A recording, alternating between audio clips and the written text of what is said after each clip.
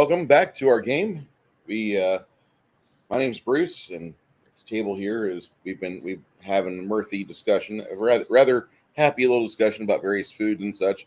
Condolences for those that are going through intermittent fasting at this moment. Let me just kick those Girl Scout cookies out of sight. All right. So today we start in the nice little town of Varazath, which is a very much a military-based town. And just from the documentation that I have here, it's got a much more of a fortress than an actual residence for a city. It's primarily a military installation protecting the territory of the Grand Duke from intruders in the high downs. So anyway, this is an isolated little town. It feels like it's at the end of a highway because it is. You have the North Marches and what we consider the frontier over here. Over in the hills, you got Ocracy Hall. You have Quail Valley over here, which is an interesting place to say the least. And then you have the Green Mountains to the south and to the west. Last episode, the party made some business decisions and decided they would start getting into cattle. And that was when Mongoose started buying up cattle rewards from other players and then put them with a donkey train, and they're headed back down south. So, you guys are now the proud owners of cattle, and hopefully Mongoose will be the proud owner of a cattle farm, along with that nice little keep he has. Back to Varazath, where you are at right now. I don't know if there's more items needed for clarification from your training. If you do, ask. I'm easy to get along with. But in Varazath, you guys, you're going to be leaving soon to take off to the Green Mountains. And they call it the Green Mountains because a lot of them, like on the hillsides, they're short mountains. They don't break into the snowfall, the frost zone, as I call it. So there's still a lot of greenery on these, but there's a trail from Varazath which takes you towards a little town called Stoneholm.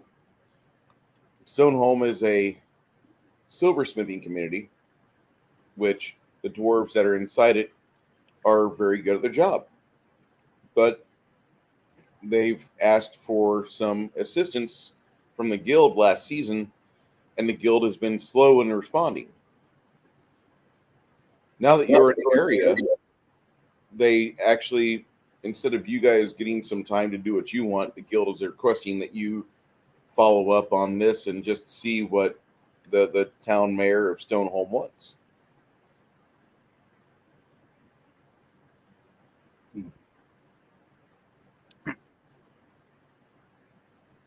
This is where I go silent and I let my players talk. So I thought we already talked about this. Oh yeah, but not on camera. Oh.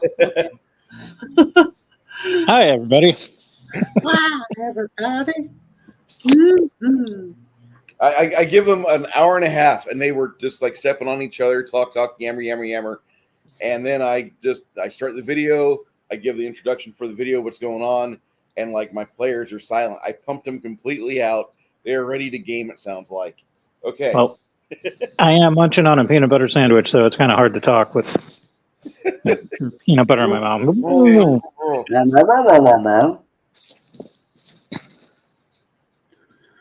You guys go for it, and I'll just follow your guys' lead. I have been absent for the last couple of weeks, so I'll just follow your guys' lead. Well, when we were talking about it, didn't we say that? Yeah, we decided to do it. We dropped off the stuff. We did some shopping. Mm-hmm. We leveled up, and now we're ready to go to whatchamacallit? Stoneholm. Yes. Words and stuff. Words and stuff. Now, is that the place that had the Haunted Tavern, or is that the place we're at now? Is that the place that has a haunted tower? Tavern. No, the place you're at now has This a is in haunted the other tavern. direction. Haunted Tavern is in the town you're in right now, Varazath. Varazath has the Faust and a few other notable locations. Quite a few, actually. All right. And were we leaving now, or I thought we had like a day and a half left? A day and a half left, but if you want to take off early, you can. It doesn't matter.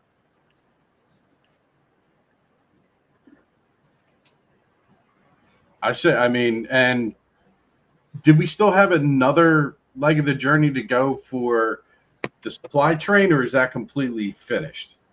That portion's finished. Okay. You might meet up with one here soon, but right now you're unattached. You're untethered. You have horses. Your horses. Run. But we all said that we wanted to earn some more money Yes, money's nice. and to help build our reputations. So I'm ready to do whatever our team wants to do. I mean, Well, we're I'm already always down for started. making more money. Sorry, we're already started towards where we will be when we all retire and decide not to do this anymore. Well, the ones who decided they want to maybe venture in keeping our cows, our little calves that we received. Yeah, Dave's got that whole Manifest Destiny cattle rancher thing going. Yeah, so I let him take my calf, but I didn't give it to him. You know, I didn't sell it. I just said I would like my calf to go with yours, basically, so that we could do something with it. Because that's an option for our future, you know, especially for someone like me. In this day and time, women don't really have, you know, their own properties and things like that without being married. You don't know that. You know, there's several. Well, I'm assuming that from my history of times with knights and. Ma'am, you've never played any groups that had Celts or Vikings in it, because that was obviously. I guess not. Janet, most Norse Reavers. communities, Reavers. Yeah. the Norse women were the property owners by and large, because it was basically expected that the man would die in a raid. Yeah. Oh. So the Celts were very much the same way. What would keep other men from coming and taking it from me? Because the women would kill them. Okay. Same with the Cherokee. Well, I'm If just saying. You rolled up to the house and you found everything on a buckskin, you were pretty much divorced. You could blame this whole weak woman theme on the Christian church, because it wasn't a thing in real life. Okay. Well, I've just assumed that I didn't see anything in the manual that said that women can own property or they could own big ranches or anything like that. So. Well, who do you? What? That's meant to be discussed during RP sessions. Oh, okay. Well, I'm ready to do whatever my team wants or thinks is Trigger best. warning.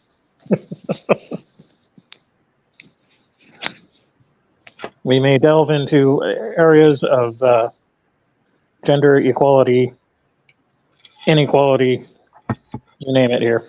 I mean, I not you, meaning Mike. this, not meaning to sound woke, but history is history, and I will always, you know. Hey, neighbor. Yeah, but aren't all those societies gone? No, Howdy, nerdy. I mean, not really. Really, the Vikings and Celts are in massive power.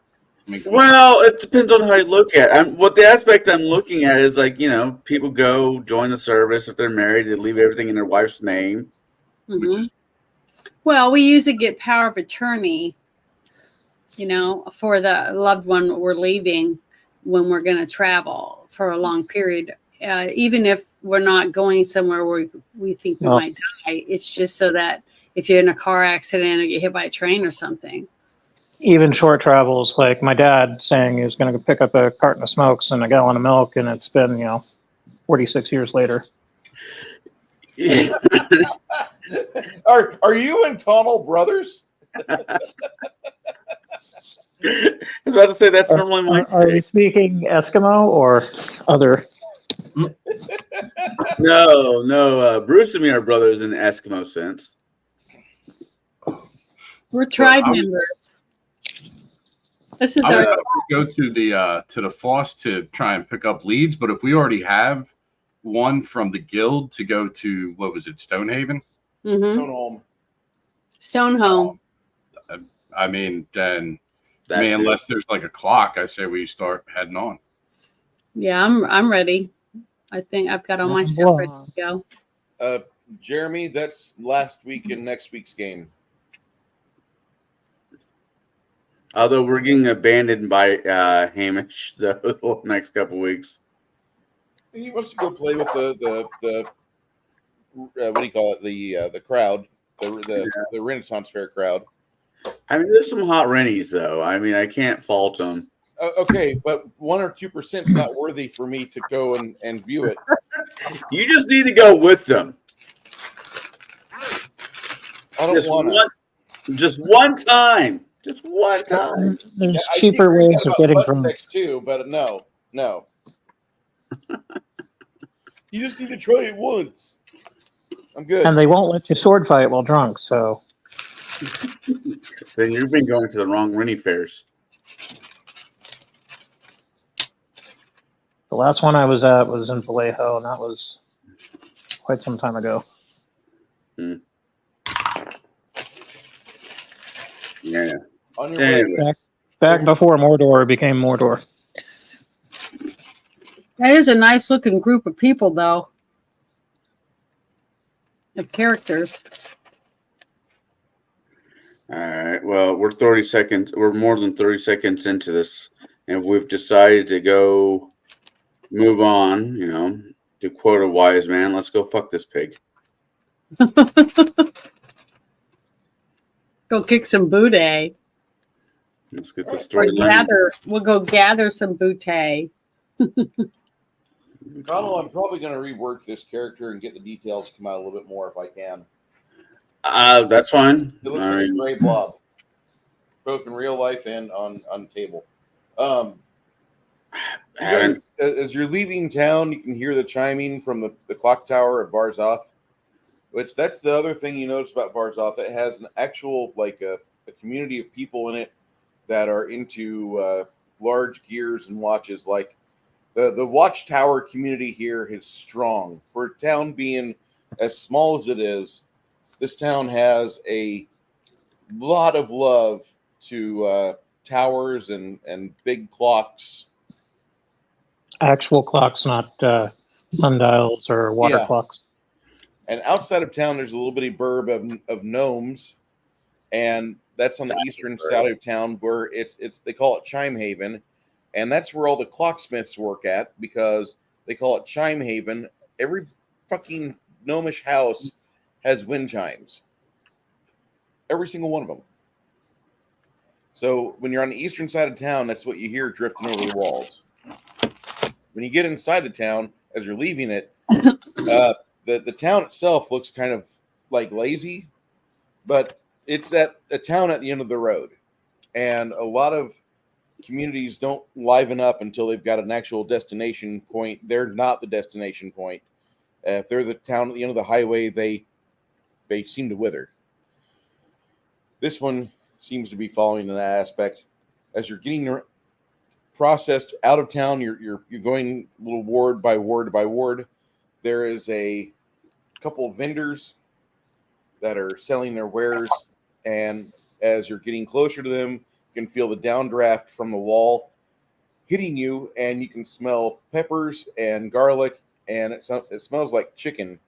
And they present you various types of tortilla-laden foods. Amid all the chiming of the bells from Chime Haven, you smell this wonderful. It's almost like a Mexican food truck, but there's a couple carts and donkeys are unhitched, sitting in the blades of grass nearby, just waiting for 7 o'clock or whenever sundown is, so they can leave. But for those of you that were hungry, these family-sized burritos. When I say family size, they're not for family. They're for one fat fucker. You're going to get about 800, 900 calories out of one of these burritos. La Bambas! La Bambas. Burritos as big as your head. Ole. I miss that place. So do I. I'm getting mixed signals from this description because, like, when you were talking about the Gnomish clockmakers, I was thinking of like Gnomish Republican Army, but now taco trucks, and I'm just thinking really tiny taco vendors. Ugh. Well, the Anyhow. taco vendors are human and half elf.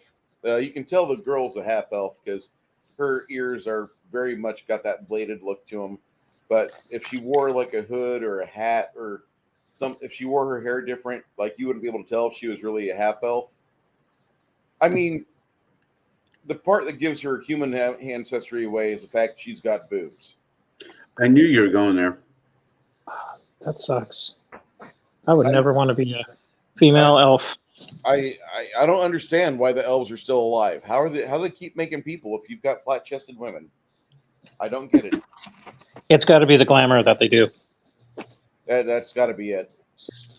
Here, be entertained by this Sorcery. illusion of my tits. Maybe it's because the elf women have to do so much work that they work off all the fat in their boobs. Maybe if the guys did more, the failure of men. boobs would be bigger. That's a failure on the account of the men. Maybe you ever notice that some women who don't have any breasts have amazing asses? Because they might fit, but they use their arms a lot for other things. I'm just saying the elf might survive because they have a race of amazing asses. Well, Nerdy Ogre, the last Ren Fair that I went to, I got to see Fred Willard, which was cool. Fred Willard, who's that? Okay, you remember SCTV? What else was there? Salem's Lot. He played the property guy with the silk underwear. Okay. Had to suck on the shotgun.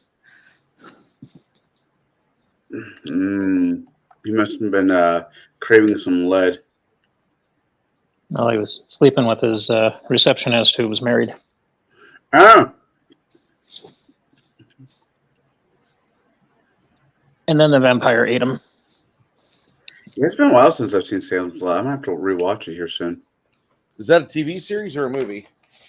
That was the TV series / movie if you were in Europe. Because they went and cut down like 30 minutes of it and turned it into a movie. Huh. We're talking about early 90s? No. This is the 79. Oh, okay. 78, 79. The OG one with, what's his face from Starsky and Hutch. Wouldn't that be fun, guys, if we were to do a meet and greet with each other at a fair, one of the Renaissance fairs? Go hang out at that, eat like turkey legs and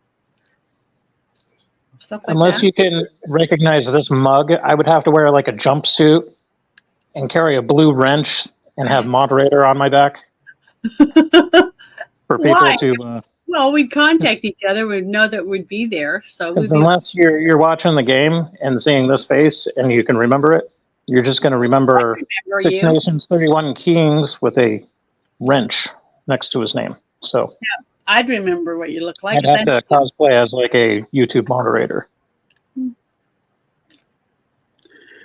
All right. Well, all right. You wouldn't be a good YouTube moderator at a Halloween party because, like, the Halloween moderator, the moderators for like most YouTube places I've seen, like they get out of hand. They're a little overtly sensitive. I'll just say that. Like, there are some that are really cool, but I've been in other chats where like I just rather would say nothing and not gain anybody's attention.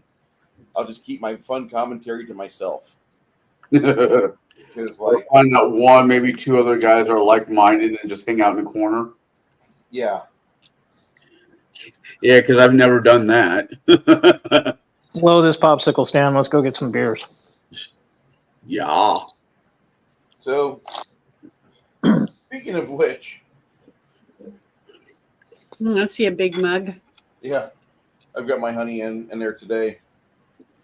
My new honey beer. Oh, The cause and solution to all of life's problems.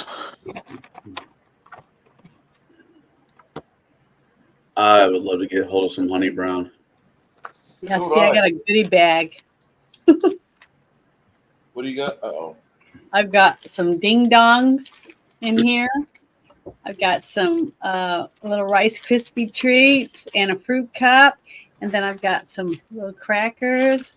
And I got a bag of chips. I've got and drinks. So I later can. on today, Janet will be peeing on a little strip to see if she's diabetic or not. Or Just- I pregnant. did so good all week, and now God's like, "Hey, you want to see something funny? Here's all the shit you haven't ate for a week." Hey, I worked out yesterday, so today, and tomorrow I'll work out again. So today I can spurge a little. Why do I hear him psychically saying "fuck you" to all of us? Why? Now, I'm You're just not gonna eating sit here today? and eat my peanut butter sandwich. Yeah, you Mm. just ate. What's wrong with that? I like peanut butter. I love peanut butter, but I'm doing low calorie, intermittent fasting. Mm. I'm sorry. It's so, Oh, Are you I'm sorry. Catholic? so tough. I thought you said you just quit doing that, or I wouldn't have showed you my snacks. All right, No, six, I've been doing that for a week. 6. Are you Catholic? Me? Yeah. No. Okay, because Lent started Valentine's Day, and it sounds like you're doing. Oh no. I'm just a fat fuck. Ah. And I was doing it religiously, Yeah, no pun intended, for 2 years straight, and I dropped a ton of weight. Mhm. And then after COVID, well, before COVID, I was like, I'm going to give myself a month or two after Thanksgiving, and then COVID hit, and then I'm where I'm at now, and I'm trying to make up for lost time. Fair enough. Well, we have to do what we know works, right? Yeah, so like Us. cocaine, meth. Hey. I don't recommend math because you'll end up with dentures and you'll be a skeleton. If you live. Well, I don't smoke it; I inject it. Well, either way. I just got to watch out for like gangrene because then it'll fall off, and that's no Yeah. bueno. Mm-mm. Not worth it. Anyways. Oh yeah, we're supposed to be gaming, and this is live. Shit. Yeah. Okay, back to the game. Okay. I was kind of wondering. I'm like, just let him pump it out. Just let him get it out. Oh wait, Janet's on the big screen. My bad. Yeah, in my defense, I've only had about 3.5 hours of sleep. So anything I say or do, I'm attributing to sleep deprivation. I had a situation at the apartment when I first came back from dropping off laundry. This guy was busting up the exit gate so he could move a blue dumpster, wheelless dumpster in. This dumpster's got all sorts of graffiti on it, and he breaks the gate because it's on a rail. Like this is his personal dumpster that he's probably lifted from he's some other part of the city. like a 150-gallon dumpster through. Not quite as big as a tote for like oil field chemical use, but it's about that size, just a shade underneath it. And I'm like, I could go over there and I could like confront him, but I'll probably be arrested. Let me call the security. Yeah, I called the cops. Yeah. And the lady on the cop side she was like 70 years old. Hold on, my pencil just broke. Oh, well, he was 5'10", blue shirt, navy blue shirt with white stripes, had bluish hair like he's a liberal, skinny blue jeans, didn't look like he had a nutsack. Like, I was perfectly comfortable with the thought of violence. Like, you just broke the gate. Let me beat you against the bars until you're paste. But now you Sounds like he should be in Berkeley instead of. Probably lives there with his parents or the grandparents. Yeah, I told him, sure he like, doesn't I have a can't job. touch this guy because I want to beat the hell out of him. You raise my rates for rent every year, and they keep breaking gates. We have a chance to stop that with a nice little scarecrow of a human remains over here but you think that's a bad idea. I think it's a wonderful idea. Make gibbets great again. Yar. These people suck the fun out of life. I tell you, I fucking hate Democrats. I'm There was sorry, guys. I didn't mean to go there. Well, we had one person that was at the jury pool. Remember, I said they selected 18. There was one with a guy with blue hair, and neither side picked him. So It's a warning. It's danger here. Did you, Janet? yeah. Janet, you ought to. You should know that those people are called danger hares. Okay. And if you say that in public, you'll probably get a negative reaction from them, but a positive reaction from everybody else around you. Yeah, Well, I had didn't a have to say anything. Even the defense didn't pick him. So Wow. nobody wants him. So Okay. maybe that's why he dyed his hair blue, because he didn't want to get picked. So he just went there so he could get a check for being there. And not $2 check. No. it's $50. I got talking with one of my relatives' coworkers, and they had asked me where I was from. So I was like, "Yeah, I'm from California. I came from a pretty liberal city, but don't worry, I didn't bring any of that BS here."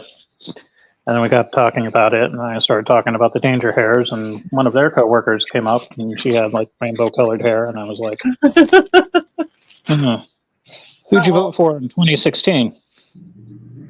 She's like, "Trump." I'm like, "Okay, you're not one of them then."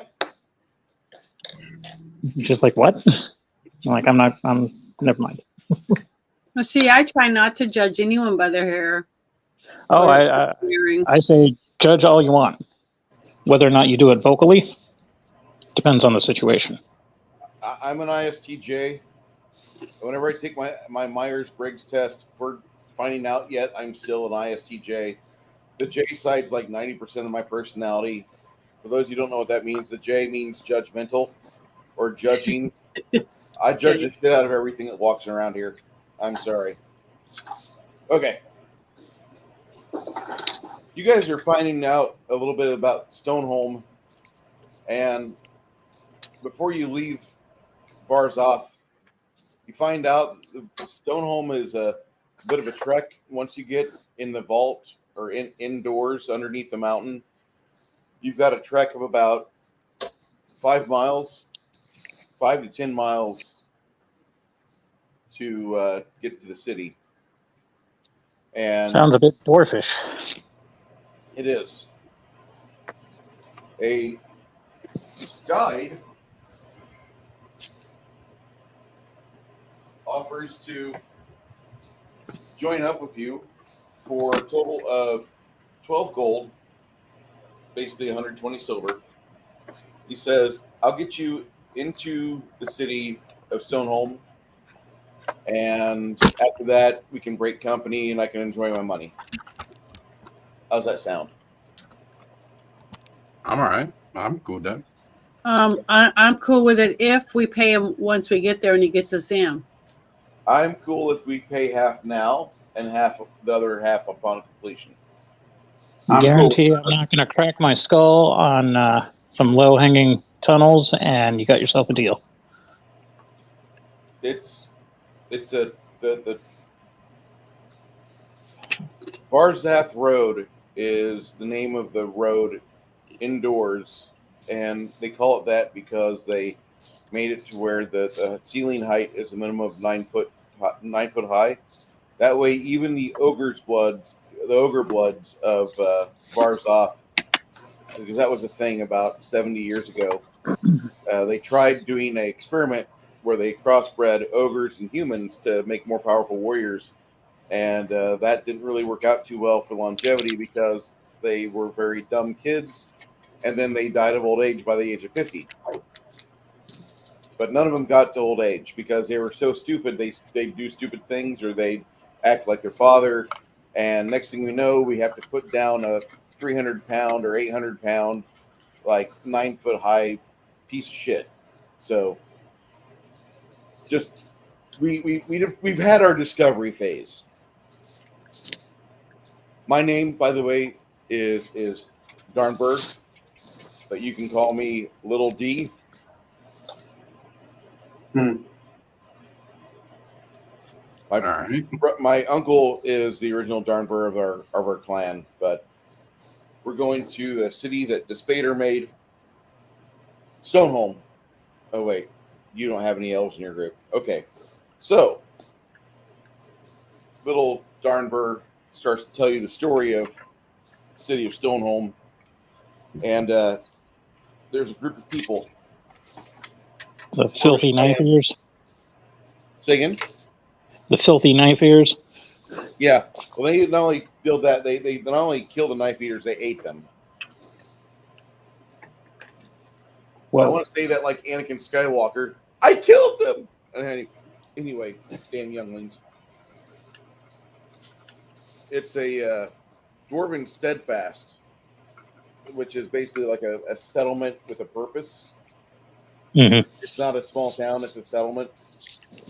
The Deep Thunder Clan built this place at the juncture of what they found to be a silver mine, and so they established it with war and diabolically dark dealings with this Spader, and he claimed the lives of souls of many noble dwarves.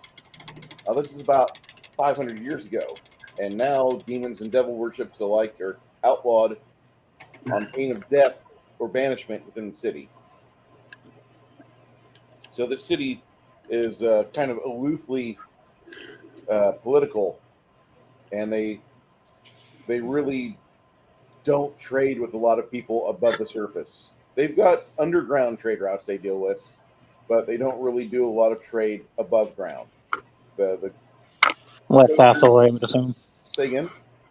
Less hassle, I would assume. Yeah, a lot less hassle. The Guild of Traders and Coasters wants to change that. They would love to have another trade route established of silver guardians rolling through the prairie ways.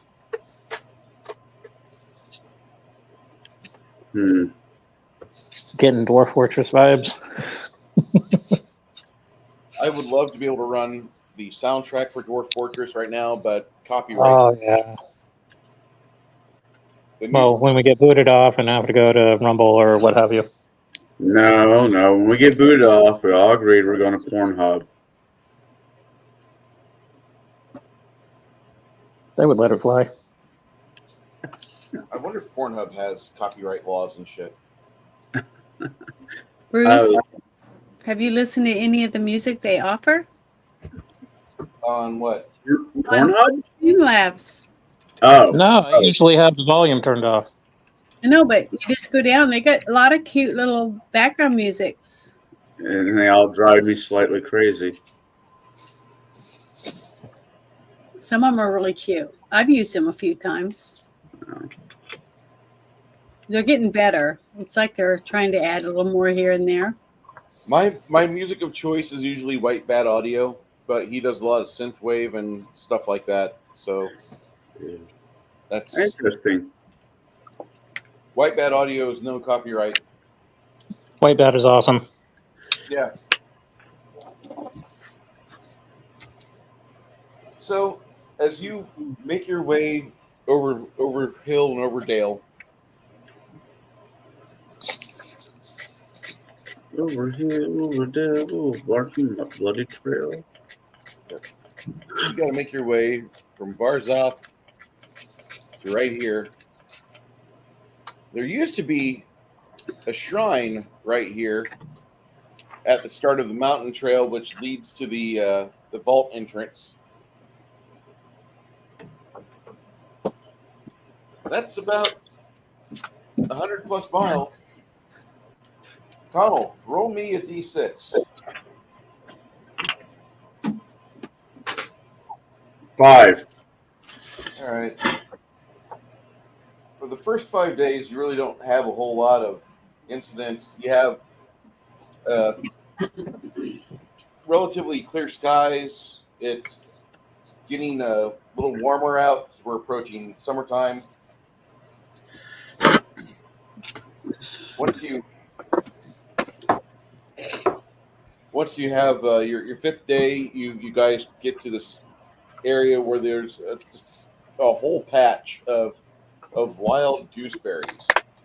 And for those of you that even have a little bit of ranger desire within you, like the gooseberries are really tasty and they kind of got a tart taste to them because that's what they are. But they're an amazing little treat. I haven't made cider. Beware how many you eat because you're going to be goozing afterwards. What does that mean?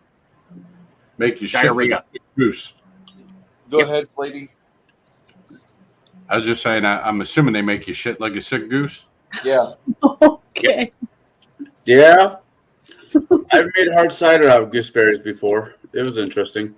Don't get me wrong, they do taste good, but careful how many you eat. I had a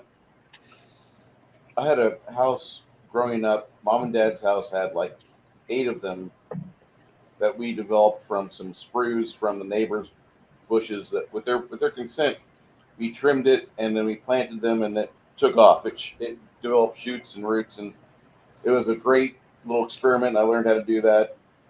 And then afterwards, for summers afterwards, I'd be mowing the lawn and I'd find gooseberries as I'm mowing. And then just after about 5 minutes, I just shut the mower off and just sit there and pick all the gooseberries off. And then I realized, like, it's time to poop now. It's now a race to get in the house with your butt clenched and get your pants down with the toilet seat ready for your ass to plant onto it. It's a race. It's a fun race. And sometimes you lose the race. Anyway, on the 5th day, you guys have that. You go through some toilet paper. Later that night, you're sitting there and have it at your campsite, having a little bit of food. You didn't really see a lot of game around here. But if anybody here rolls perception above a 50, you're going to see a lot of rabbit, a lot of squirrel in this area. A lot of small game, which requires like delicate trimming of the food, of the meat. It's not like you got deer or like wild bison. The little critters of nature. Which kind of stinks because like you got to have like 3 or 4 squirrels to get really filled up. So do we all have to roll? No, you don't. You don't have to, but you can. You guys have, Okay. Which one do I roll again? Janet, this is the week where we roll these. I don't see anything on my oh. Just Okay. for shits and giggles, I rolled a 7, so I'm Okay. probably shitting and not giggling. This one. Yeah, you're going to be spending most of your time getting things passed out. If you roll a 7 perception, And I roll both of them, or just one of them? you can roll both, Janet. Like that I'm is a- rolling them in my little tower. Okay, I got a 6 and a 20. That bad? 6 and a 20. That's 26. What's your perception skill? Hold on. God, I wish I could remember all this stuff. No, you don't. You don't want to remember this. Perception Write it is- down. So you I've got a 1 next to my perception. I don't know what that means. 5%. yeah, 5%. Okay. And that's one of your skills, Janet. If you want to put skill ranks into it, let me know. So you roll a total of 27. You don't really find a whole lot. You do find, like, amid all the droppings of various game, you find, like, another grouping of gooseberry bushes. But what about, like, is there any type of, like, dandelion leaves, things like that? Because you can eat that. You can, yeah, you find dandelion leaves. You find not too far from here, about maybe 75 foot away from the patch of wild gooseberries, you find wild lettuce. Okay, that's good. We can eat that too. All we I need rolled now a are 46, so I didn't onions see any and wild game either. One at a time, guys. Sorry. That's it. Okay. Wild lettuce and what? Okay. Who said what? Dandelions. Dandelions. Dandelion leaves. Yeah, Finally. you can. Spring onions, stinging nettle, Mhm. clover. And the berries. All these are high in antioxidants. Snozberries. All good. Snozberries taste like snozberries. Jesus.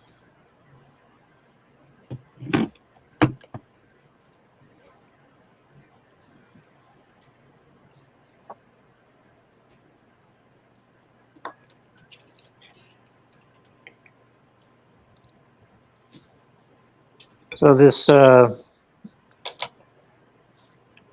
area where there was a temple or a shrine. Yeah, there's a small shrine that you find on your way in Mhm. to the A shrine to who?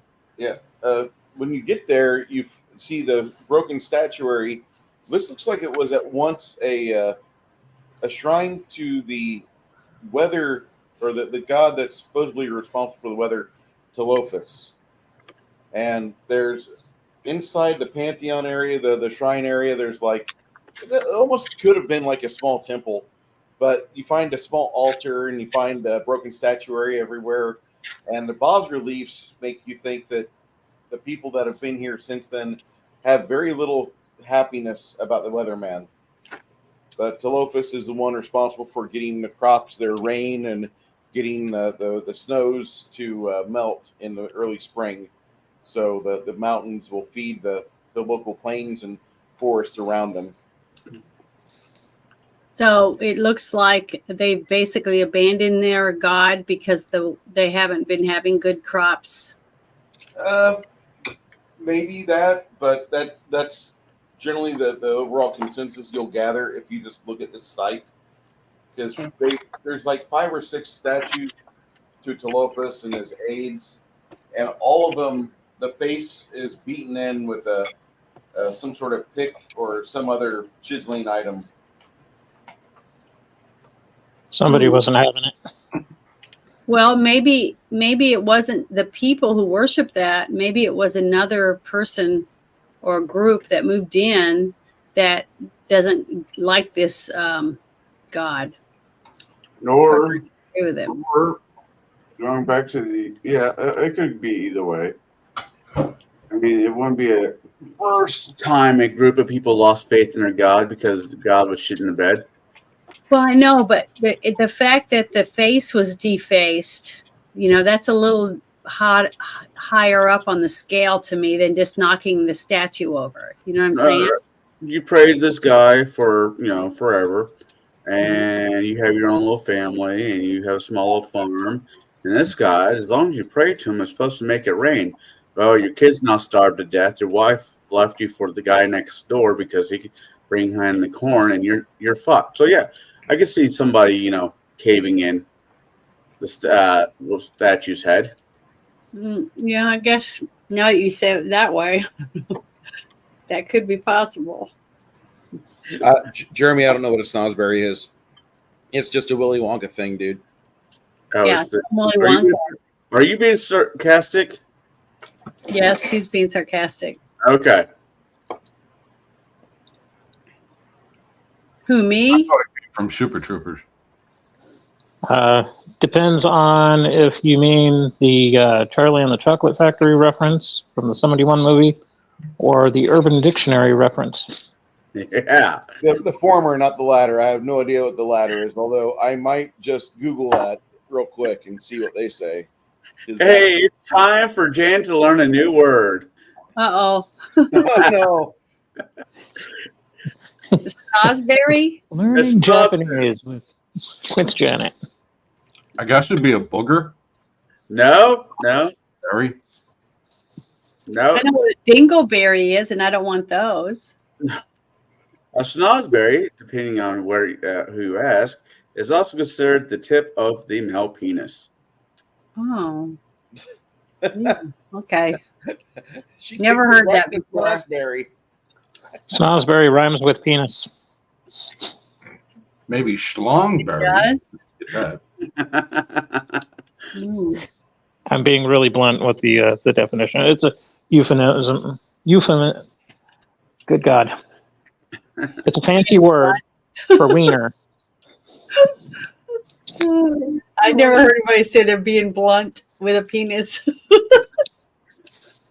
It's just the tip. Well, with any part of it. Pro tip. Like, down, boy, down, boy. It's just the tip.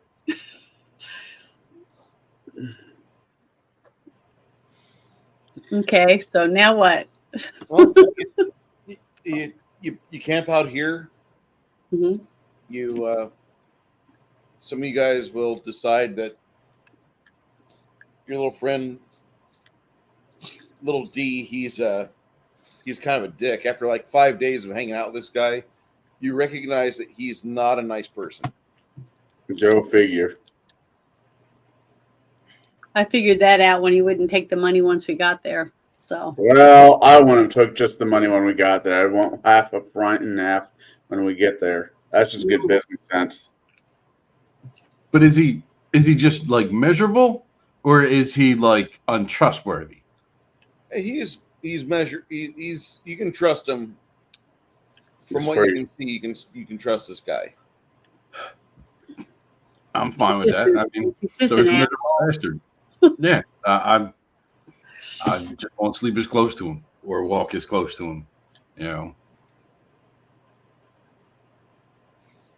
So another 10 days he leads you, or another 5 days he leads you into the actual entrance that takes us down into the bowels of the earth. Down, down, down. When you arrive at this location, there's 4 elder dwarves standing guard at this door. Once they get you all to stop and stay in position, you recognize that they're in a tower or part of the rock above you, and you assume they've got crossbows fixated on parts of your group. Mm-hmm. The oldest one comes down, hobbles down the stairs, and he does some questioning, and while he's doing that, you can tell they're covering him, keeping him covered. But he'll ask you questions for about 5 or 10 minutes. Mm-hmm. Like Any what fruits or questions? vegetables? Like what kind of questions? You're at the Varazath, the entrance to the Varazath Road. I'd like to know what you're doing here. Mhm. This is a location that has not been secured by any safe means whatsoever. By endeavoring upon here, you are taking your life within measurable risk. Do you understand what I've said?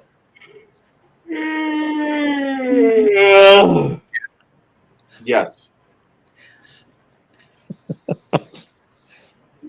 I think it's apparent that what we do beyond this embarkation point is potentially life-threatening, and you guys aren't held responsible for what happens.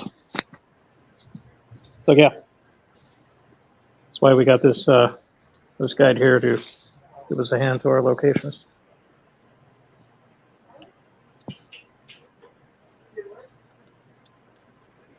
I had some tip money from yesterday, so I saw the Girl Scouts right store. Ah, he's talking to his better half. You have your package. I'm sorry, guys. My wife just got up, so I showed her the belated anniversary present. 2 years, and Yay! yay. Yay! I'm not divorced yet. Awesome. That's surprising. Congratulations, Mrs. Bruce. I am so sorry. Or should we call her Lady L? No. Given it's That's Dick, not Lady L. Bruce Lombardo of Dick's Division, technically she is Miss Dick's Division. She would be either Miss Dick's division or actually the Vag Guard. Vag Guard. Yes. That's the ladies of the Dick's Division. They are the Vag Guard. I get it now. Kind of like the Vanguard. So I had to give her belated anniversary present, which we're kind of stupid. We spend money on things we probably shouldn't. Here, honey, I bought you some Girl Scout cookies. We have power, we have lights, we have rent. We're looking at houses. Life is good then. Yeah. I have a friend. Each other, you have each other, you have a place to live, and you have food and jobs. Happy wife, happy life, right? That's right. That's exactly what we're going right. for. That's a, That happy spouse. What was it? Happy spouse. I don't know. Jeremy, I get to keep my dick. Yay. The overpriced Girl Scout cookies. I got the peanut butter cookies. They go really well with coffee. You dunk them, you're in heaven. Heaven. What's that? The Samoas? Yeah, we've got some. Yeah, those are hers. Mine. do they still have snickerdoodles? Is that what they're called? I haven't seen snickerdoodles in a while. We got Tagalongs, Adventurefuls, and Do-si-dos. Well, I like the mint, the chocolate mint ones. I think Yeah, they're the Thin Mint and the Samoas are the bomb. thin mints. Yeah. Ugh. I'll just have to live through you guys for the time being. I haven't had any in years. It's okay, Six Nations. I'm trying to fast and I'm failing miserably. Yeah, well, yeah, look at me. I'm doing it now after what, 5-6 years? Like, at least I'm back up on the horse. It's just, Right. I you tell know, you. you want to make God laugh, you tell him his plans or your plans, and he's like, oh, since you're fasting, check this out. I'm gonna make a pork roast later, I think. Okay. My wife hates Denied. We've had so much pork here lately, she could shit a pig. Okay. Brisket. So inside the shrine, you stay for a few days, and you head on out. They get you over to the entrance to the Varazath Road. 4 elderly dwarves guard it, question you. Once your guide passes their security test, they talk with you, they interview you. It feels like you're entering Israel or something. I mean, you're given a pretty thorough set of questions. He's a very polite individual. He's courteous, but he's to the point. And then they open these giant doors, and the doors must weigh 7,000, 8,000 pounds each. Wow. And some dwarves up top are spinning some handles. They've got a little suicide bar that you can just whip across on the wheel and get these things to open up. Lots of gearing, lots of moving parts. And then you go inside, and then behind you, they say, "Good luck on your trip," and they wheel the doors shut. You're plunged into darkness. About a quarter mile in, Crap. He finds it's like he finds an intentional rest area off to the side, and you guys take your horses and feed them, set up some torches, get a campfire started. Mhm. Would detect magic on this area be out of place? You could. But would it be Oh no! worth If it? we need a guide to get through this area, everywhere that's set up for sleeping, I want to cast detect magic on just in case. This area here doesn't seem to be radiating any particular magic or have an absence of magic. It just is a neutral, magically neutral area. Okay, that makes me feel more comfortable. I don't suppose anybody has dark vision other than our guide. No. The guide Yeah. says if you want to light torches, you can. I'll see with my normal above ground eyes if that's the case. Plus, I forgot I have those. I have 5 of those. I have one of those spells called Goodberry. Remember? Goodberry's great. Yeah. So if we don't find anything or aren't able to scrounge around, find anything to eat, I can give us those berries. And I just have to pray to Mir for it. Make sure we have plenty.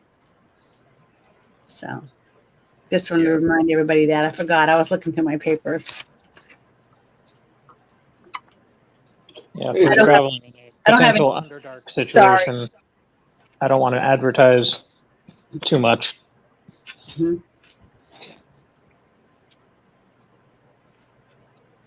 What would you be advertising? Well, I mean, if we're running around with torches and stuff and it can be seen from a distance, I'd like to keep it as low key as possible. Mm-hmm.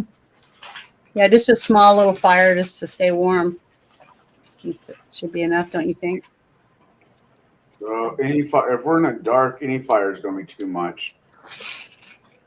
I'm just saying, like, we're in a legit cave that someone shut the door on, so there'd be zero light unless there's like iridescent Mushrooms. fungus and worms. Yeah. I'm not faulting the idea of having torches or whatnot, but I'm not going to ignore the fact that even if we have any torches, it's going to give us away. But it's going to do us. It is not going to do us any damn good to be stumbling in the dark, though, either. Well, I'm saying, like, if we all each had a torch, that would give up our numbers. But if we have, like, one person with a torch and we're in relative close proximity, it just looks like one or two people. That's my train of thought. Oh, I thought he said we stopped for the evening. No, we're. Oh, okay. That's why I said a small fire would be suffice then. But No campfires. No, Bruce said we could stop here for the evening. Oh, did he? There is. I don't know. About 500 feet inside the walls, there's an area that looks like it's kind of hidden from the main trail, but if you just look for it, you'll see it. Looking for it involves waving your torch around and finding out where that's where the shadows are at. And you find a little twisty trail which goes up and around. You're at about 10 feet above the rest of the path, but you've got an area where 7 people could comfortably sleep with their mounts. And your horses are not spooked of the dark. But I'll tell you that in this little area, if you have a burning torch, you can see the smoke going up, and so there must be a chimney or other airway accessible area. The smoke's not lingering, not choking you out.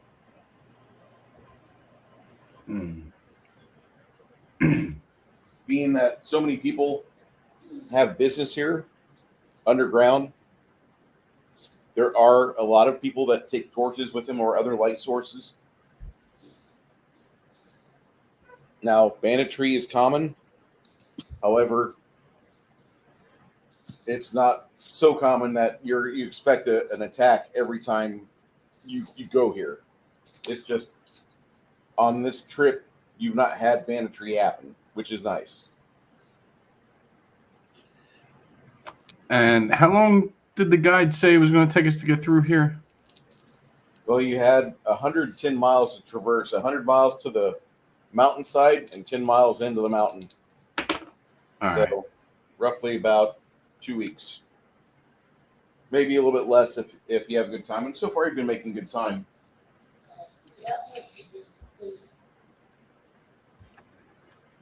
Yeah, that's a while without sunlight.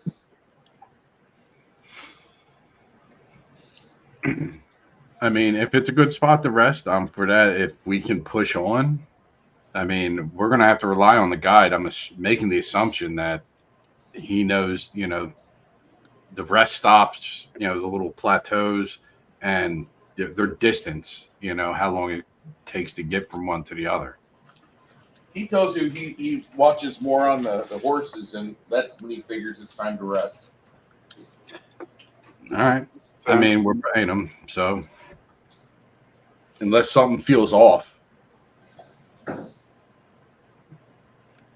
No.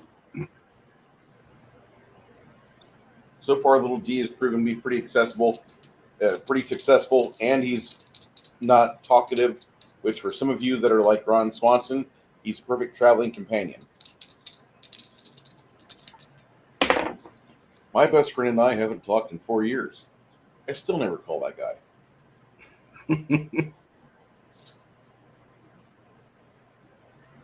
I'm sorry, Ron Swanson, speak comedy.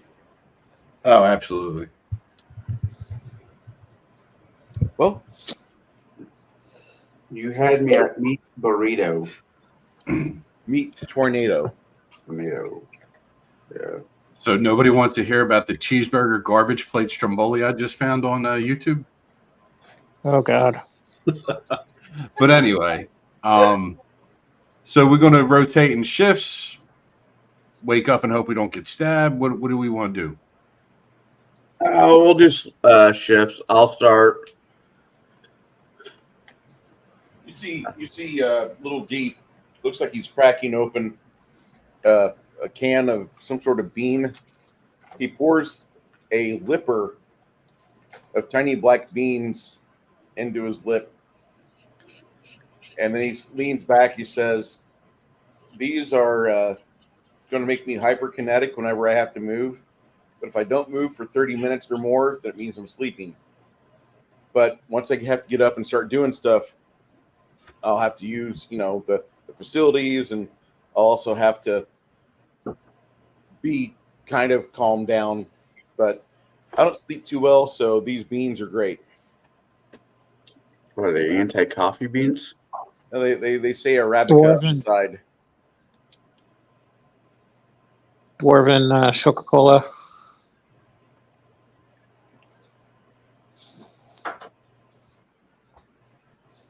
Coca-Cola. All right. Well, like I said, shifts is probably a smart idea. I'll start us off.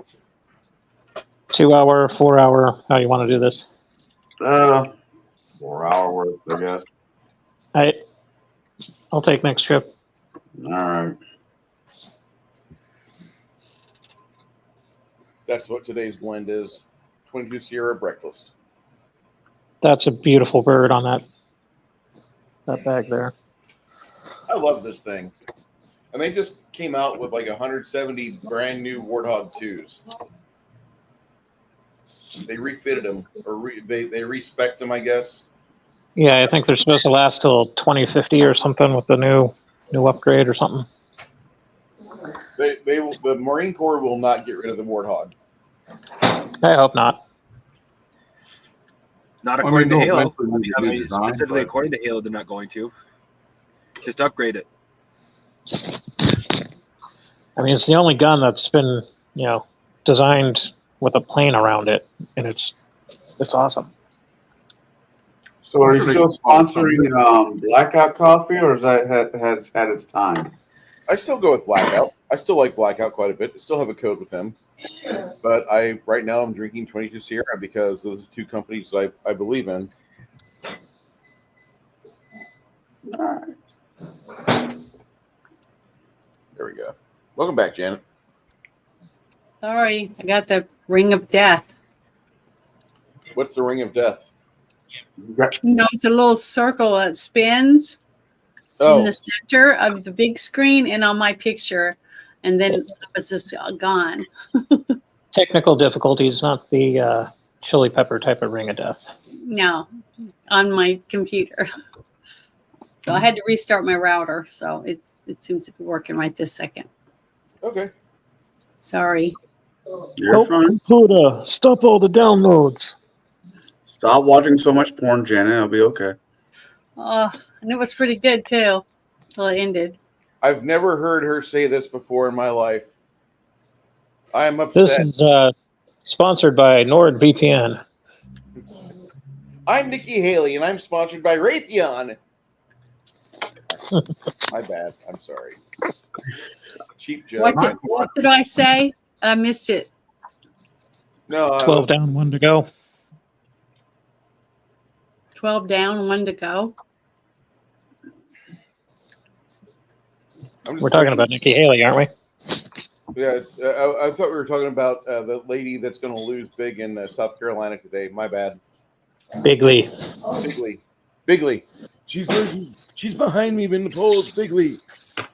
Okay, so Second to none. I love that.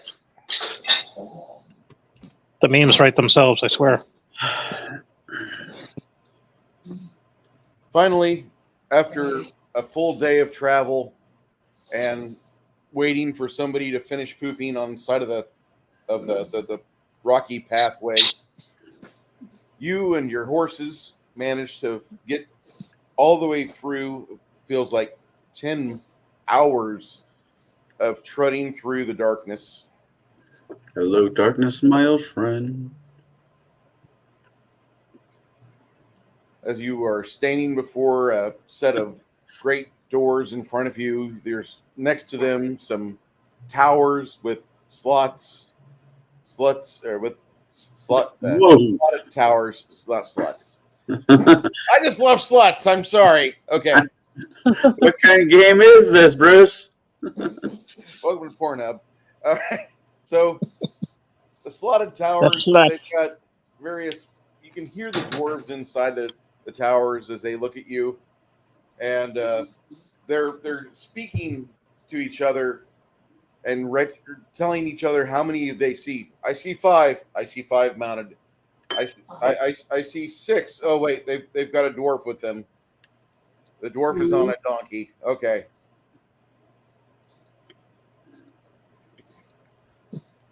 Dwarven Overwatch. Awesome.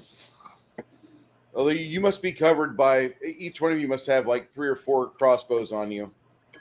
So don't do anything crazy. Crazy. Okay, I'll just wave. Right now, that Patsy Cline song stuck in my head. He comes forward. Hail, we seek entry into the city of Stoneholm by this writ from the Trader, Coaster, Caravan Company, and Union. Mm-hmm. They seek to have audience with Mayor Deepkut. And as he says that, you guys feel the ground rumble beneath your feet as one of the doors begins to shuffle open. As the doors open wide enough for 2 horses to go abreast into the city, the dwarves in their best Westerling accent go, "Welcome to the scenic city of Stoneholm. We hope you like it here." They're making fun of you. Oh. Inside the gate, you see a bunch of the dwarves come out of the towers at the base level, and the shift captain goes up to your guy. "Papers, please." Little D hands him his papers.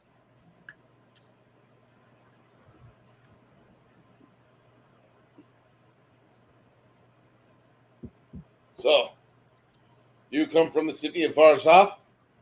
"I'm from Varazath, yes. I was a member of the city guard for a while there. I partook in the military, and then I just stayed as a guide. I've not decided to go home yet."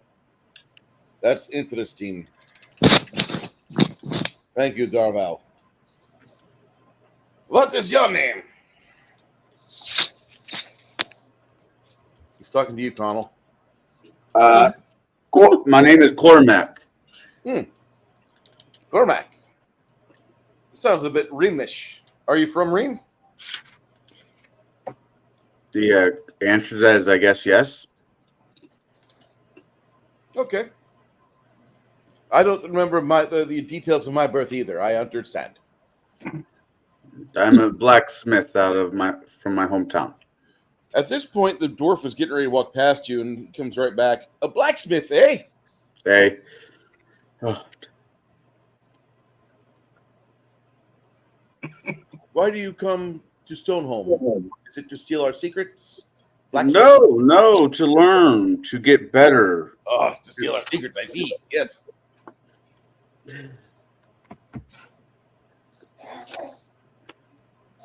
Stand over there next to your dwarven friend. Magician, your passport says mongoose. It also says wang. Which is it? Well, my name is Wong Hung Long, but I prefer to go by the mongoose. The dwarf doesn't know what to say. Okay. Are you registered with the guild as a wizard? Yes. I hope the city of Stoneholm entertains you, and you take some of our culture and you apply it to your business dealings. Musician, Well, yes. is your name Quinn? Quinn Asher. Quinn.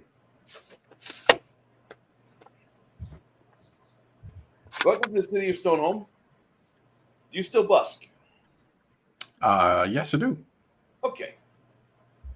For buskers that are not in-towners, I would suggest that you keep your busking to a minimum, or at least do not offer a way for people to pay, because this city looks at performers as yourself, and one, they have to be registered, and two, they take a cut daily.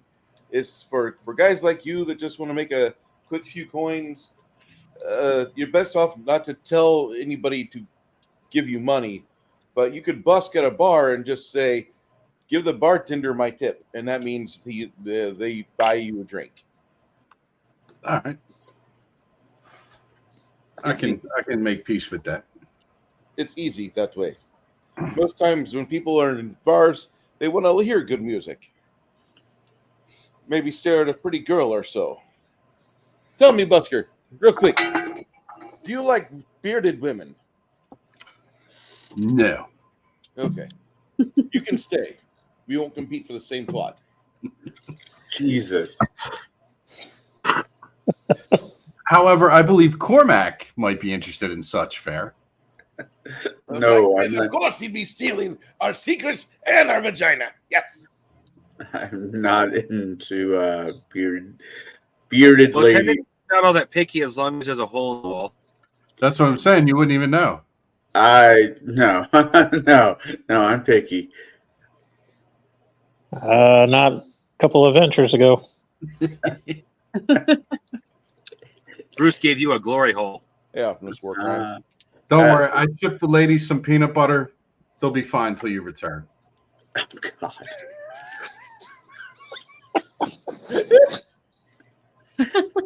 Oh, I kind of miss some of you guys. Janet, you're about it.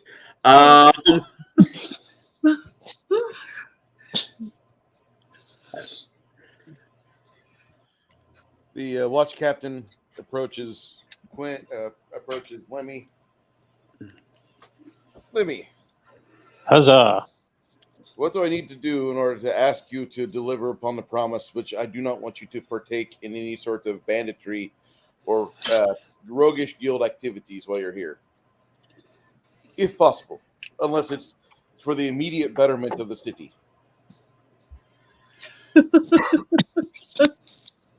Well, that kind of puts me on the spot. It does, but you are registered with the guild, and you are a man which is skilled with some very interesting things. So I have to ask, just please. I don't want to have to see you multiple times. This is the only time I want to see you. Fair enough. I'm not a picky man, but I appreciate that. I'll be as discreet as possible. Finally, Isabu, Hello, approaches I'm you. Isabel. Nice to meet you. The dwarf is at boob height. Oh, Hi. well, I will kneel down a little bit and put my hand out and introduce myself to him.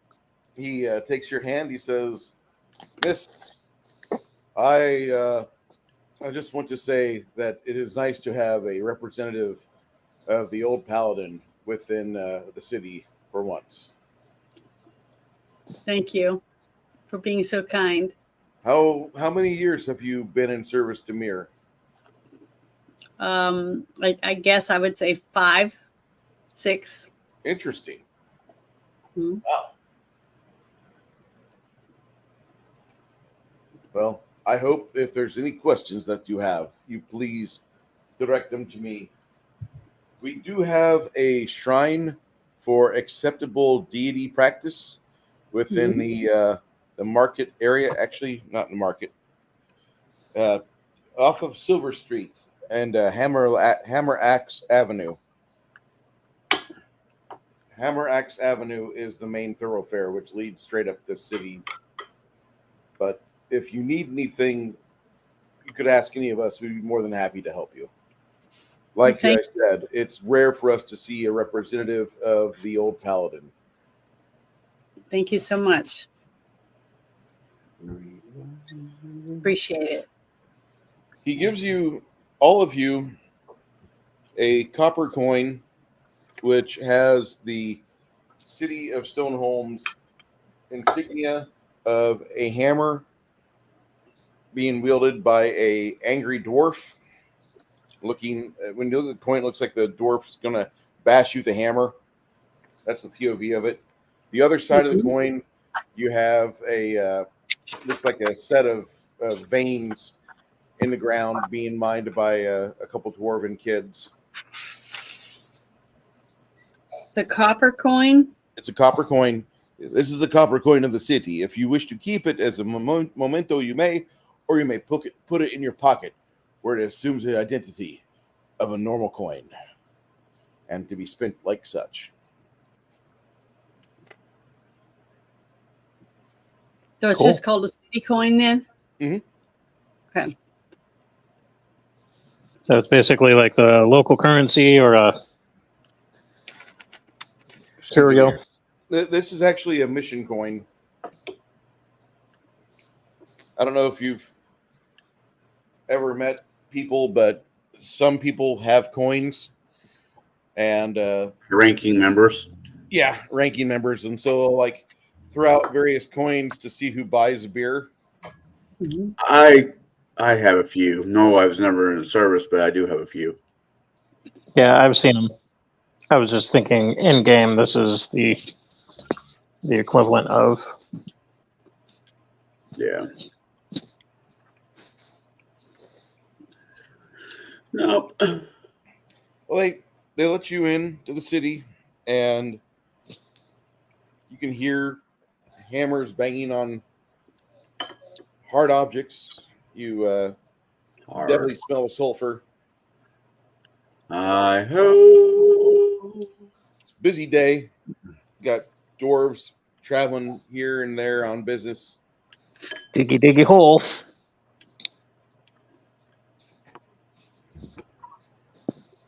There's a as you guys are leaving through the gate area, there's a little market area which they have what's called the gauntlet, which is a series of vendors that you have to ignore to get to your next portion of the city. But the gauntlet's like a choke point where like there's 85 to 90 vendors all crammed in within a 30 by 30 area.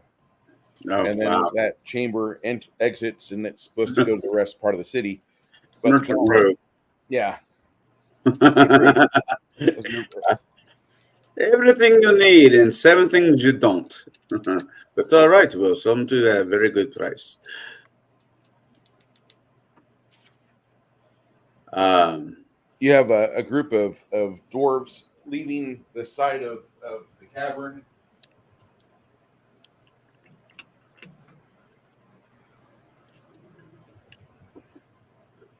Odd question for you, Bruce. Yeah. But would you? I'm trying to plan out my character now that I'm back. Hopefully. What do you think of a concept of a mithril whip? Why not get adamantine chains? That works too. I would just think, yeah, that works. Okay. All right. I now know what my goal is going to be. Yes. I know what my goal is. Yes, but there's only so many farmers' daughters in one town. Oh, I've already got a fiance. Thank you very much. Does she know? Yes. I just thought I should ask, you know. Oh, you're funny. I'm tired and I'm being an asshole. I am slightly sorry about that, but I'll get over it.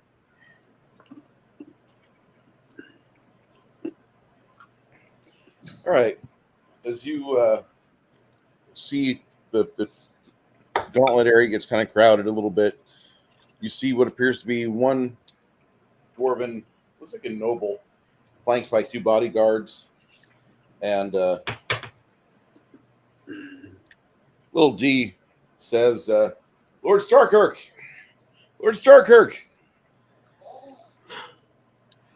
And as the noble dwarf begins shouting, you see 4 other figures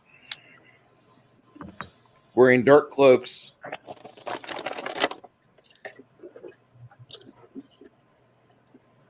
And they move in swiftly from the sides of the chamber walls, and they move to attack. Mm-hmm. Us? Or the other guy?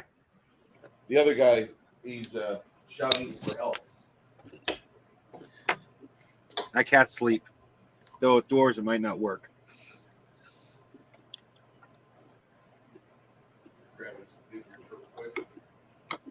So when is our guide going to leave us?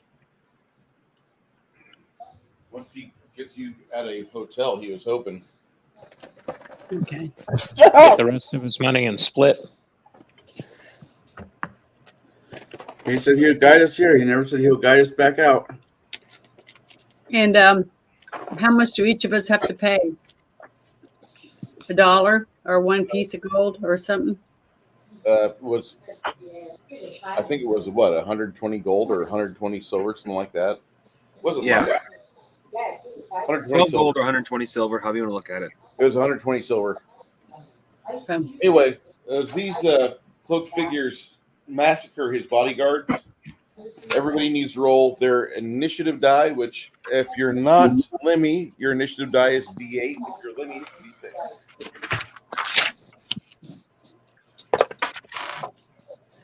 I rolled a 6. So I'm trying to find my money so I can write down a minus 120. Is that what you said? Janet, don't forget, everybody else is kicking in on that too. I know, but that's why I said, what was my portion of that? That's what I'm getting out now. I rolled a 1. Oh. Just let me know because I want to minus it from my money. It would be 24 each. Okay. I rolled a 4. I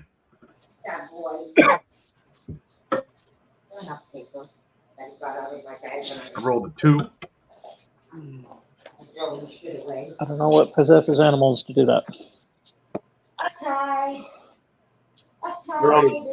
Mongoose, you rolled your 1. You're going to be reacting first. What do you want to do? Cast sleep on the You'll group. be casting sleep? Okay. That goes off. Oh, I know not to have high hopes given they're dwarves. So we're getting surrounded. No, the noble was getting attacked. The nice guy that was just helping us. Nope. The guy Nope. that was coming The out. dude that just walked out of the tavern Yeah. Oh. with his entourage. Out of like a tavern or side business. All right.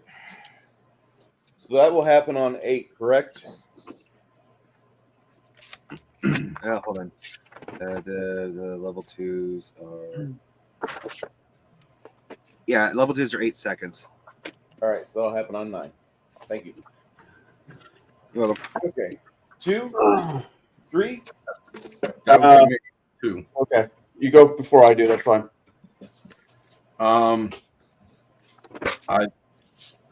I'm figuring they're dwarves. I'm gonna summon monster. See if I can get my gold kicking donkey in here. Okay. The Key of Doom. Blue Oyster Cult's Godzilla. Yes. Actually, I thought about that beforehand, but I'm like, I don't have that spell. Summon Tarask. Fuck that. I'll be jumping into the next plane over. Kumquat. Right?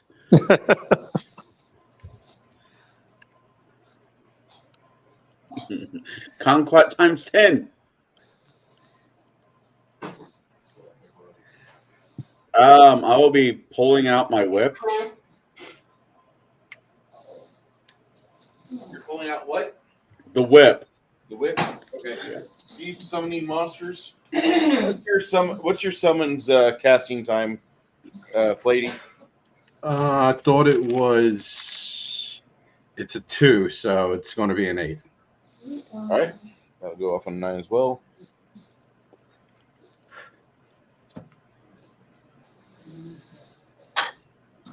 All right. You're pulling out your whip there, Connell. What time? What's Cormac's? That's a total of an 8 for your whip to be removed. Yeah. Okay.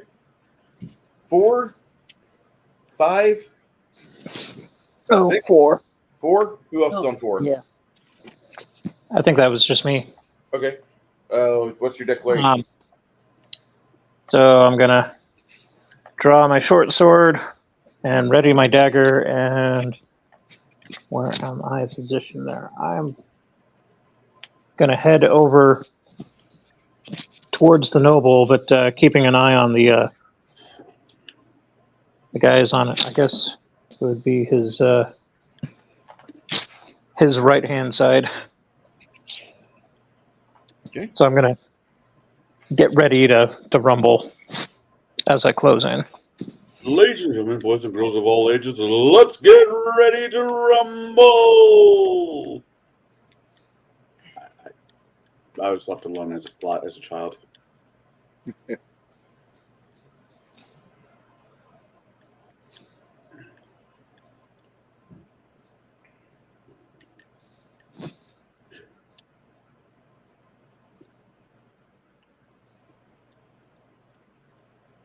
Okay. 4, 5, 6. Me, Appreciate Nana, it. what's your declaration? I want to cast Bless on all of them. That's +1 attack bonus, right? Yep. +1 attack bonus and plus 5% on fear. Okay, so I'm gonna write that down. That's what I'm casting. All right.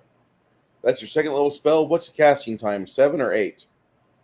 I don't know. I rolled a 6. So does that have anything to do with it?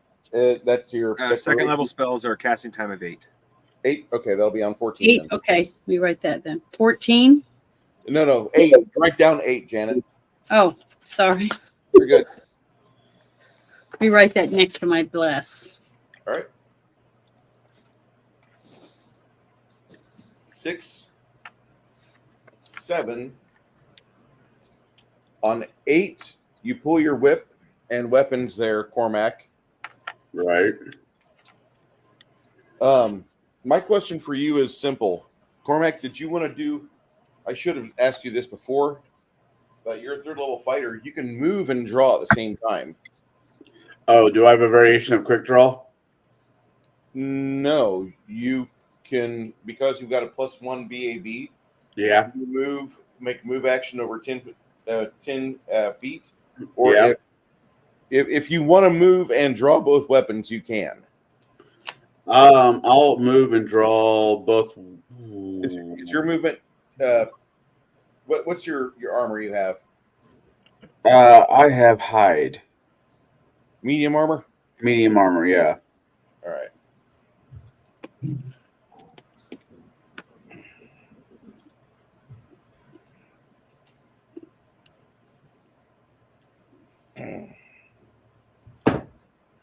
Try not to make your life more difficult.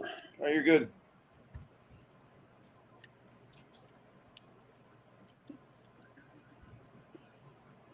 What is that? It's the place where they came out of.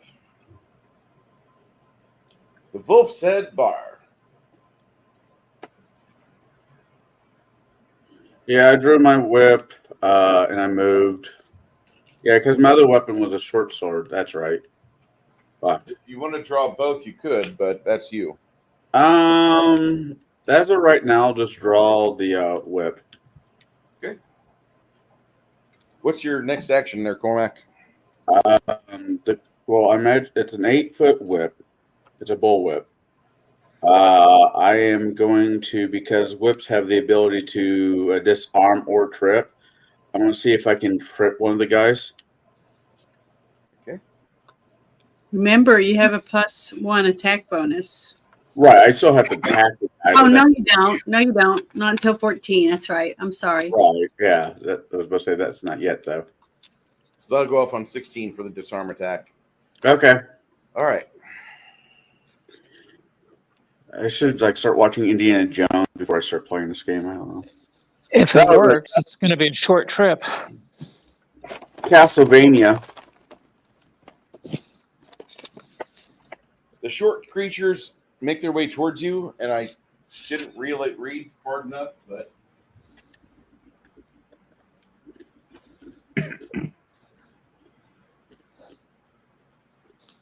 they're not human size. They're goblin size. Gobos. Goblin-like.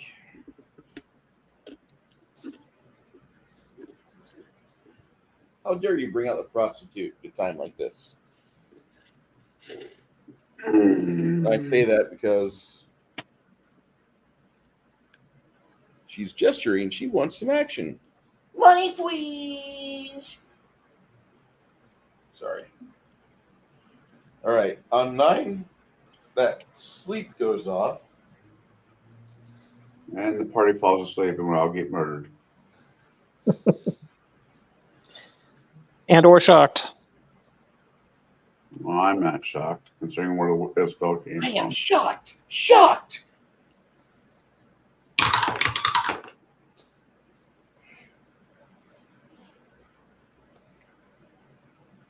It's a will save for sleep, correct? Uh-huh. I believe so. All right. I think you're muted. I believe so. I just don't think I was ever told, to be honest. He passes out.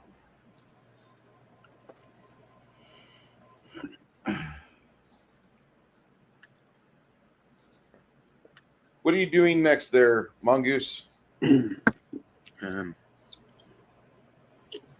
only one of the group of dwarves passed out. Only one got affected. Okay.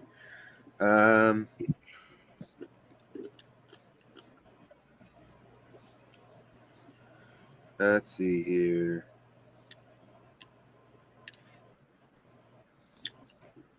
I'm going to. All in love. Sorry. Probably, I'm going to cast Ice Dagger since that doesn't have magical augmentation. I know the dwarves won't be able to directly resist that. Since I got so your Hand of the Apprentice. Ice Dagger is a level 2 spell, so 8 seconds.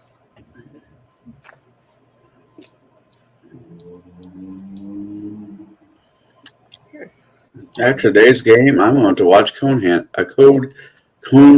now because of Crafty Gamer. What does this have to do with code heads? As you're making up your mind, I'm going to, and I'm like, run away. I've got to. Oh, okay. Then Ackroyd popped in my head. I'm like, well, fuck. Remumac. All right, Quinn, where are you summoning the monster at? Where'd the donkey go? If I could actually drop it behind them, that would be great. If not, to the side of them, that works. All right. What are you doing Actually, next there, Quinn? For my next action, can I try to, I guess, diplomatically intimidate them to knock it the fuck off?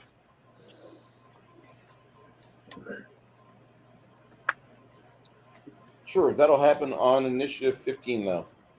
All right. All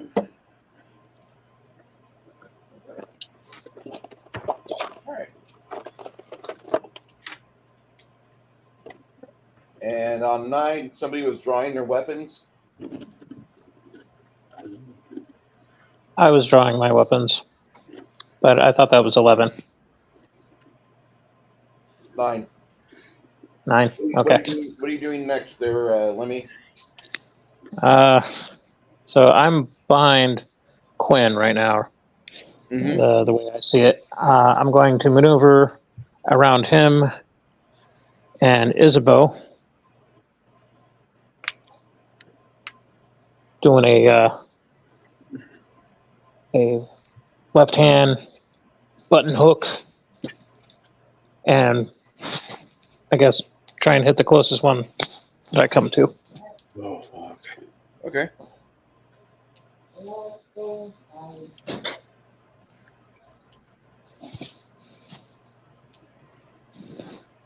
Isboo, your bless goes off on 14. Yep. All Yeah. your allies get a plus 5% to hit and a plus 5% to save versus fear. What do you want to do next? I would like to cast on myself. I think I can only do it on myself. Let me look real quick, make sure. If I can do it on everybody, that'd be great, but I don't think I can. I want to do this Shield of Faith Shield of Faith? on myself. That'll be on 22. 22.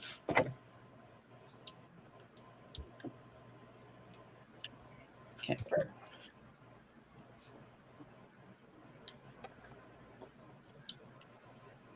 Quinn, All right. you move between. That's Lemmy. My bad. Lemmy, did you want to move Yes, over sir. here? A little bit further to the left of To the left, Um, to the left. Isabeau. I don't want to be in her way. Yeah. About right there. Okay. All right. It's really out of focus. So it's not just me. Awesome. Because Are it you wasn't. off focus. Mm-mm.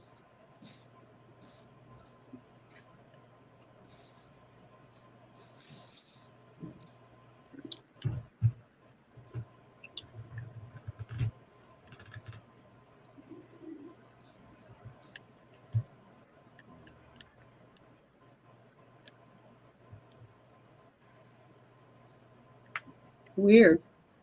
Yeah, I think your focus is on the Pritz. Yeah, as soon as it gets past like 4 inches It or goes whatever. from like 720 up close to 144p. Yeah, that's terrible. That happens. I hate for you to break out the grid. You know, that looks nice and crisp. Yeah, that's a good one. Is that a different camera? It is. Yeah, it's usually the foot cam. Um, You got to send someone in to fix the toilet cam.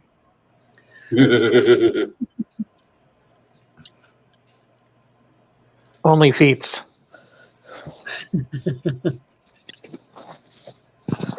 So he moves himself over to here. And what are you doing next there, Lenny? I'm gonna attempt to stab one of those little short goblinoid looking things. Okay.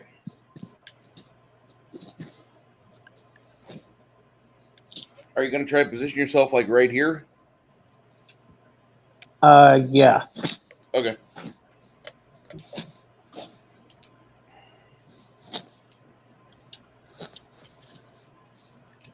Run in, stabby, stabby, run away. Stabby, stabby. Stabby. Stabby, stabby. I don't know. I need to get up more. All right.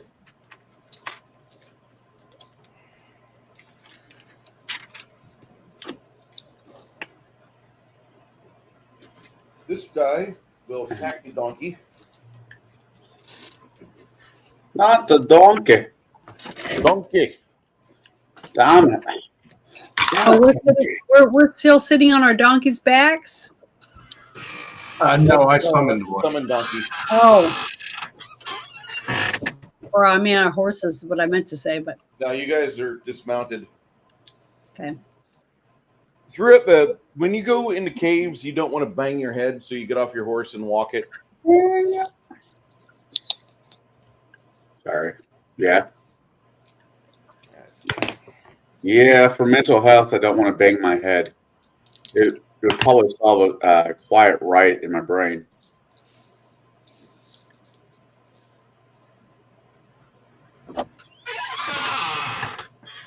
No, I thought I was good. Jesus Christ. All right. Who had a disarm maneuver they were trying to do? Was that you, Cormac? Because these two guys just tried to stab you, and at the end of their attack, they both end up flanking. Yeah, I was trying to just. Do you have improved disarm? No, I have just because of what it is. It has disarm. Okay. If you want to get in disarm range with that whip, you'll suffer attacks of opportunity, but you can do that. You can drop back here if you want. No, that does not seem like a brilliant idea. Okay. Do you want to attack with a whip then, or what? Yeah, I'll just attack with the whip. Okay. Oh. All right. There's my D10s because I don't need. Oh, be gone, you D20. 80 plus 15%.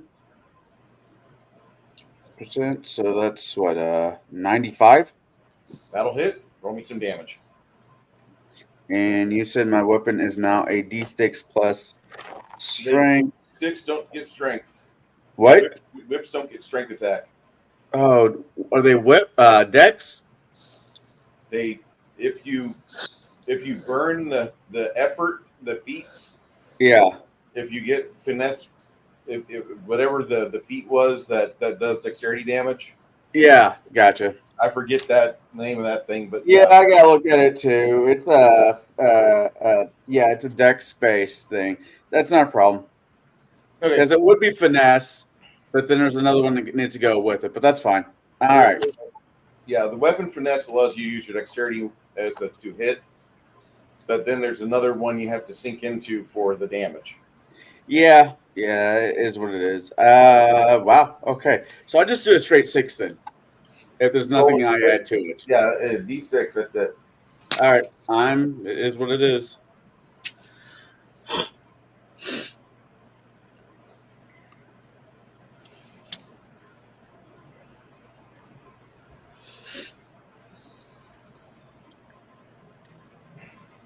What's your damage? 6 points. Did you roll a 6? I rolled a 6. All right, your die explodes. Roll another D6. 3.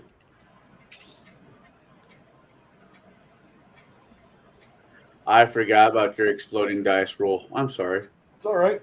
That's why I'm here. It's been a minute. Okay. So 9 points of damage all in all. Actually, the secondary roll, it drops by 1. So 7, 8, 8 points. 8. Yeah. All right. On 17, the Ice Dagger spell goes off. Okay. Yeah. Does any of the dwarves look more dangerous than the others? Or more of a threat, I This should one say. here that's tried attacking the donkey. All 3 of these, they're not quite dwarves, but they're small folk.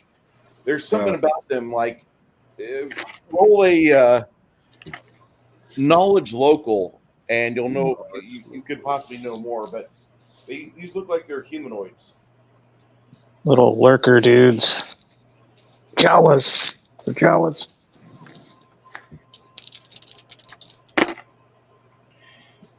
Not even close.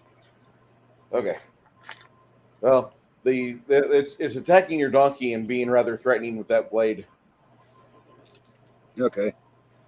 I'm going to use Hand of the Apprentice to shoot the knife at him. Or the dagger, I should say. Let's go. All right, anyone who knows anything knows that's not an orc. I mean, not a dwarf. That's like Dobby on Crocodile. So somebody took Dobby up to Philadelphia and said, "Find Flady," and instead he found Trank, and now he's not coming back. Go Pretty find accurate.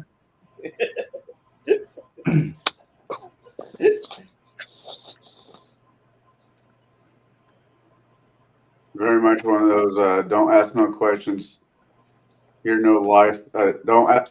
Never mind. Man, so fucking out of it. We can say that it's the medication. Can we? Can I use that as an excuse still? Yep. Yes, you can, sir. Because I love you all, but I still want to go crawl back in bed. No, Connell, it is not time for your dirt nap. That's so comfortable. Okay, I so finally got the moth the way I want it. Connell, I didn't ask you, but what were you going to do after you tried that attack? You going to? I was going to crack the whip again. Okay. What's your speed factor on the whip? That I don't remember. It's 10. 10. Yep. That feels. Is that slow? Slower than a longsword. Yeah. Just every time I've ever seen anybody use a whip, it always feels like it's incredibly fucking fast. Yeah, whenever you go to the carnival or like somewhere where there's a showman, like they've practiced with it for years upon years. And So as I level up, I'll be able to get. What I'm hearing is every couple levels I'll pick up in speed. a little bit, yeah. Like they never As seen on TV, yeah. Yeah. It just, once again, not trying to bitch, but it just feels like when somebody's cracking a whip, it's like fucking fast as hell. Okay. 10 it is, so I'm up again on 18. Flady, roll me a percentile for that donkey kick. Is a 97 going to get me anything? Yeah, because you add plus 20 for the donkey's leg. Roll me a D8 bludgeoning damage. Donkey punch. 7.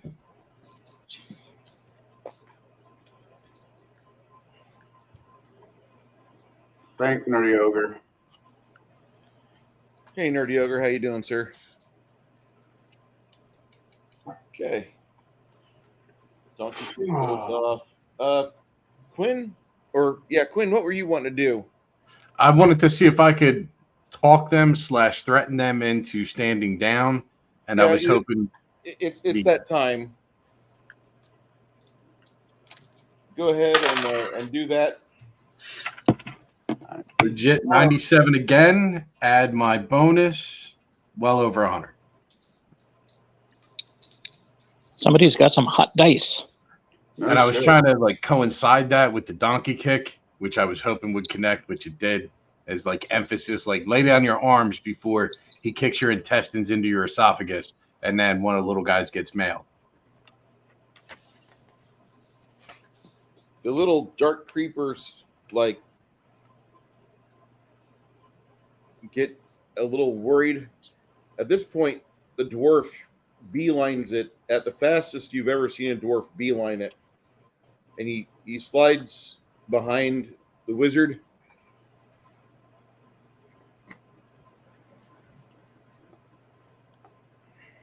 Somebody spill some ale back there, or what's making him move that quick?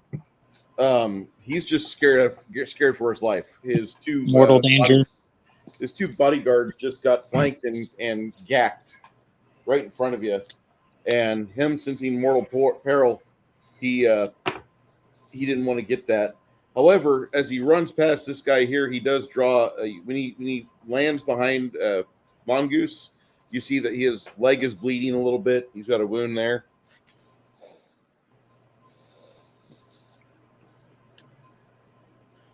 About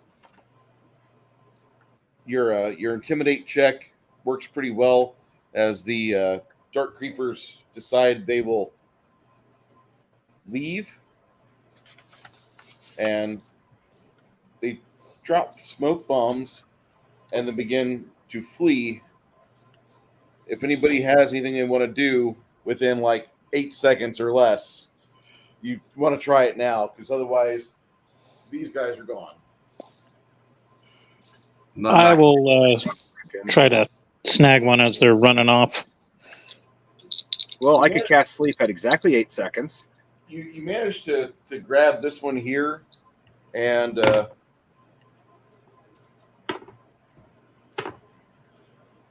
are two that are completely zonked out. But when the smoke clears, that's all that you have is two that are asleep from magic spell.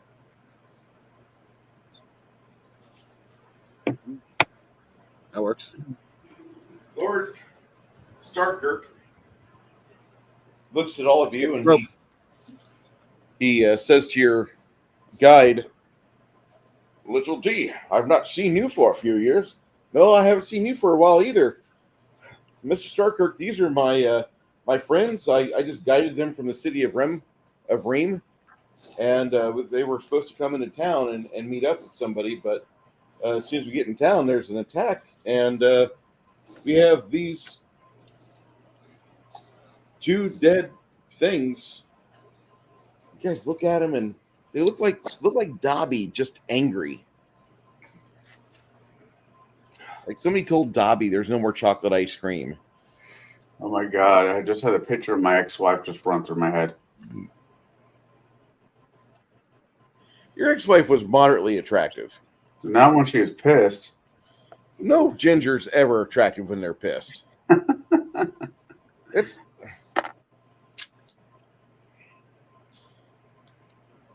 Janet, can you give me your angry face?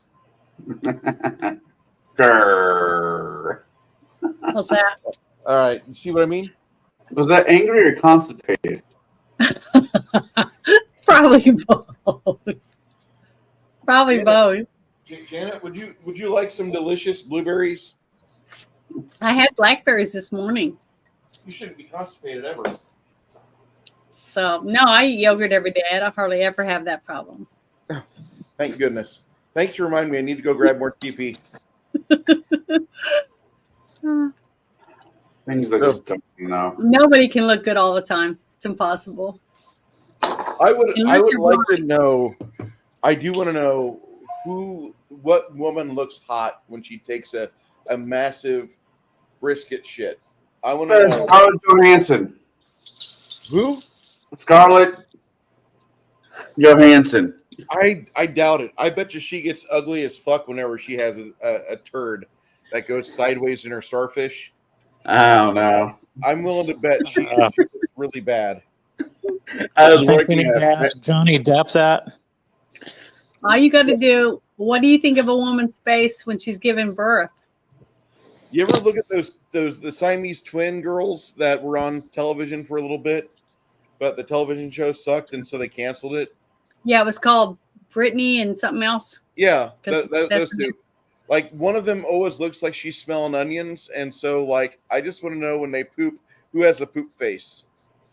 They probably both have it, since they don't can both smell it.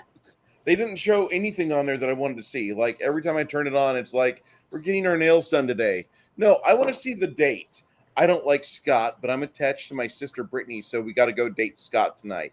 And then And they can legally get married to two different people. That's so the complicated. boys share the same bonus hole. Mm-hmm. Uh, What's cool is you can have sex with one while the other one's sleeping. who has the O face? I don't know. They're adults now, and they're That's teachers. like saying who's got the O ring. Mhm. You know, one face is excited and the other face is disappointed. But honestly, how many of them do you know of? They're like a Siamese twins? miracle. No, It's a miracle they even survived to be Yeah, able to it's walk. I was gonna and say it's a miracle that they've survived and actually have a life, but I don't know if I would count that as a miracle of them being Siamese twins. The fact that well, they I have mean, a life, yeah, I'll give you a that. miracle that they can ride a bike and they can do so many things all by themselves. With their mother, everyone told them they need to be put in a special hospital and all this stuff, and the mom said no, and the mom and dad said no. We're going to try to raise them as just normal kids and see what happens. And they learn to walk and everything using each other because they have two separate brains, and they had to train. I'll do the leg, you do the leg. I'll do the like that because they're split right down the middle, basically. So to me, that's a Can they miracle. swap sides? No, they can't. They only control their side. It sounds, 'Cause they had sounds like Two that sounds like sets. They have Pacific two Rim. sets of. I think they have two. Two internal organs. With they have the same heart. No, they have two different hearts, two sets of lungs, and then they join right at the pelvis area inside for their internal organs and stuff. That's really I not. think it's very interesting. That's a That's very trip. interesting, but it sounds like Pacific Rim with more steps. Yeah. And I'll don't worry, guys. If you think you ever forget about Pacific Rim, I'll make sure you remember that movie again. I actually Do didn't we mind need to that. go movie. down into dark territory here? I don't know. I never Wow. saw Pacific Rim. What's the dark territory? Well, I don't want to get you booted off of YouTube, and my mom might see this, so Private I don't chat. want Put it in the private to chat. besmirch our good name. So, but I got questions. Well, you can watch the documentaries. I got. I don't. I don't think it's going to be in a documentary, though.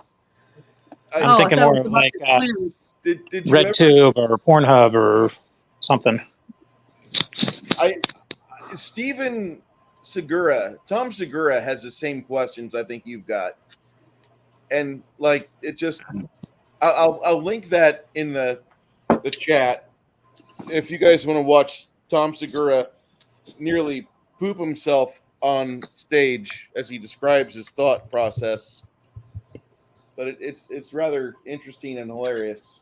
What's his thoughts about? He's watching TV and somebody didn't tell him that there was going to be a two-headed person on his television set within 15 seconds. And so he spilled his food down the back of his leg. Mm. He had a real issue. He's like, oh wait, they're just showing these girls going out and getting their nails done or some other shit. Like, I don't want to see this. I want to see like the best stuff possible. I want to see the things that are like absolutely disgusting. I want to see these girls do like, which one, okay, this girl doesn't like TJ, but the other girl likes TJ. She thinks he's cute. She's going to give him a blowjob. And she tells her sister who doesn't like TJ, well, tough shit, because I'm giving TJ a blowjob. I guess you're on ball duty tonight. And I think it would be funny if we had that, but they're not going Well, to. have you guys looked into any of that kind of, Cyclops, whatever, porn or something? And see if there's I've any- No, it's all premium. It's all premium. So I don't know.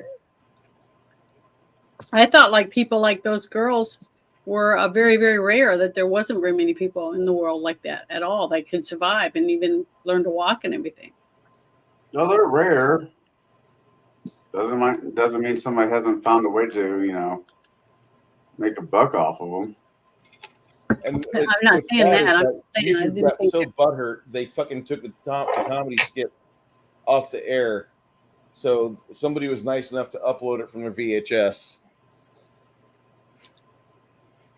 Back in more civilized times, we could have these discussions. I'm happy. Well, if it was you guys as daughters, you wouldn't want them talking about it. Here's the thing no man ever wants to think about. Your daughter looks exactly like her mom did about the same time you were plowing it when she turns about 20.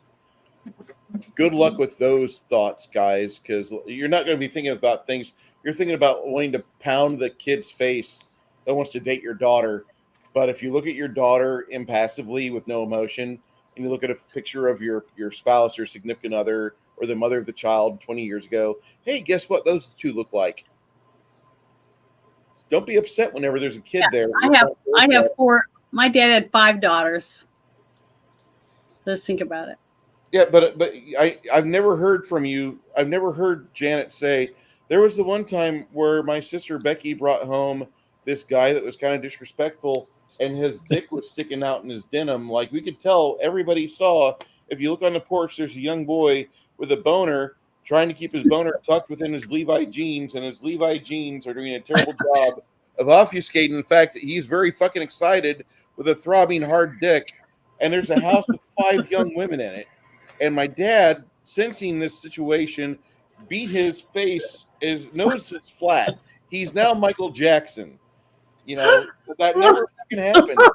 No, That's the only. I don't think so. I don't remember seeing my dad ever get like that. Now I remember my dad getting onto my one sister, when she didn't come home, and he sat in a chair waiting for her to crawl back in her bedroom window. Nice.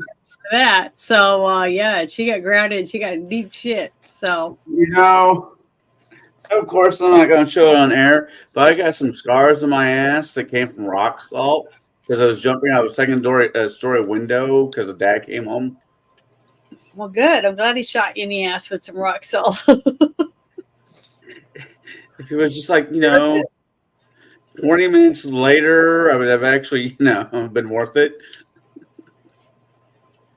But Hey, Quinn, You can you daughter play now. Howlin' Wolf? What's it's that? all right. You have a daughter now. Play So Howlin' you'll Wolf. find out. Backdoor man. You have these 2 dirt creepers here that are asleep, and the Yeah. Lord Starkirk says, I've never seen these things before. Next thing I know, they've slain 2 of my trusted associates. Well, I pull out my mason gun. Well, you don't have to see these anymore if you say the word. One should be left everybody alive for roll interrogation. knowledge. Go ahead. Go ahead. I was saying one should be left alive for interrogation. All right. Interrogation. So they did look like normal people, and then as soon as Nope. you guys were able to beat them up, they changed into other creatures. That's what they look like, Janet. Okay, before or after they got beat up? Before and after. Oh, okay. So the whole time they've looked like that. Okay, They- Dobby. They're They fugly. look like angry Dobby. Yeah, they're like Dobby. Okay. They look like a Dobby with roid rage, just none of the benefits.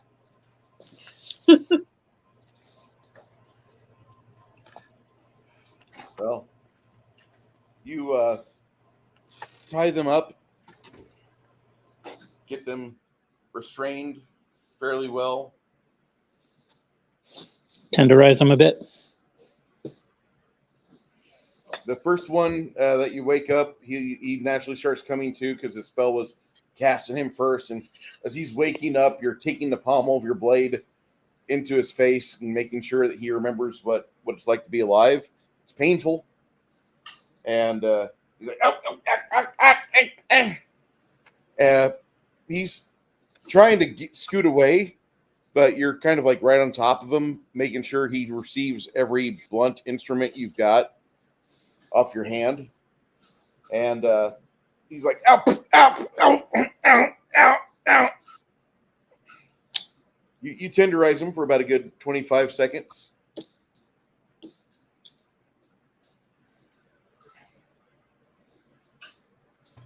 The whole time I'm going, who does Mr. 2 work for? Do you speak Undercommon? I don't think any of us do. Hold on, I'm gonna look at my list. Comprehend languages. I don't got that. I do. Comprehend languages? Okay, you cast that. Stop attacking us. We are paid to do this. All right. A, who paid? 2, how much? A bearded woman by the name of... Stop hitting me in the face. A bearded woman by the name of Elenia.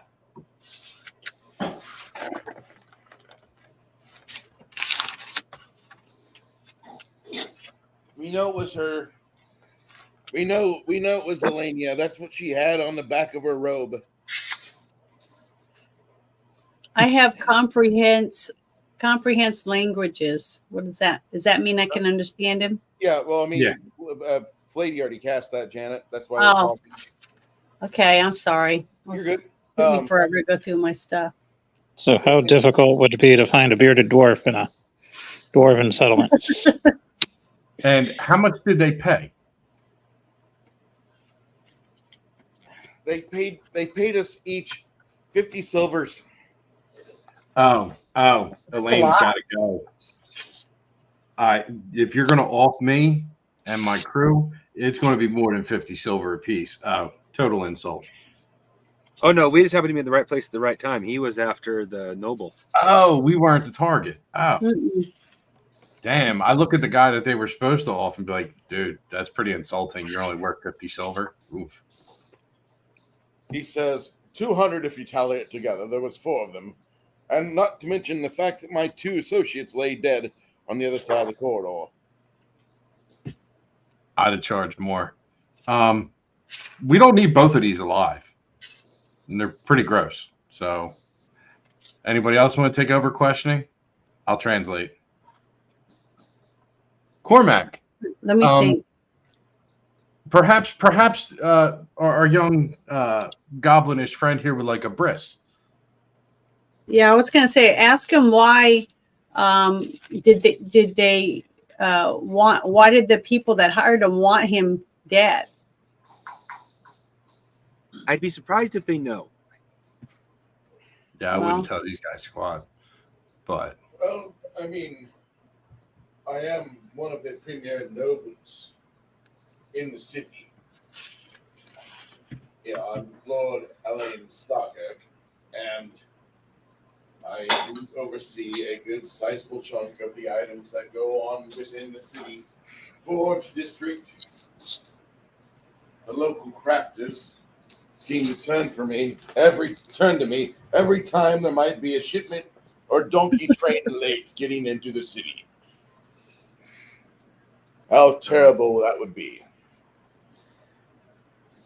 Well, I look to him and say, well, now that we've saved your life, I don't suppose... These guys smell really bad, I might also add. I don't know. Their armor they wear is like layers and layers of rags. So like if you've ever dived into a septic tank and the bottom layer is like those wipes that never degrade, it's like somebody wrapped them in like used wipes. so And it's a that's poop their armor. mummy.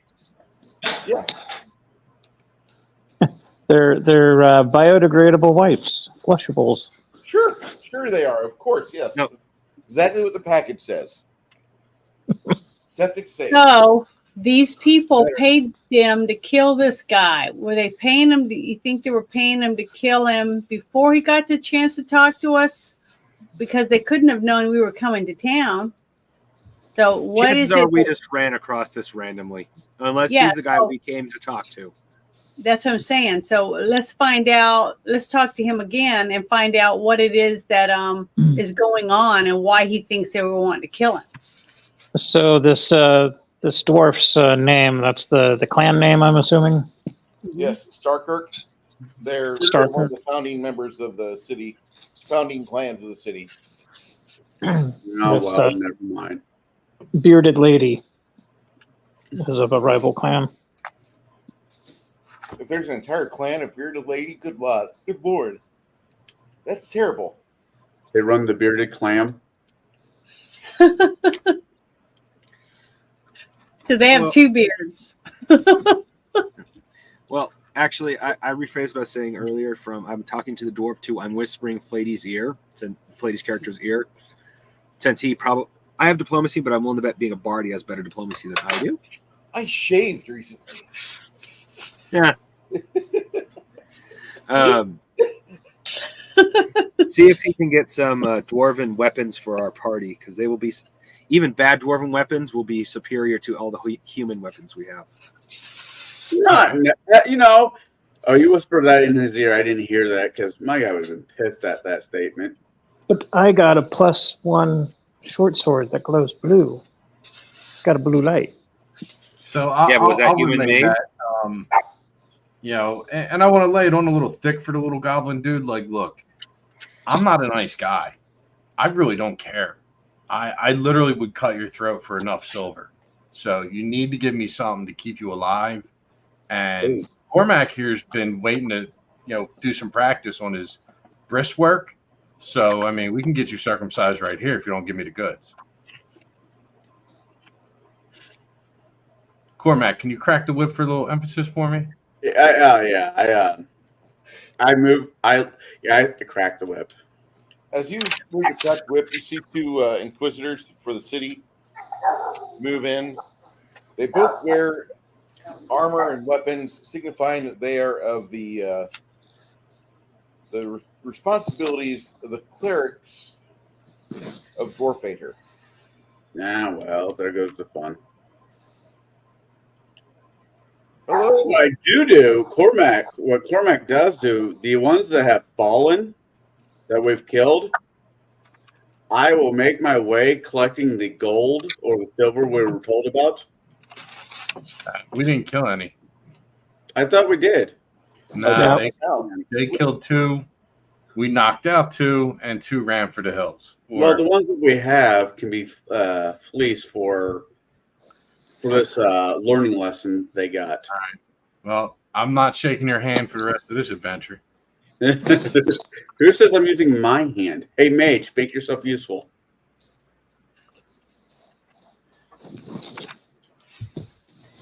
Do it But did yourself. they anything else before the? It's all yours.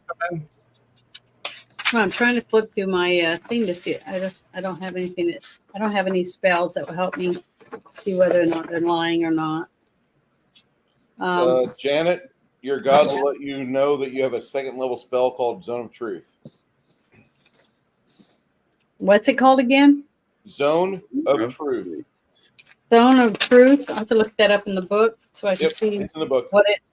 What That spell is against the Constitution. I'm just throwing that out there.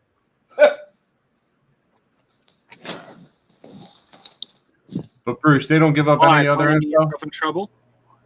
They really don't give out a lot of info. They tell you, like, we didn't mean to get in this situation. We've been trying to reach this man because of his extended vehicle warranty. His cart's about to expire.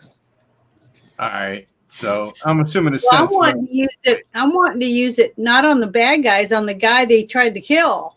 That's what I want to use it. No. That's a bad idea. Why? Because It's You'll know non-consensual. you did it. It says here, creatures within the in the area of those who enter it can't speak any deliberate or intentional lies. So what I was wanting to do is do it while he's standing there, and he'll think I'm doing it on the other two guys, and that way the guy won't even know I'm doing it. That is a horrible idea. Okay, well I won't do it then. Janet is going to be Gestapo in the Paladin army, I tell you. Well, I just was If we wanting. don't 'cause get massacred by a bunch of dwarves. I don't trust him. Something's going on. This might not even be the guy we're supposed to talk to. This is just some guy. Very well. Very well. This is some low-level Menzo Branson shit. I was about to say, this can very much be not our fucking problem, and we could walk away. Mm-hmm. But we just almost we could have died. Yeah, Oh, yeah, but unless we get offered For up some putting amount of my money, I life suggest we just first walk and away. attacking those who hacked down my bodyguards, I will give each of you a small token of my thanks. And with that, he does hand out each of you would receive a piece of an emerald with fine cuts on it. Yeah. Okay. So, Pocket it. you know, well cut emerald is rewarded. It's maybe worth about 75, maybe 80 silvers to a trained jeweler, but they're like, that's pretty cool. Like it's about the size of this die. Look, guess what's going to go into the palm bowl of my new whip? Okay. I'm just thankful that you are here because these two individuals, my God, I've known them for years and they've been by my side through various times, and I hired them on for today, and now I have to tell their families what's going on. And I'm just going to be a little emotional for a moment. And at that point, you see the dwarf start to cry, and he's like, "I'm so sorry. I'm so sorry." At that point, the two dwarf inquisitors kind of observe. Just they're pretty impassionate. Like they're just watching him.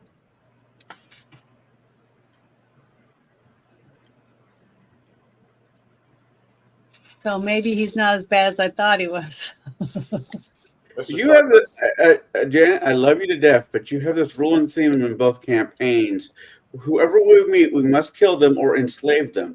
I'm just Well, it's just I don't trust anyone. I only trust people in my group, and to me, that's a good idea. When you leave your house and go to the grocery store, you automatically want to enslave and kill everybody at the grocery store, or is Pretty there much. I don't talk to anybody. I don't trust anyone. When in Rome, do as the Romans do. Okay, Everybody's out to get what they can from everyone, basically. I'm not saying you're wrong. I'm just saying, just damn. Sorry. I don't mean to be that way. You don't go to Oakland and use the hard R. You don't go to a dwarven settlement and stir up shit. You play it cool. Goblins. Play it cool. Okay. I'll try. That's why I don't speak. I try not to speak. I just stay behind you guys and Oh, I love you, Janet. I really do. Yeah, Janet, when I was in the hospital dying from the Wu flu, I wanted to hug you really bad. Well, I wish I could have hugged you when you were sick. The hospital will have stopped you. They would have like, oh wait, you can't give him any fun. No fun here. Whoa, what kind of hugging are you offering? He was sick. Guys, He needs his. Damn it, Janet! He needs his energy. I hear things like that and just want to chew on coffee beans. Mind if I call a few minute break? I need to see about getting something to eat. Yeah. Eat something delicious for me. Oh, that's so sad. I got some. You allowed to drink? A local company. I got Anything? some Woods and Smokies. Water. They are amazing sausages. You heard it. He wants some My- sausage. My character was all about the sausage. Oh, Connell, it's cheese-filled sausage. Ooh, Is it mozzarella? No, it's cheddar. Okay, never mind. okay. So by the Okay, same now- time- go ahead, Janet. Now I said, okay, now what? He gave us he paid us something, a piece of emerald, and Gave us a bauble. put it in my The, bag. The guards take the dark lurkers and they take the weeping city noble and leave you here.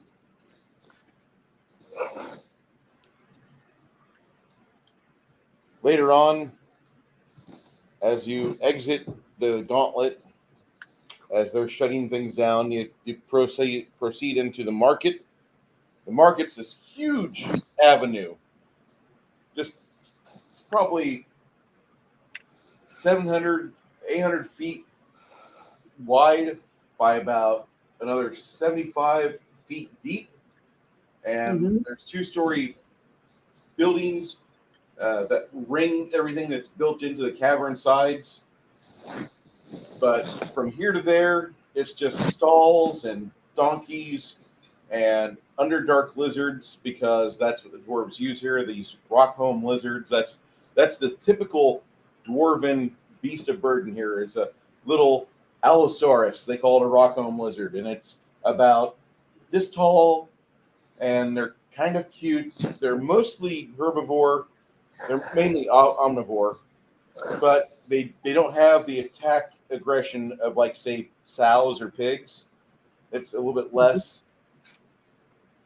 but they're kind of bipedal. They've got these little useless arms, and they're fairly good creatures. They give them these leather straps and little harnesses to wear, and they will pull almost as much as a donkey, and they eat less, which is nice.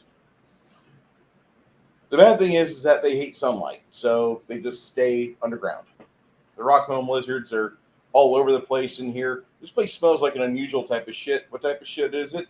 It's rock-home lizard shit. Well, Bruce, what's rock-home lizard shit look like? Well, when you look at it under direct sunlight, it's this color of orange. It's orange, like that. But these rock-home lizards are all over the place. And in the market, you guys find that there's a few places that if you want to have a meal before you bed down for the night, there's plenty of places that have food available. One dwarven chef, he makes a noodle and mushroom deal. Another dwarven chef has various bits of poultry available and rock-home lizards, and one and the same. And then another dwarven outpost. It calls itself the Outpost, but it's really just a very large wagon converted into a cook shack. And there's 5 dwarves in there just walking up all sorts of stuff. And whenever they get done, they will scrape a bowl together from what they've done. And then they each take a toke on this communal joint. And then they grab more food items and just throw it in their woks. Like this guy grabs some chicken, and this guy grabs cilantro pieces. He cuts it up, and then he casts a spell, and he can detect among the audience who thinks cilantro tastes like soap, because he's not going to sell to those fuckers. And then there's another one. He has rice, and he makes a rice and bean bowl. And it's weird to see this going on, but whatever. This could be Austin. So it's a bustling flea market, basically. It is. It is. And you've got all sorts of little vendors available selling medium-sized wares. And I say medium-sized wares because nobody's selling sofas or huge pieces of furniture here. But if you're looking for anvils or metal smithy works or things like that, you can buy whatever you want. So is everyone at the flea market that are shopping, are they all dwarfs, or are they from all over? 90% dwarven. Okay. 90%. Okay. Hey, Tim, how you doing, sir? Ooh, Tim wants to see Janet. Hold on here, Tim. Oh, yeah. See, I am. I'm making my bags. while I'm sitting here listening to the story. Mm-hmm. All right. So all of these people are doing their various things, and you're walking through the market, and you get that wall of smells that Six Nations, 31 Kings is ravenously fearing, because like that's going to be the point where his fast collapses. Yeah. But for those of you that just want like a food that'll make a turd, the guy doing the noodles and chicken would be fantastic for you. The bowls are relatively Tibetan monk bowl sizes. They're actually about 20-ounce bowls that they sell in a ceramic dish, and you buy that for a couple silver, and they're happy to trade and transact with you. Also, around the market area, one thing you guys see is some recent carvings or religious statuary dedicated to Dwarfader. Lots of recent ones, like within the past 20 years. Mm-hmm. So they're all the statues seem brand new, pretty much. Mm-hmm. Okay. So that means that this whole place, then, that they haven't been here for a long, long time. It's been here for centuries, but keep that question in mind. It'll come into play later. Okay. As you get fed after the markets, you see that the city kind of opens up. There's a back wall from the market, and you have various inns and such over here. The tallest tankard is one that kind of catches a couple of the people's eyes here, because it's written in Westerling, not in the Dwarven runic script. Everything else is all runic here. But the tallest tankard looks like it directly appeals to overlanders like you. When you wander inside, a Dwarven guard runs up to you. Ah, there you are. I wanted to speak to you. Okay. How do you know us? I don't. I was given the description of 5 humans from the overworld, and they would have horses. That matches you. I mean, he's not wrong. I know, but from who? Oh. Lord Sean Deepencut. Lord Shaitan Deepencut is a noble in the city, and he has a sizable amount of the city under his sway. He's recently won the mayoral race, and so he's going to be our next mayor. But he heard that there was an incident at the Gauntlet today while you were walking through, and you stopped one of the other city nobles from being attacked. He said to be on the lookout for you and for me to stay here.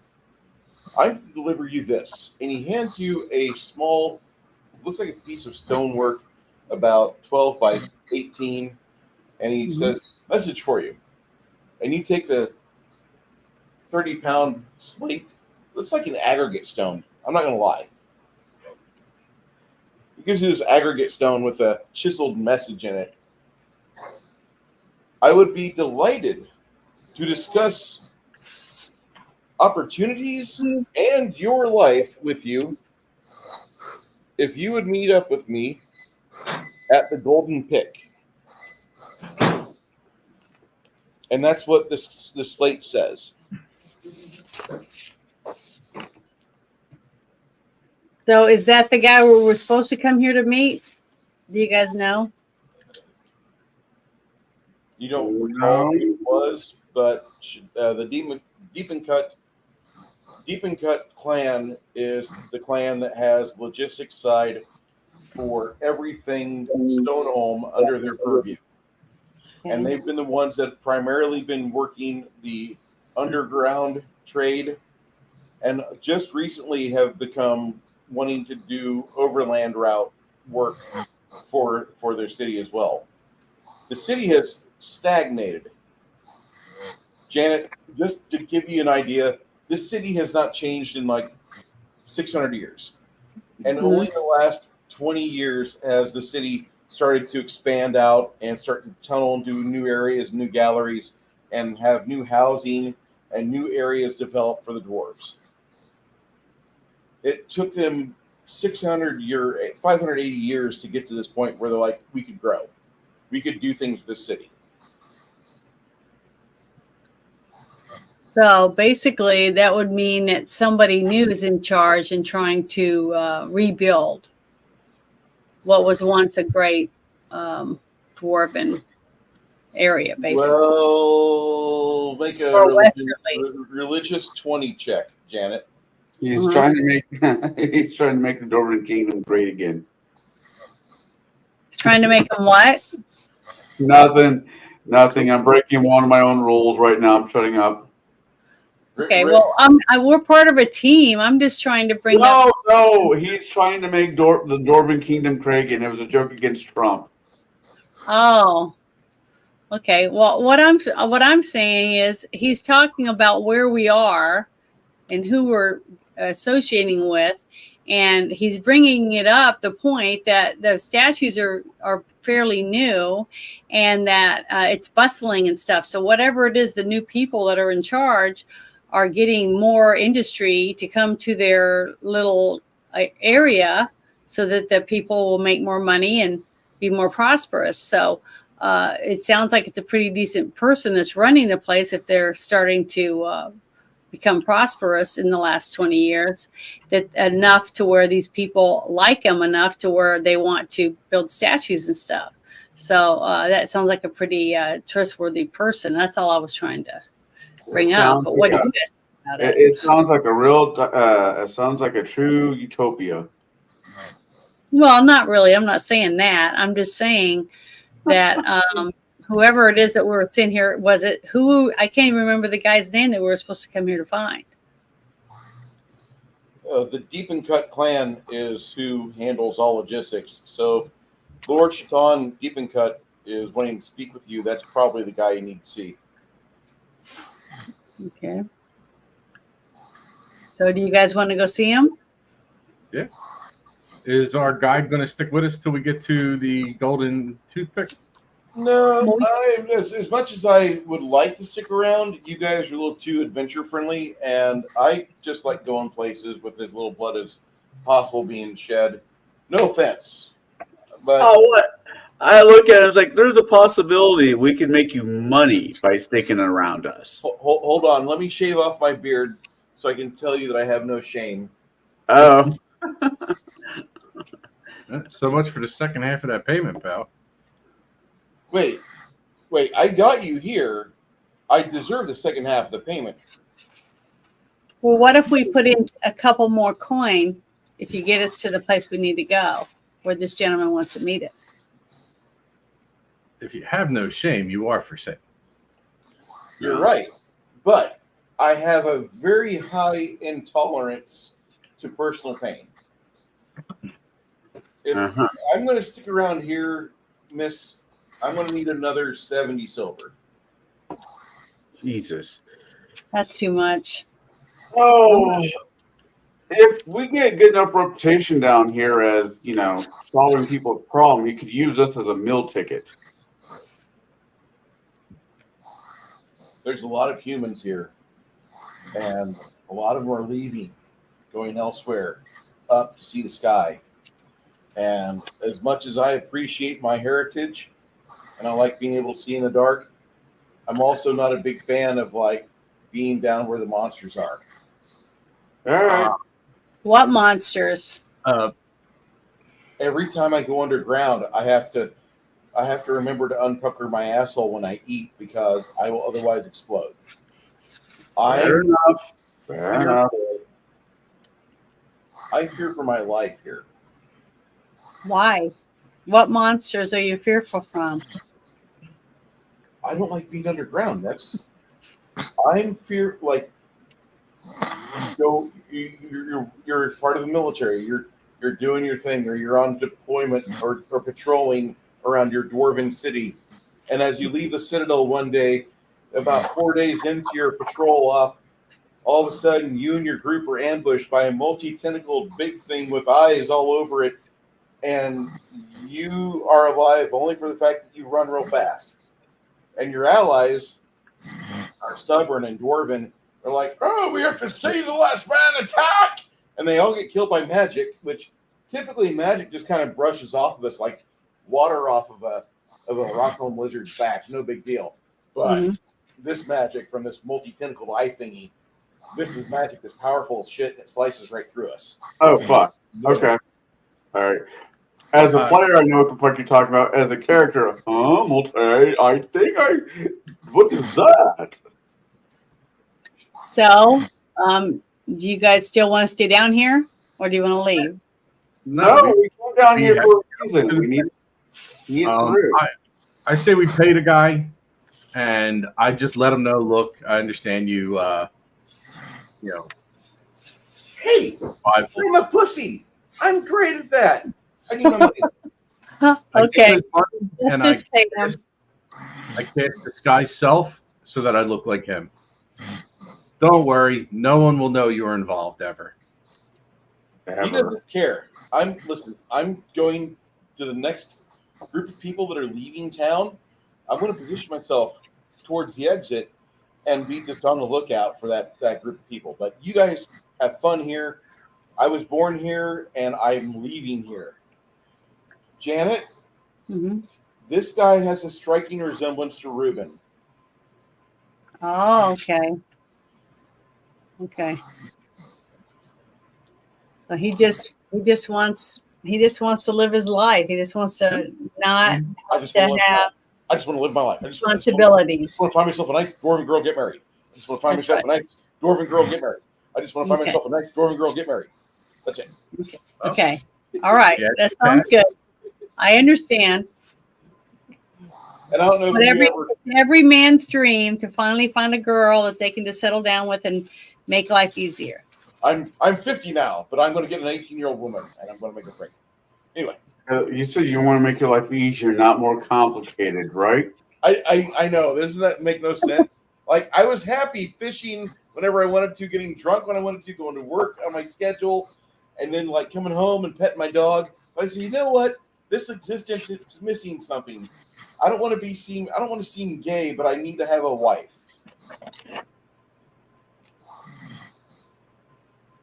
Well, what everyone want is what they don't have. I just want to move a hooker in next door.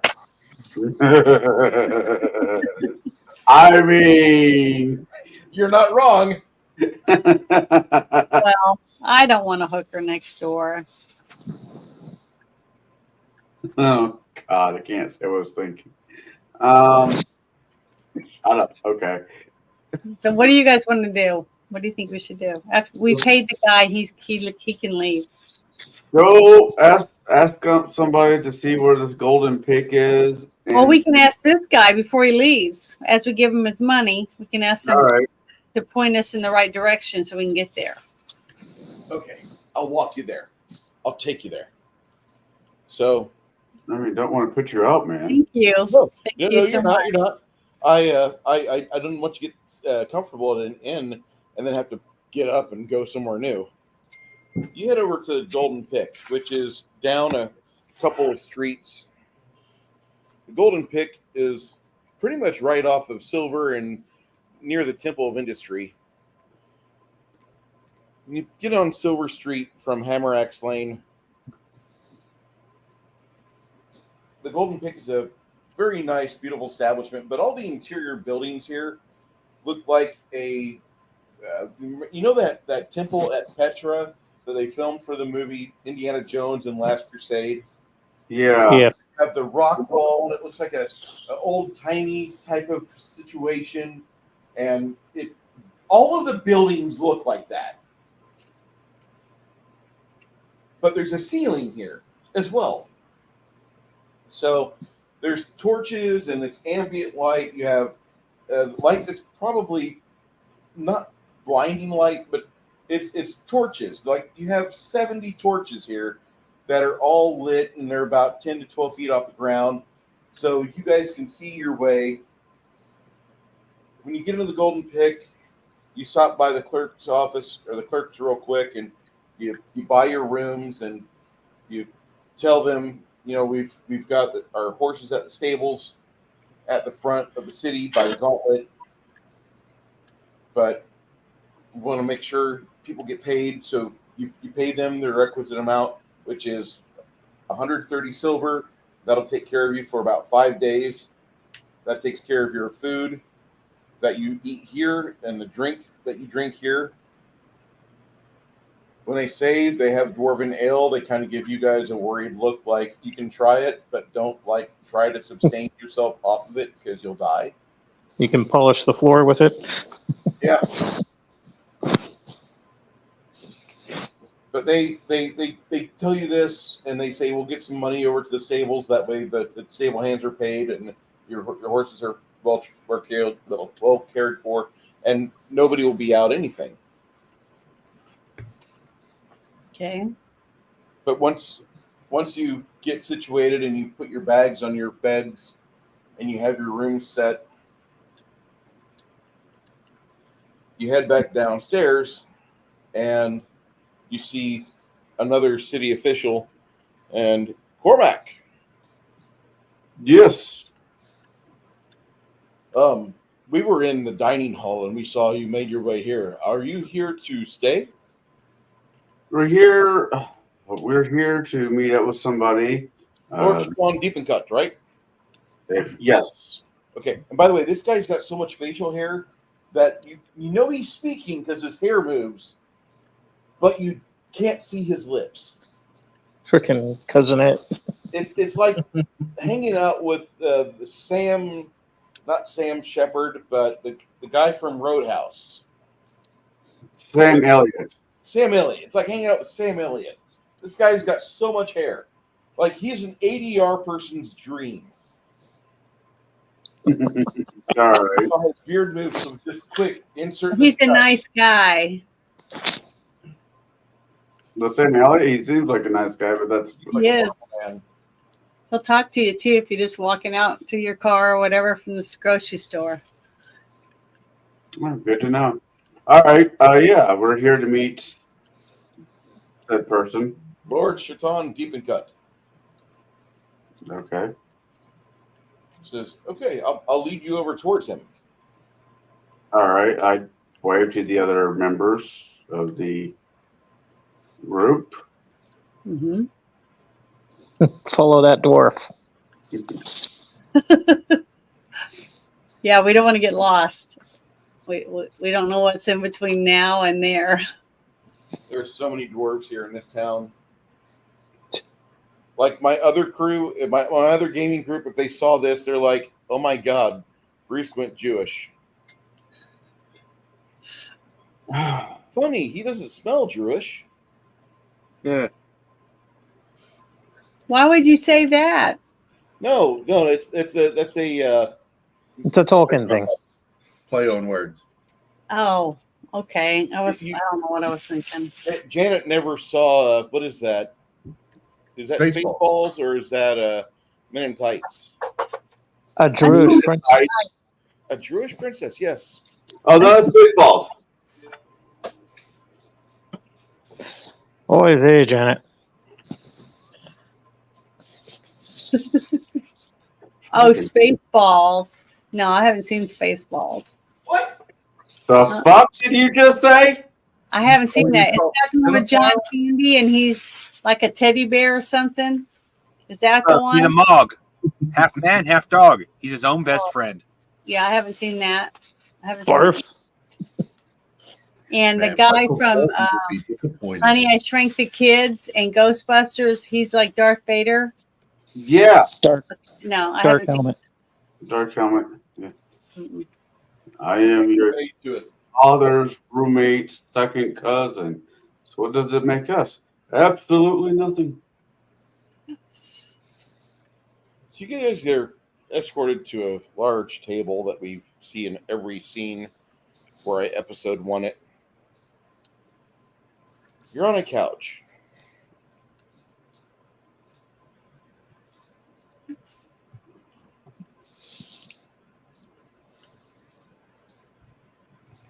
So are we standing around the table or we just walk in and he's sitting at the table? He's sitting at the table, and you guys sit down at the table.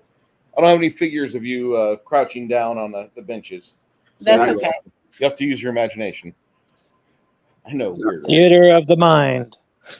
That or a 3D printer. So, my name is Lord Stone Deep and Cut. I'd like to welcome you personally to my town. It'll certainly be your town in 2 weeks when you assume the Lord Mayorship. Yes, indeed. I recently won the mayoral race of Stoneholm, so we've been doing a long game of putting things together and getting the city back on its feet. Mhm. I'm I sure you'll understand that you five helped against a nasty situation. You saved my friend Ellen Stodkirk's life. Yeah. Yeah. Yes, we You, did. you could say that, yes. So at this private back room, you have two tapestries with has different scenes from the founding of Stoneholm. There's a table in the middle of the room with a stout stone table with stone benches. Atop are plush cushions, and you have Staun, son of Strawn, son of Stout of Clan Deep and Cut. He's the advisor to the Dwarven King and currently probably the most powerful man in the city. He urges you to have a seat. Thereafter, the Dwarven servants are quick to bring platters generously piled with food. This is like going to Lambert's, home of the Throwed Rolls. Oh my God, I haven't been there forever. Yeah, you Midwesterners are going to know about this. Those others, I'm sorry you don't. Jesus. Yeah, that place is like what? Right. It's in Missouri. 3 of them. Yeah. Yeah. You sit down, and attractive people start piling food in front of you on a paper towel. And you're expected to just be happy you have a paper towel and eat. Like the minute you smell it, you get hungry. And I'm very sorry for you, Six Nations. This is going to be torture. But you are given, like, first they put some grits and ham bits in front of you, and then they put some hash browns with more bits of ham and bacon within that in front of you, and then they start pouring your stout mugs. Staun looks at you and he says, "Eat, eat. First we eat, and then we deal with business after that." And so you guys are just like you each have a little token. You're each given a little pog, and one side of the pog is green, Oh, the other side of the pog is red. my favorite One place. of the dwarven assistants says, when you're through being hungry, flip it over to red. While it's green, these people will be piling food up in front of you until your stomach bursts. Bruce, how many dwarves are at the table? 1, 2, 3, 4, 5. Yeah, 6 dwarves. When the servers hit me up for explaining what the pogs mean, I asked them to bring me 6 large beakers and a small carafe of their strongest but most neutral liquor. Strongest but most neutral. What do you mean? Something very strong, but very clean in taste. Ah, excellent. They do so. They bring a carafe of. They give everybody served dwarven ale, although the dwarves are also they're generous enough to give you glasses of water as well. They understand that your stomach's not meant for this. We just got to figure out the right ratio of water to turpentine. Yeah. Well, when the beakers arrive and the booze, Mhm. I pour a healthy shot in each glass, and then I'll pull out the finest bottle of wine that I brought from the family winery, and I'll cap off the glasses and give one to each of the dwarves. The dwarves are impressed with your acumen and with your mixology. They eagerly wait as the glasses are passed out. Then at once they each grab one and they look at you. Salute! I will go very gently with my giant tankard.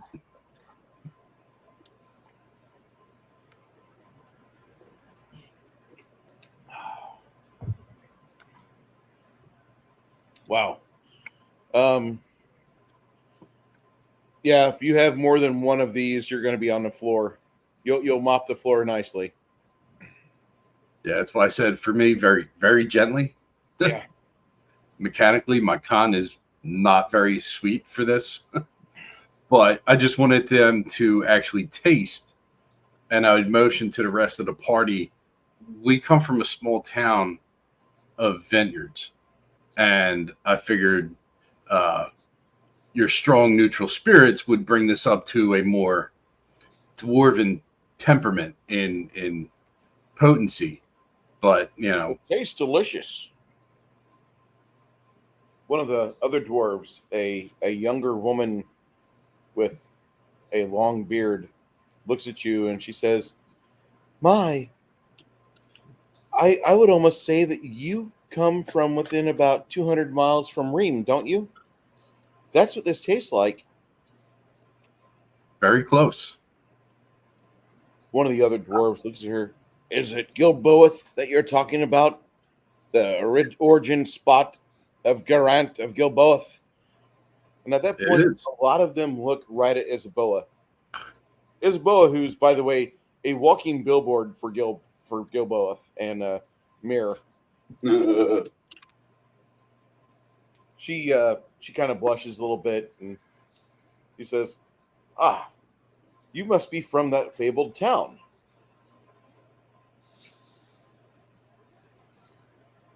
I don't think she's back yet. You guys continue to eat. They bring more meats just to be selected from. One of the ladies brings back a large pot of mashed potatoes with strings of onion, and let me bring back the other. When one of the ladies comes by, and I very politely but very, very bluntly ask, "Do you have some bread that can go with this? I'm not used to such rich food, and if I eat it all by itself, I will make myself sick."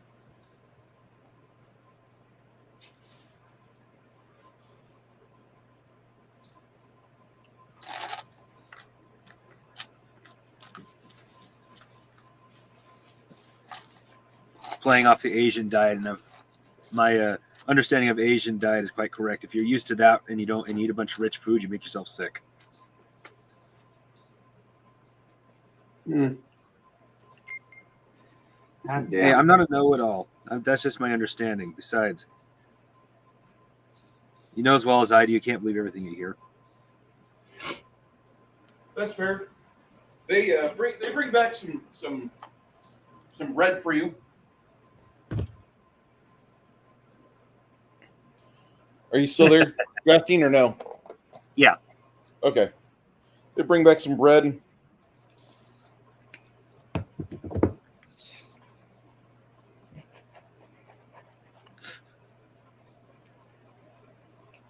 Get breadcrumbs everywhere. I guess I'll bring out the vacuum later.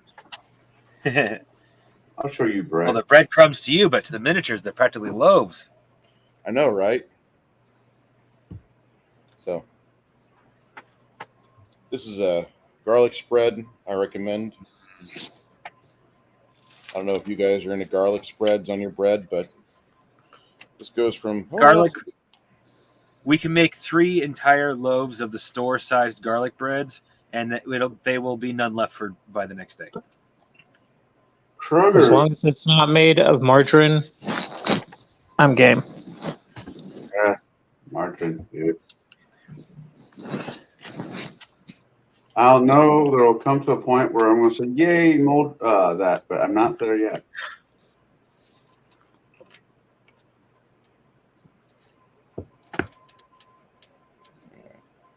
So they prepare some bread for you, and then they hand you bread. Oh, I say thank you. got a garlic spread on it. It's not made of margarine. You guys continue to eat. The dwarves are just ravenously devouring every bit of red meat that's dropped on the table. And you realize that the lizards are not only for beasts of burden work.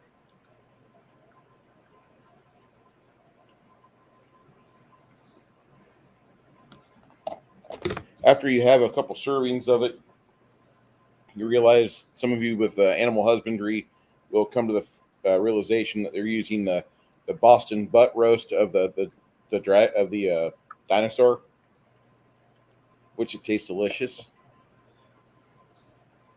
It's absolutely delicious. Like, why has this not been part of my life before to now? Well, I was today years old when I discovered this delicacy. Given dwarven portions, I'm pretty sure I can roleplay this out quite well. By serving 3, I have to flip the coin up because if I eat any more, I'm going to explode. They give you enough bread to make you happy. Okay. For some odd reason, my thing is just green on both sides. Oh no! Yeah. Before I get too full, I'd flip mine to red. I have not begun to defile myself. I I'm looking at the sensible characters going, lucky you. I'm not used to eating like this. It was so good. This food's amazing. The dinosaur, the Rockhome lizard mixed with a little bit of potatoes and some hash browns. Oh, and then they have the added bits of green pepper. And there's another pepper variant that they make down here, along with some Underdark mushrooms. It's wonderful. So afterwards, Chatan, as soon as you guys flip your tokens to red, Chatan finishes his beer and he wipes his mouth. Okay, I guess it's time for business. What I have is a proposition. My friend, Mr. Starkhart, you helped him yesterday. Well, I don't know if he's got problems still, but while we've got things in sway, there are things going on in the city. I want to make sure he stays safe. I'd like you all to be with him if you could. Guard his house. Is that within your purview? To guard his house, you said? Mm-hmm. You're going. I'll get you. I'll get all of your items down from the Golden Pick rooms, and you can take your stuff over to his house. He has a couple guest bedrooms. You can stay there. But he's fearful. He's fearful for his life right now. Weren't we on a time schedule with the guild? No. This is one of those things the guild was looking at doing at some point. Now that you're here, this doesn't have an expiration or a time to do by, period. This would help the guild because us doing this right now would build favor with the Dwarven kingdom, I guess. It's a win-win situation. Yeah. Okay. I'm just making I don't mind doing it. I just wanted to make sure we weren't going to get in trouble with the people we kind of owe a fair amount of money to for training us. The guild has long complained about the logistics of taking goods and services through the Underdark because of the rough terrain and the amount of dangers within. You providing a sense of stability to these people and saying the overland isn't that bad. That if you can convince them or by your actions to get a overland route established, You open the door and good things will happen. mm-hmm.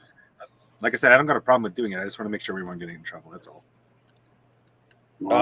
This has been sitting in a guild drawer for about 50 years since they started trading, but they were restricted to Underdark corridors because very few people wanted to make the trek 10 miles in.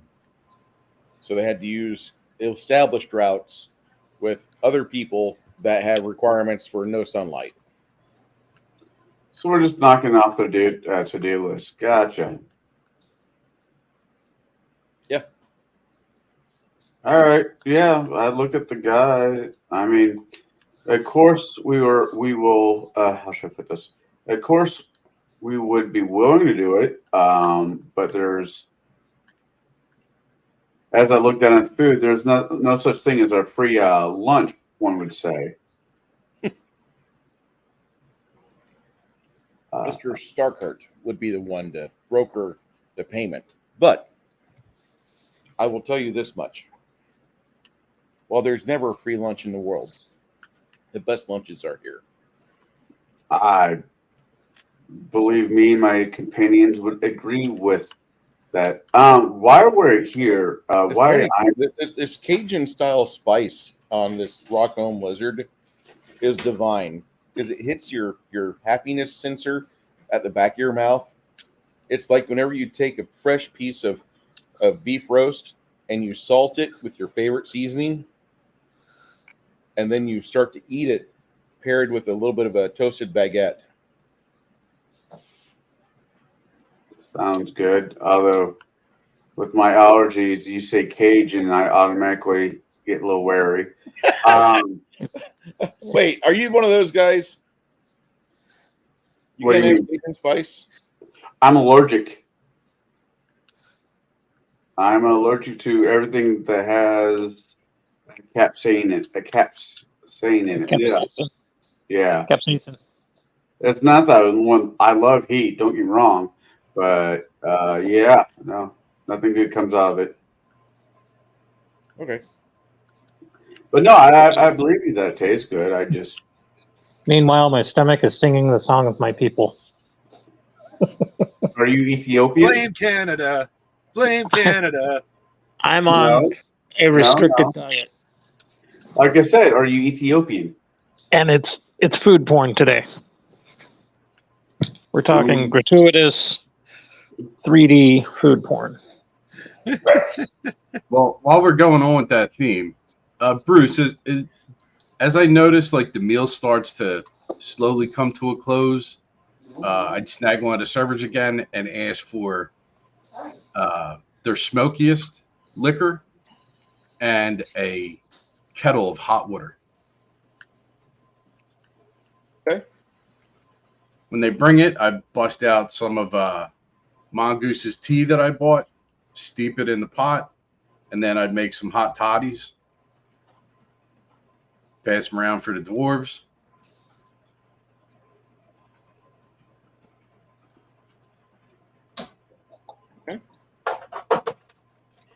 You make some hot toddies. The preparation of the hot toddy is a little bit unusual to them. Dare I say it looks alien? But a few of them are pretty amenable. Like, as they start seeing what you're doing, I swear this man has been trained in mixology from our very own brewers. Who is he? Where's he from? What has he done? What drinks are in his name? That's what I want to know. Oh, Bruce. Yes. I might have to make a roll with it, but would I know if the dwarves I've created stuff like the barrel gall? Well, I call it a keg crab because it's supposed to be a walking keg in its initial design. Be used for other things. Would they have designs like that already, or would it be something I could potentially auction off while I'm here?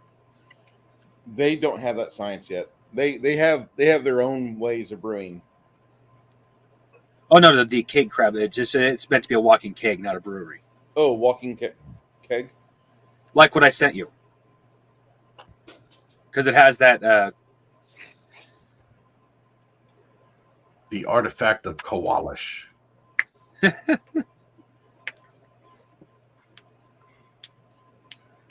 The artifact of a drunkish, because I put a metal. Technically, it was aluminum wire covered in copper, but I repainted it. It still is that copper, but it's supposed to be like a tube that dispenses alcohol. Part of the copper tubing of a still. Yeah, it's not meant to be a still. It's meant to dispense alcohol. Do the dwarves have anything like that already, or would that be something I could potentially auction off for some money? If you would ever want to craft such a thing, and you cannot find a place above ground that would harbor such wonderful, delightful madness, please bring your laboratory here. Just tell us you're on your way. We'll get your dwelling ready for you, and you can start your experimentation for your grand masterpiece. We would love it. Okay. No, Betty, that's my piece of meat. I'd also like to thank Brian Blessed for his performance as Prince Voltan in Flash Oh Gordon, yeah, for giving me freaking phenomenal. the greatest dwarven voice to impersonate ever.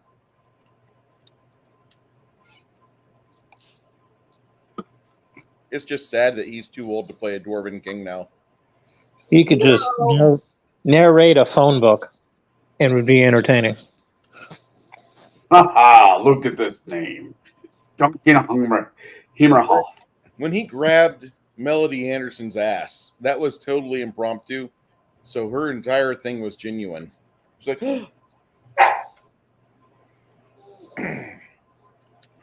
she's a cutie.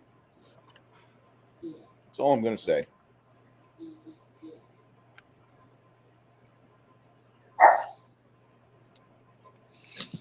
All right. So, yes, if you want to create this little monster and have it down here with us to properly put it into use, of course. Okay. Well, actually, what I was Bark, you asking. little angry mongrels. Bark! Actually, what I was asking, because as a wizard, I think I'll continue as a wizard, maybe make a few crazy designs like this every once in a while. What I was asking was, would it be possible for me to auction off the design to a crafter, or a set of crafters, technically? Do you have the design ready? Yes, I do. Interesting. I show him what would be a basic blueprint sketch, but without any of the proper measurements. That I have tucked away.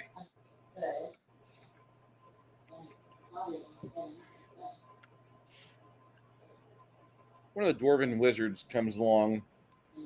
He asks you questions about it. He says, I'll give you 500 silver for that drawing if you don't mind. Hmm.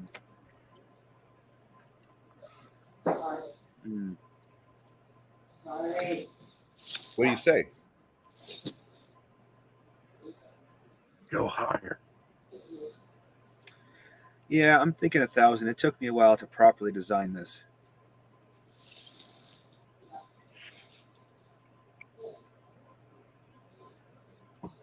Okay. So that back end right there. What do you have back there? Natural gas, coal, what? What is it? Well, it was designed to be coal, but I decided to make it simple. So if someone wanted to redesign it for something more efficient, or in your case, something that would be more dwarvish, it would be capable of taking it. Admittedly, it does need a slight redesign, but it is designed to be redesignable.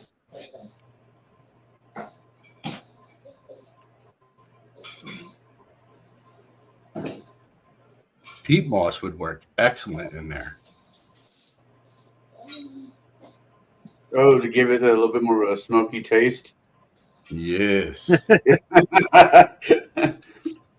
Sorry, my alcoholic brain just kicked in. I'm like, oh,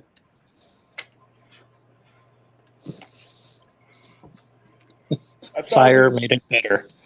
1,000 silvers, you say? Yes. He pours you the 1,000. Keep in mind, the silver. design itself is. He gets a bag and he puts it on your end of the table. The design, sir.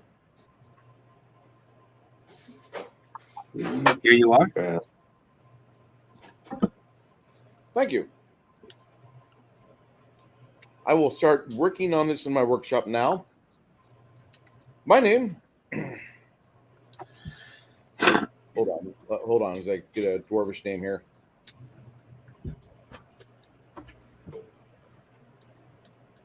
Urist. My name is Balin Drakenbreath.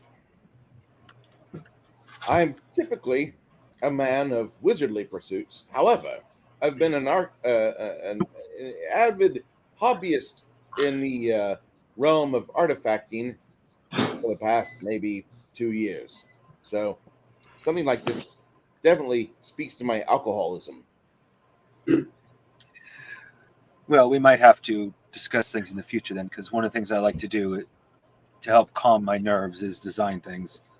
Many of them are not really practical or probably even probable, even for dwarf standards, but a few things are. Balin looks at you and he says, I'd be more than happy to let you come in the workshop once we get a prototype started. And if you wish to do any sort of experimentation or such, if I've got an open space or desk available, you can have that. But be more than happy to share. I'm not a greedy or a vain man at all. This is a wonderful design, and I cannot wait for it to become mobile and operating. Because you know how irritating it is carrying around 70 of these little flasks. I'm an alcoholic on the go. This would solve my problems. Sounds good. I think so. I hope you spend that 1,000 very, very well and securely. And part of me says, invest it in gold. But I'll shut up. Thank you, my good man. Not a problem. Lord Stawn Deepencut kicks in with his Brian Blessed impersonation. Well, it looks like you're making friends all over. I'm very happy for you. Tell you what, here's the address to my friend Lord Stockhart, and go and take care of him. See that he is taken care of, safe within his effects, doesn't have any thievery going on or no buggery. He's just a nice man. He's a vendor like you, all of you. And he's beside himself with fear. He's never experienced the level of violence that he had yesterday. That was terrible. One can only thank their lucky stray beard heads that you were there. Bruce, is it too late to head over there, or is it just like right at the time? It's fine. He gives you the address. He expects you to take off for it now. He's already had people vacate your room and get your stuff on the back of a wagon pulled by a Rockholm lizard over to his place. He's giving you the address. All right. Okay, I'm back. So you can tell me, what am I missing out on? Because I want to go wherever my team's going. I gave the best Brian Blessed impersonation since Bear, the Gen X GM, was here. I believe it. He truly is one of my favorite people. We had a feast. Mm-hmm. Mongoose just sold some plans for his kegerator. Mm-hmm. And now we're going to the noble that got jumped earlier to provide security for his home. Okay. We're going to We find negotiate out. the price once Did we we get. find out why they want to hurt him so bad? We got to go there and talk to him. Okay. Janet is a frontline fighter with her character, right? So that's all I missed. That's pretty much all. Oh, you missed. I'm sorry. I was trying to. No, I I was trying to hurry. I went as fast as I could, but she really That- needed to. fine. You're fine. Gratuitous food porn. And yeah, and look what they brought me. Nice. Speaking of turkey, I can't Yep. wait to try yours. Yummy. So is Janet's character is a frontline fighter, right? yeah, I have a sword, and I think it's a +7. Okay. Hold on. Well, I'm referring to at this point I know for a fact you still have your original armor. It might be worthwhile investing in both of our frontline fighters having some dwarven made armor. It says I have Hold on. Leo, Unless you I already don't- have a good suit of armor. I can't remember. I upgraded my armor once. I have a long sword, a +7, and it says I have chain maul. And it makes it to where I can only go 4 inches in movement or something like that. That's So it just goes typical. down a little bit. That's just typical. You're experiencing the same hindrance that everyone else has. When we've donned our chainmail armor, we're at the same speed as all the dwarves. Okay. However, there is an edge that is available for clerics later, but it's an advanced edge. It lets him trot along at 30 foot for a move action with the chainmail on. But don't ask about full plate. That's later. That's like epic 20th level stuff. Okay. Well, it'll be a while. Yes. And I really hope you guys are enjoying today's game. I'm enjoying the shit out of it. I'm having fun. I'm hanging in there. All good here. I'm having a good Nation time. 31 Kings. I suggest you find yourself some tasty coffee beans to suckle on. Put these between your cheek and gum and just drain it of caffeine, and it'll be fine. Remember your training. It'll keep you alive. Every fucking movie that's in it. Bruce, you said we were in a private back room, right? Yeah, you're in a back room. And we would have to like basically go through the whole common room when we leave to go hit the wagons, right? When you leave here, there's about 100 feet of traversing from a second story back room to the second story commons, downstairs to the first floor commons, and then outside. Yes. All right.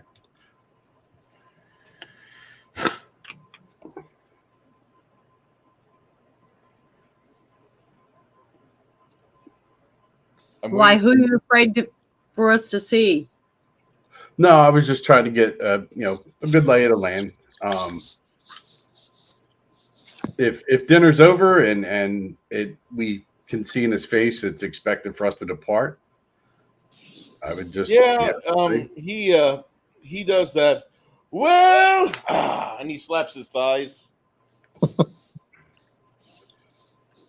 Obviously, Telltale sign, whenever it's like, well, we have to get going now.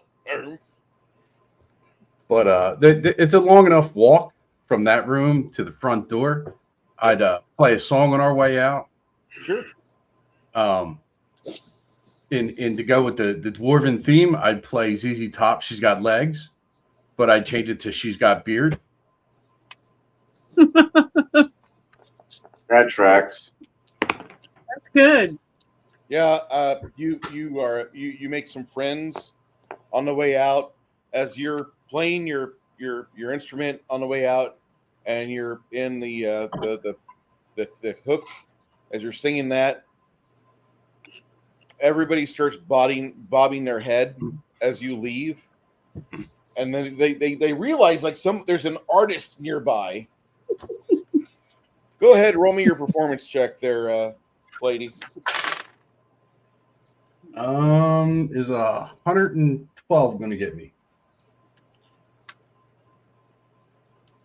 As you roll a critical success, the dwarves one of the dwarves gets up and he tells your party to stop and let you finish. All right. As you continue to just pour your heart and soul into the performance, you see a lot of men standing up and they're clapping and their beards are jostling back and forth. Like whenever I do my Nixon impersonation, this is a travesty.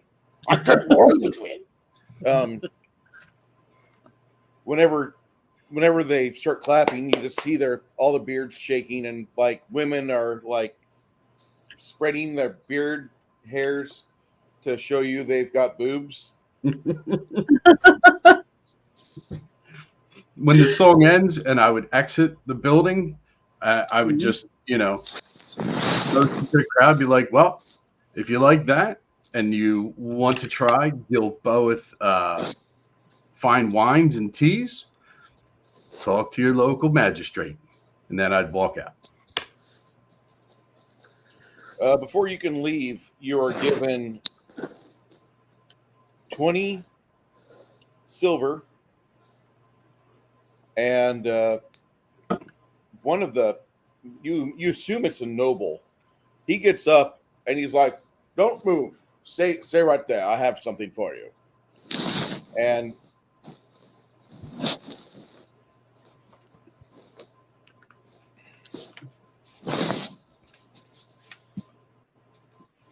he says that was a very fine rendition of a very well played song, but your lyrics were a little bit more local, if you understand what I mean. I'd like to give you this. And at that point, he hands you this coin, which has the logo for Stoneholm on one side, and on the other side, it's got like a demonic face on it. It's a platinum coin. It's like, my name is General. Let me get his name correct here. My name is General Deep Thunder. And as he says that, your bardic knowledge tells you that this guy's forefathers founded the city. He just handed you a mission coin of the city. Damn. Well, I That's take cool. it extremely kindly. I'd take the 20 silver and I'd hand it to him and say, No. For I give it to you as a bards gift. to give it to the barkeep. Yes, give it to them. They definitely would like that. And as you hand your coinage to the barkeep, the proprietor, or who you assume to be at least a shift manager, he strides up. Behind the bar, it's a raised surface about maybe a foot, so the dwarves look taller. But the dwarven barkeep looks at you while the barmaids, each of them take a silver coin and put it between their boobs. So, like, they now have extra reason for you to look between their boobs.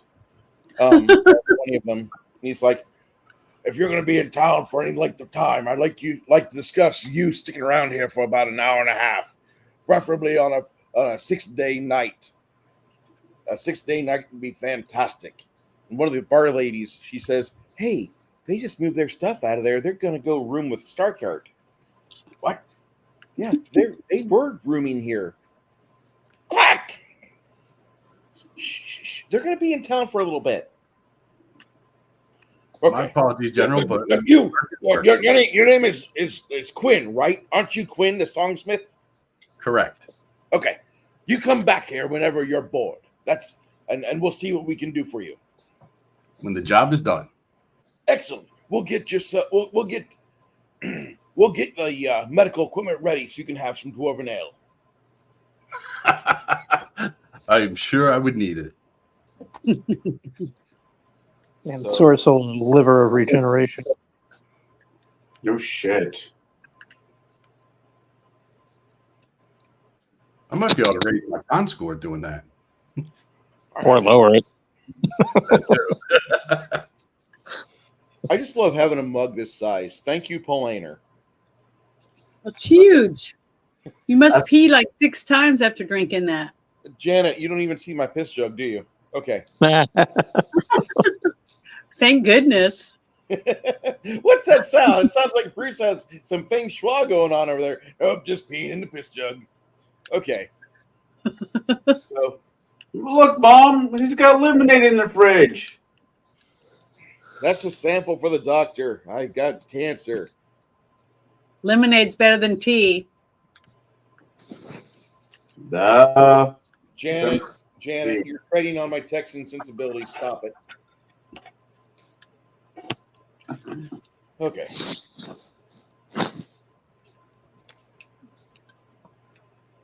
I feel like saying if I made a joke about incest, I'd be making fun of Janet's Arkansas sensibilities. Well, I just live here. I wasn't born and raised here or anything. He wasn't born in Texas, so.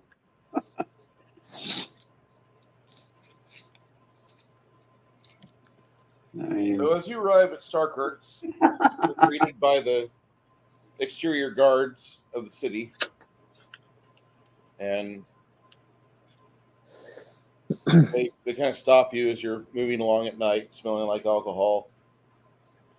Just wondering what some humans are doing out and about. It's almost midnight, as you call it. I was led to believe we were expected.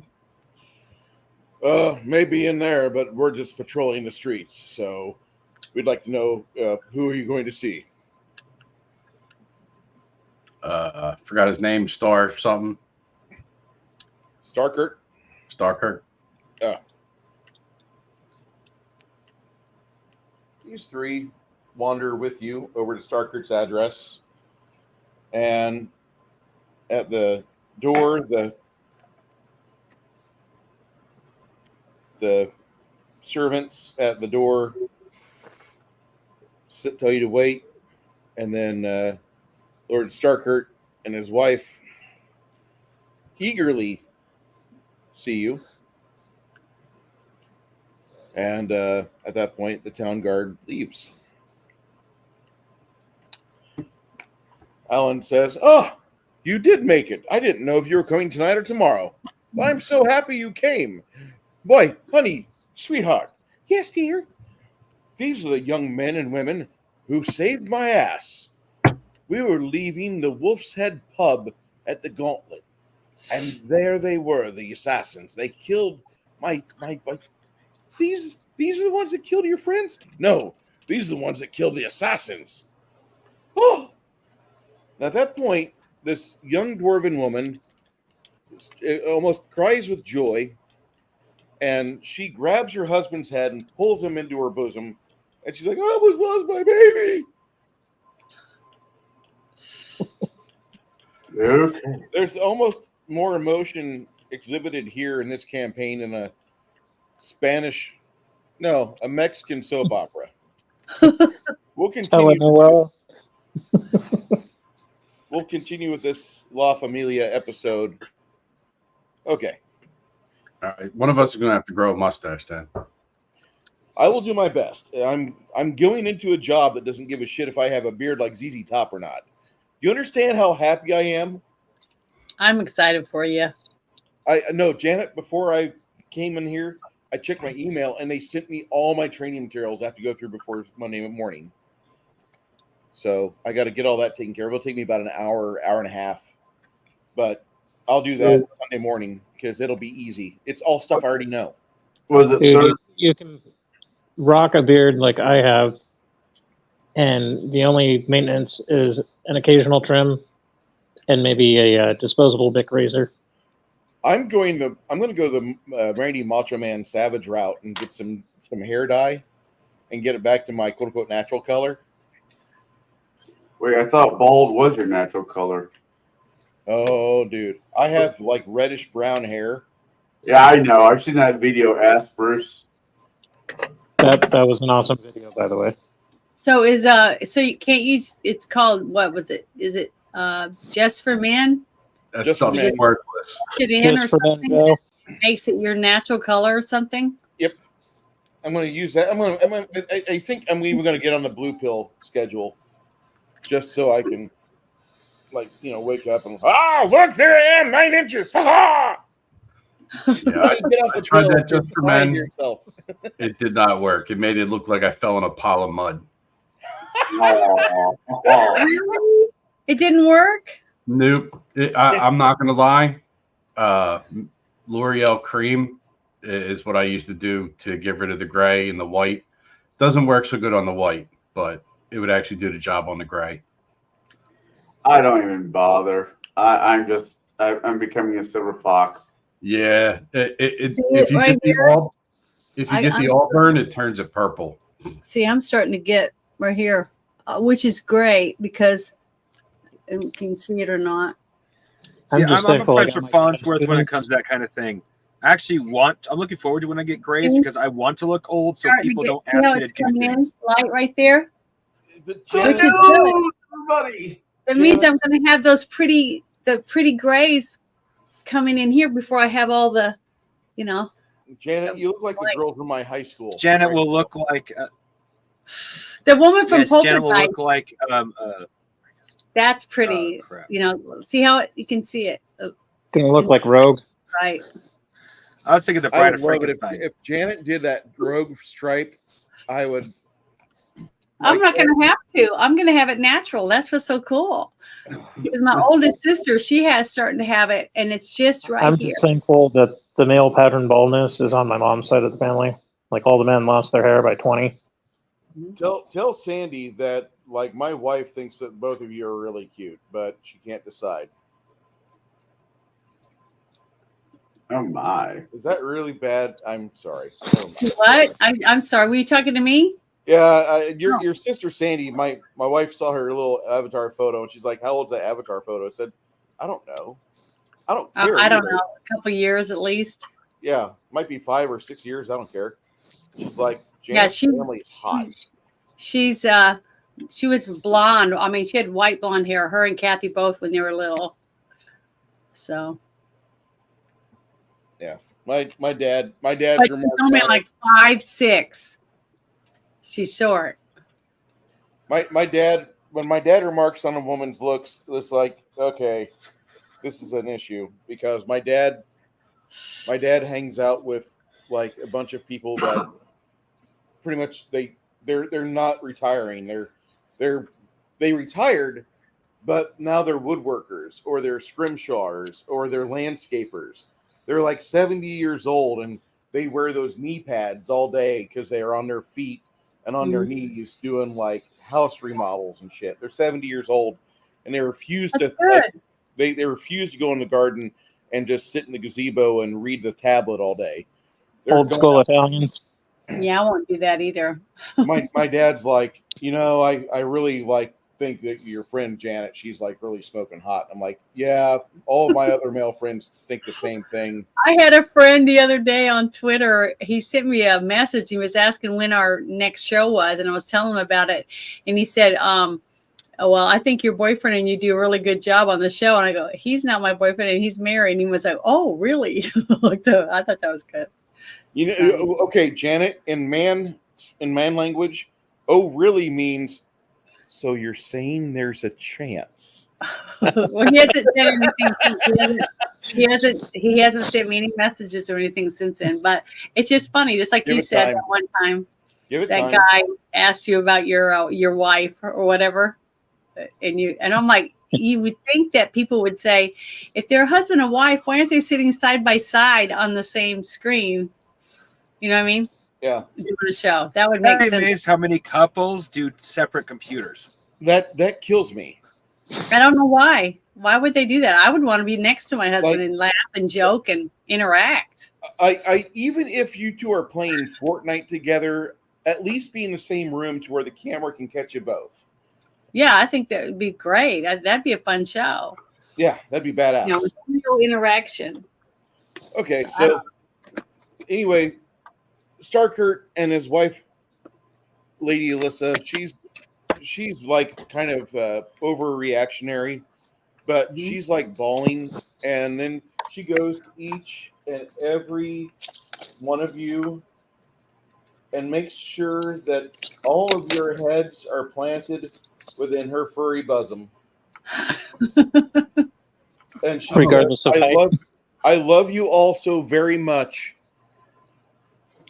Was it sweaty like Furry Force 1?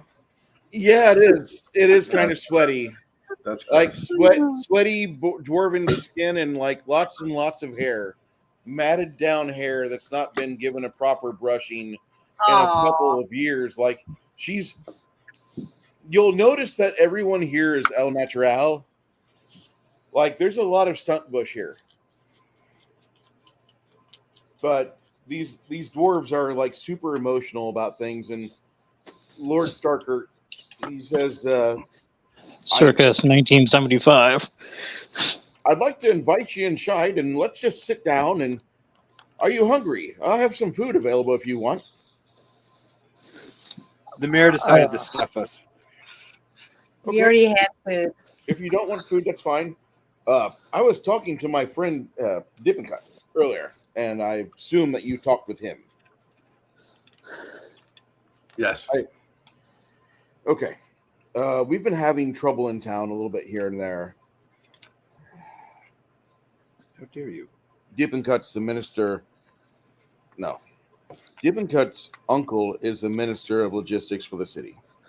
Mm-hmm. And Staun had decided that he would capitalize on his uncle's popularity and a couple of years ago start getting active politically. First thing he did was he got rid of all the homeless. The homeless no more. It's great. We have a hanging board for the homeless. If you want to be homeless, you can hang out over there and let the carrion pick at your bones, and it's great. But we don't like the homeless here. What I do have is a nephew that partnered up with Staun, and they went on a huge spree, and they gambled a lot of money in discussing things and having open forums and having an explosion of ideas and seeing where the city wanted to go. And a lot of the younger dwarves, a lot of the untested, the pale faces that haven't seen the daylight of the sun, these people wanted the city to have a chance to thrive. And for the first time in hundreds of years, the city started to show signs of economic explosions and growth.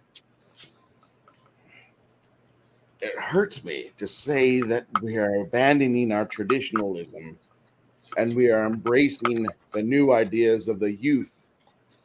But they're not horrible ideas. The ideas that we have always used, they've proven to be bankrupting us. They've turned us into a city that was eating off of its treasury instead of piling up new coin in the treasury.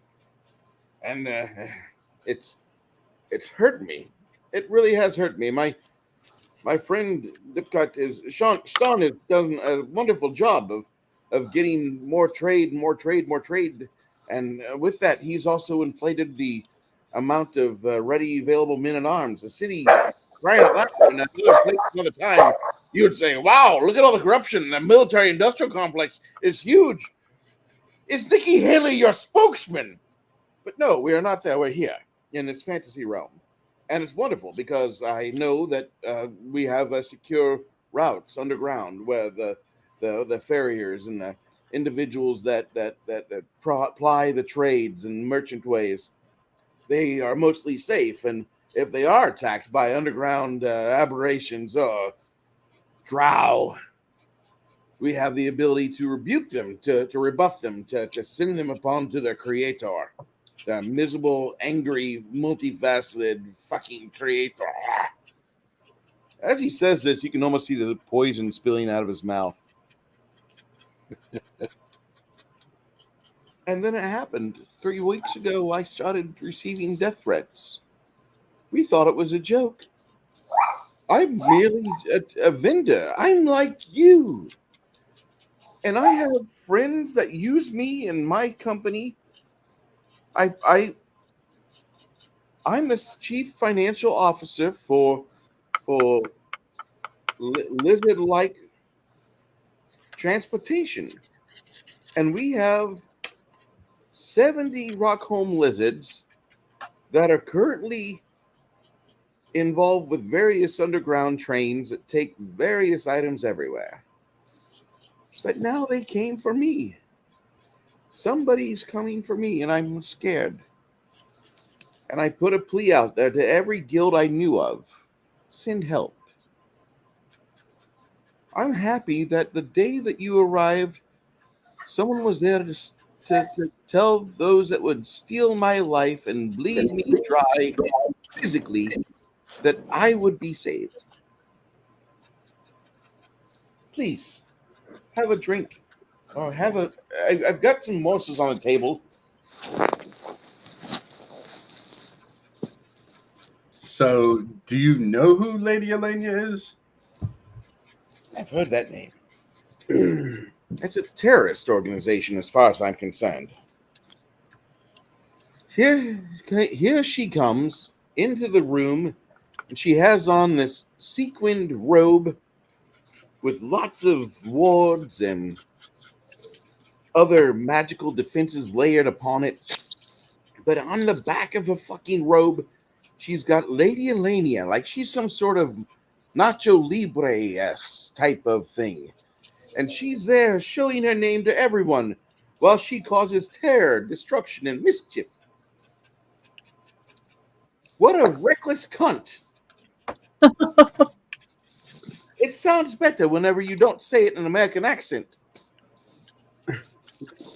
I reach into my bag and I pull a cigar and I said, "Do you mind?"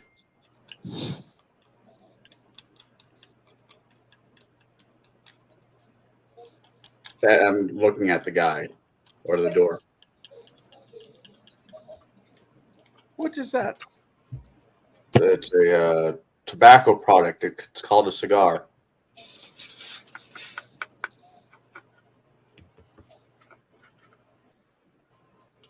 Do you guys not have these down here? We have cigars, but we just don't smoke them that often. We usually will just take the tobacco pipe and push it through that. Well, I can smoke this at another time. You know, I was just asking. If you wish to imbibe here, you may. We have numerous chimneys throughout the city. Helps with ventilation. We are a dwarven town, otherwise we'd be dead. Right, and I get that, but this is your home, and I wish to be polite other than rude. You have some of the tobacco within it, so I can push it through my clay pipe my son made for me. Yeah. I go reach in my bag and I get out a other cigar, and on the table I will move things around, and I will start breaking the cigar down. And I'm like, "Do you have a small bag for me to put this in?" Absolutely. He hands you that. And I hand him off some tobacco. I literally say, Yeah. careful. I don't mean to sound rude, but his version of tobacco is very similar to a version of dwarven ale to a human. Ha! I can't wait. Honey, give me my lung treatments ready. She laughed.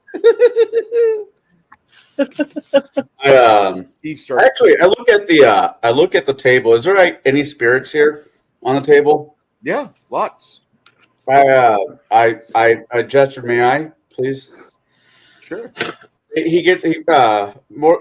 Cormac goes over, gets himself, he's smelling the different spirits. He finds one he likes.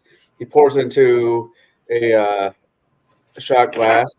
He grabs. I have brandies. I have a whiskey. There's a couple bourbons on the table because I have a very fun stomach.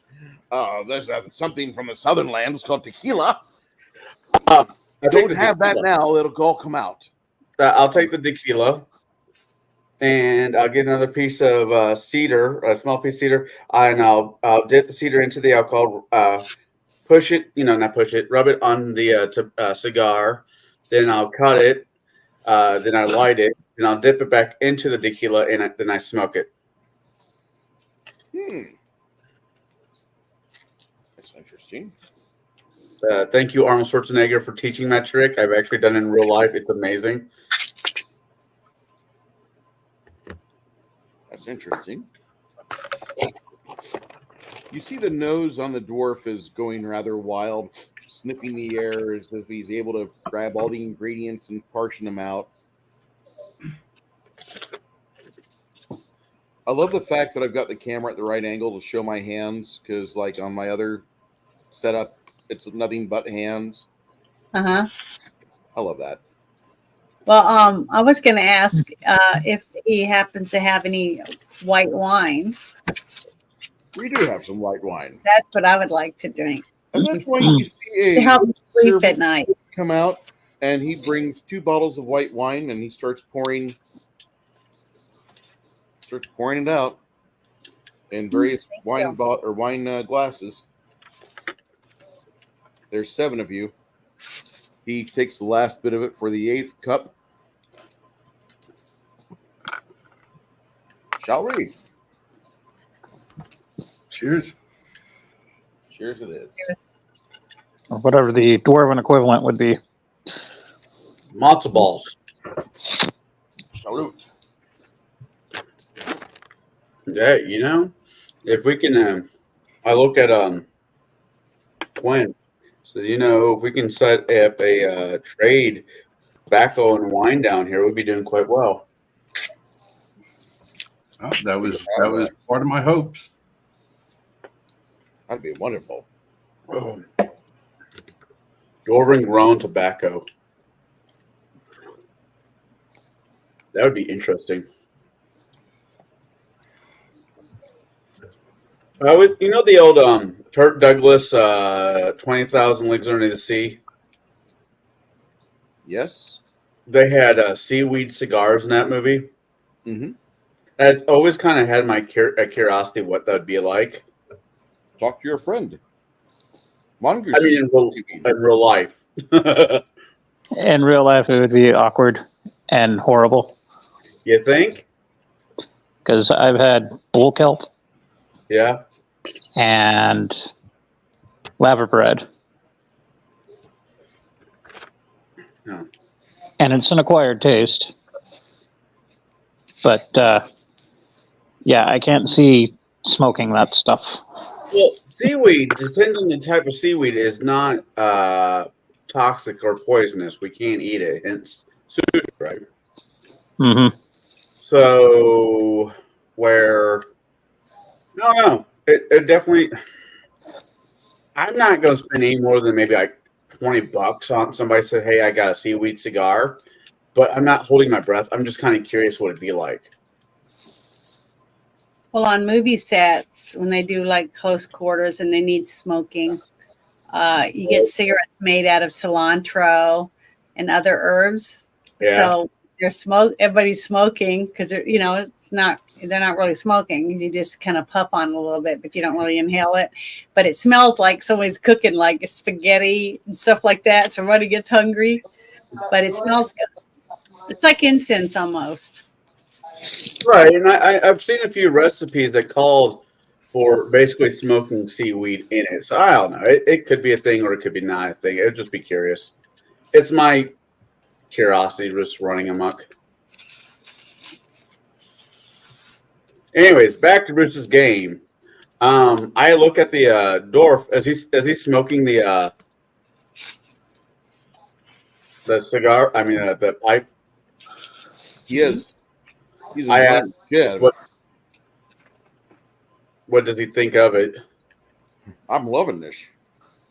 Where have you been all my life? Now, do the dwarves in the city have chocolate? We do. Let's introduce you to sugar. Just get you fully addicted to human shit. I'm thinking like a chocolate stout. We have chocolate stouts, but we don't sell those to the outsiders because their systems aren't right for it. You could have one of our dwarven ale chocolate stouts, but what will happen is the next 3 hours you'll be sitting there on the loo and you'll have the greatest diet plan ever. However, after you're done, you may be too weak to get off the toilet. You might just die there. It's happened. I wouldn't want to try it. Have you ever had the chocolate stout, Miss? No, I don't really like chocolate. Oh, how about your favorite, the least two favorite things out there, chocolate and beer together? Well, I like wine. Thank you very much. Okay. We don't have chocolate wine. We haven't got that yet. We haven't done that yet. We do have a plantation that he brings his servants come down, and they have a plum wine. I recommend everybody try it. I asked me, has he ever had sake? Ooh. Yeah. Yes, the Nips sell it. It's delicious. Have What you my ever had family it? specializes in. Oh, I don't like it. you don't like sake? Mm-mm. Now, what version have you had? I'm trying to remember the two. I've only tried two different ones. And the one was in Hawaii when I got to taste it. And the other one was in Las Vegas at two nice restaurants. But there were two different kinds, and I didn't like either one of them. Have you had plum sake? I don't know if it was Pansaki or not. I'd have to ask my sister. She's the one that ordered it. She loves it. One was warm, and the other one was cold. So does that make a difference? Miss Isabeau, I have something for you. I think you would benefit from this. Was the cold one sweet? It was she said it was sweet, but it didn't taste sweet to me. It tasted I can't even tell you what it tasted. It tastes like shit. Okay. Sorry, I thought it was horrible. I've had a Vietnamese wine. It was a rice wine that smelled like isopropyl alcohol and burned. Like there wasn't any flavor that I could tell. It was just like warm liquid, and then my gut was on fire. Now that you said that, it tasted like a little bit like mouthwash, and it burnt my gums. Not my tongue or anything, but my gums felt like it was burning. I don't know if that makes a difference, but I didn't like it. And that was the warm one. Could you imagine ordering a wine and receiving it through the mail? Yeah, that would be fun. Yes, that's what I'm Especially saying. where I live now. I have to go a long way to get it. Yeah, So you live in Dry County? Mm-hmm. I think dry counties are unconstitutional. 8 miles. I have to drive 48 There you go, Miss Janet. one way. Have Wow. fun with this. Is that- I'm gonna click on it so I can bookmark it. These are your new friends. These are the best fruit wines Texas has to offer out of Refugio. Well, I'm gonna check them out. This is great. I like the blueberry wine. My mom and dad like the apricot. I like blueberries. I'm a big fan of I'm a blueberry. raspberry fiend. They have a raspberry beer. They have raspberry wine too. Yes, yes. What other fruit addictions do you have? Select their wines. Check them out. Get them shipped.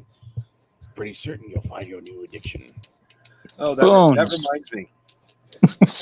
I had a short job at the thrift store, a local thrift store.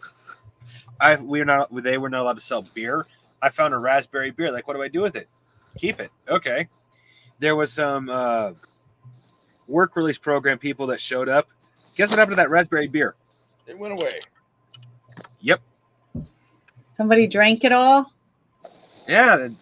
Thankfully, I hadn't paid for it because you only pay for it when you leave with it. But still, it's like, damn it, I wanted to try that.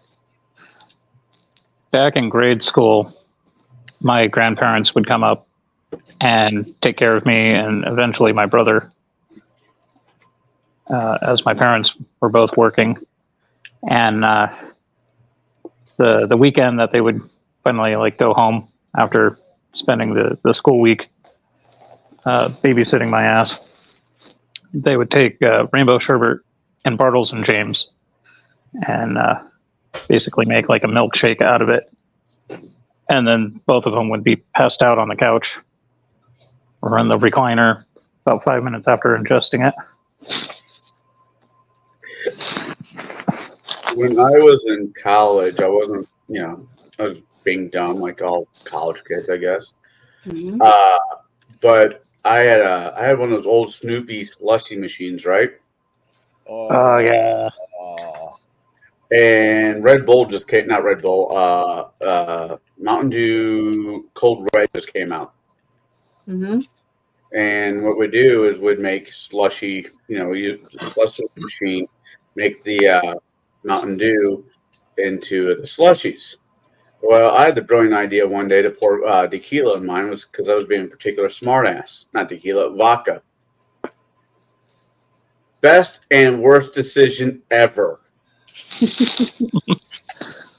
He woke up the Something next great, I morning got completely busted. dressed with a half a corn dog with him. It was And show and crumbs tell.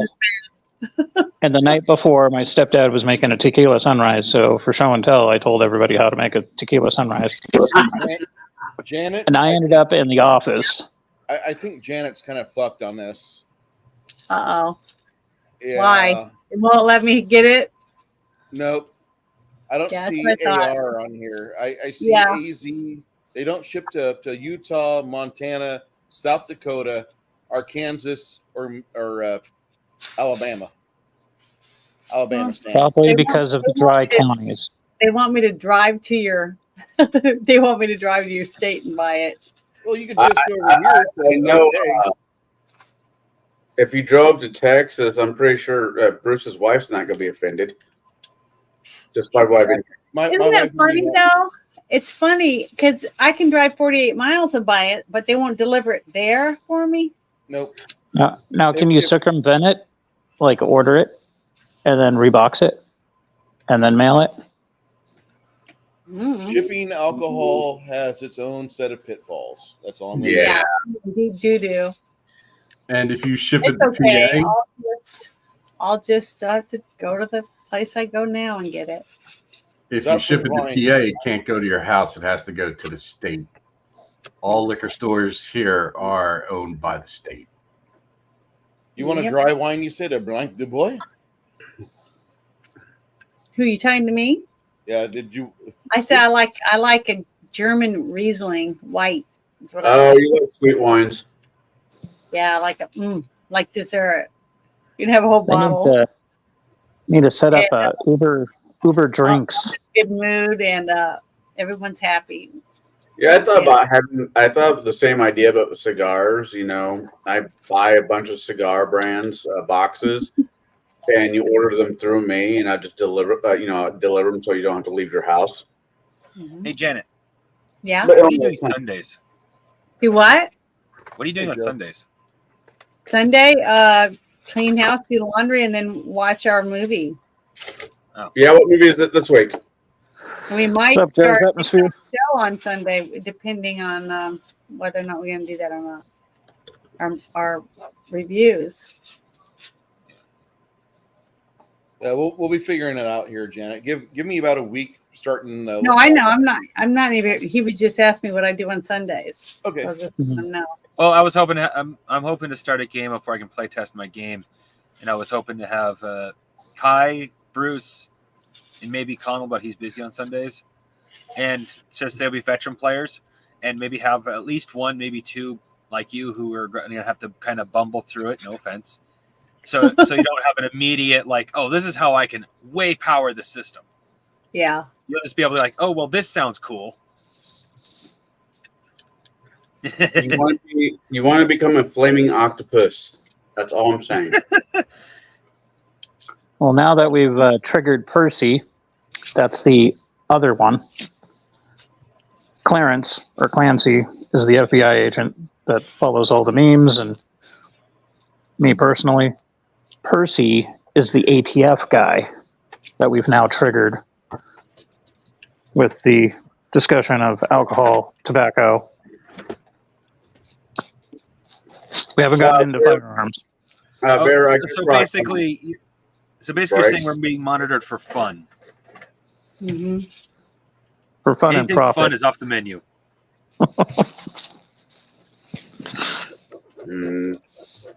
No, we're still on a little break. That's all. Well, no, I was just showing you some things, and I thought you could initially ship it to your location, Arkansas, but apparently Arkansas is a no fun zone. So Yeah. Well, I've been saying that all along. I said I lived in Hillbillyville. Well, Is I there said some like secret history of Arkansas that we don't know about? Like, was there a border dispute or? I don't know. I'd have to look it up. You guys know as much as I do, probably. I have no idea.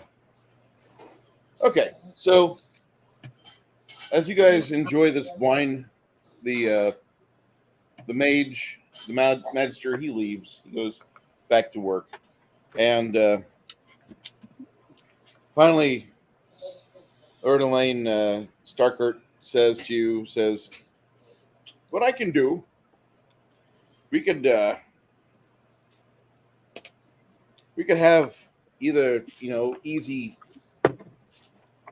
300 gold, Oh, or you can I completely forgot I was going to do this.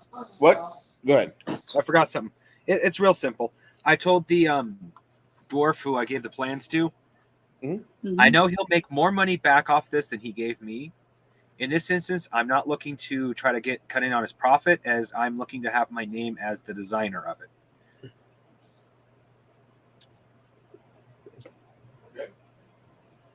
Like the George Foreman grill. Hey, that was a real good little grill. You ever used it? I still have But one. before the George Foreman grill, it was the Snack Master. I never had it before that. According to Hulk Hogan, if he wasn't, according to Hulk Hogan, if he didn't have to go pick up his kids and missed a phone call, he would have got that deal. Nothing. Yeah, beats Grill? like, that Oh, little redheaded lady that makes all the funky snacks and whatnot. She ended up picking up that job. I can't remember her name, but she's like a legend in her own right. As as seen on TV, almost as popular as Rothko.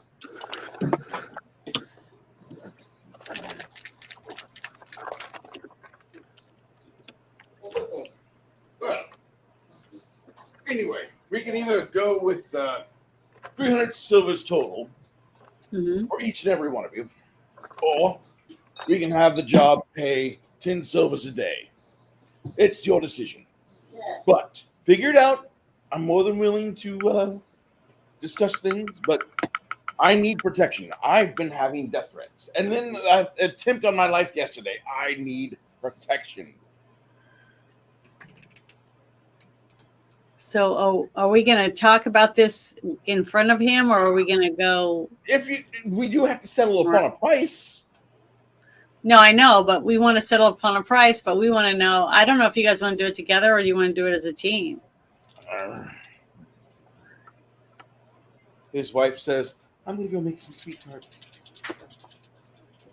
I will stay here.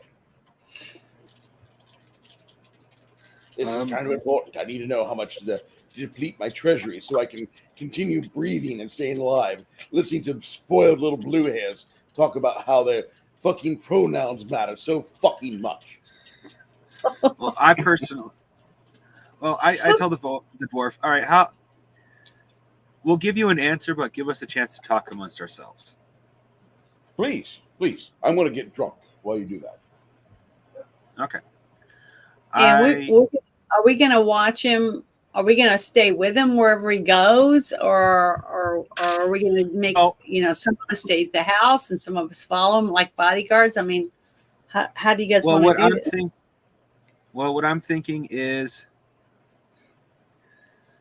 until we figure out what's going on, unless we have a good reason, like we get shown that's not a good idea, we temporarily split the party.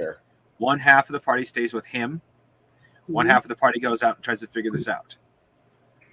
Because my character has stuff he wants to get done. So he doesn't want to be here any longer than he has to. So I say the straight 300 because I'm going to aim to get this done as quickly as possible.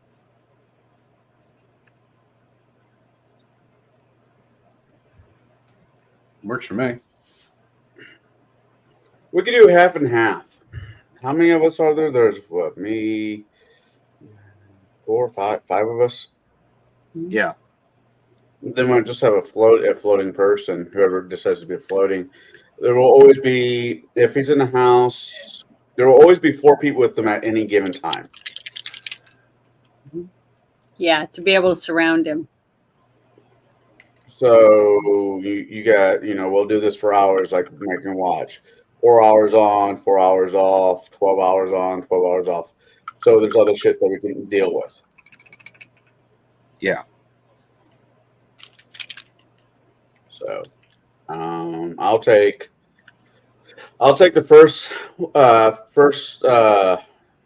watch. I'll go straight out to the city, see if I can research anything about the people who have attacked him. So who's joining me? I was going to go through my book real quick and see if there's any way to, for that one spell I was going to use, as in say, if you guys find anyone that you think is interesting, I can just go and meet them. And Yeah. Oh, yeah. But anyways, yeah, we'll just tell them 300 for all of us, and we'll break that up however it breaks up, and we'll take it from there. Yep. So okay. Sounds good. All right. I gotta start getting. Well, for now, Janet, put that spell on back burner. Right now, what needs to be done is will be research that will be welcome. So no one's really, unless we talk to a certain. No, person. I know, but what I mean is, what I want to do is if you find someone that you guys, when you guys are out and about, and you find someone you really feel might be the lead person or whatever, I could casually go into their business or whatever and use it without them knowing. No, that spell doesn't work that way. Well, see, I don't know about it. I've never used it yet. I don't think there's a will. I think there's a. What does it say? You want to do zone of truth, right? I'm trying to find it, but the thing is, it makes them compelled to tell the truth. It's like a truth serum. Yeah, but it's a will save. Yeah. There should be a will save. So if there's a will save attached to it, whenever you try to cast it, people will know, by the way, this woman's trying to fuck with our heads. Well, So that's good. That will be good during an. If they're not, if you're never going to be able to use it. You can, but that's good for interrogation. Like, for example, if that's what I'm saying, as an noble interrogation of the person to make sure they're telling us the truth. Well, you said casually. No. This is gonna be like, all right, we got who we need to get information from. We have tied him down. Cast zone of truth. We need to get every bit of information out of him. Okay, I guess you're right. You can do it that way then. All right. So fun, but you know, we got a checklist. If we're doing security on this guy, the thing we should is, be going through his house. You should have a list of people that you want to go see in town. So, do you have a list from him already of who he suspects? Oh, we have the group that the little what the fucks they were said they worked for. I'm going to research on them. I'm going to suggest Levy. Sorry, Lenny. Go out and do some underground research. Like, all right, well, this is what we know from this guy and this guy who has been putting out hits on him, because he could get out and get the information that we need a little bit less suspiciously than me, while I have to do the above ground research, if that makes sense. You, Connell, and Flady also might not be a bad idea to go ahead and do some research in town, because he can do the bardic, play songs while listening to what people have to say. I'm good with that.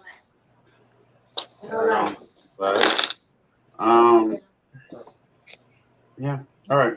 So we wander over. I guess I'll wander over to the dwarf and says we all agreed to the amount that you're going to pay us, the 300 gold. Just 300 gold for each of you. 300. Excuse me, by the way. 300 silver. 300 silver. Wow. Sorry. In this world, silver is just as valuable as gold is. Gotcha. No, I whatever. But I think that's the one we all agreed upon, right, guys? Yes. Okay. Because we're going to try to finish this before we can be able to pile up enough for 10 a day. Say that again? If in case you manage to solve my quandary before then, you get paid before then. That's just how that works.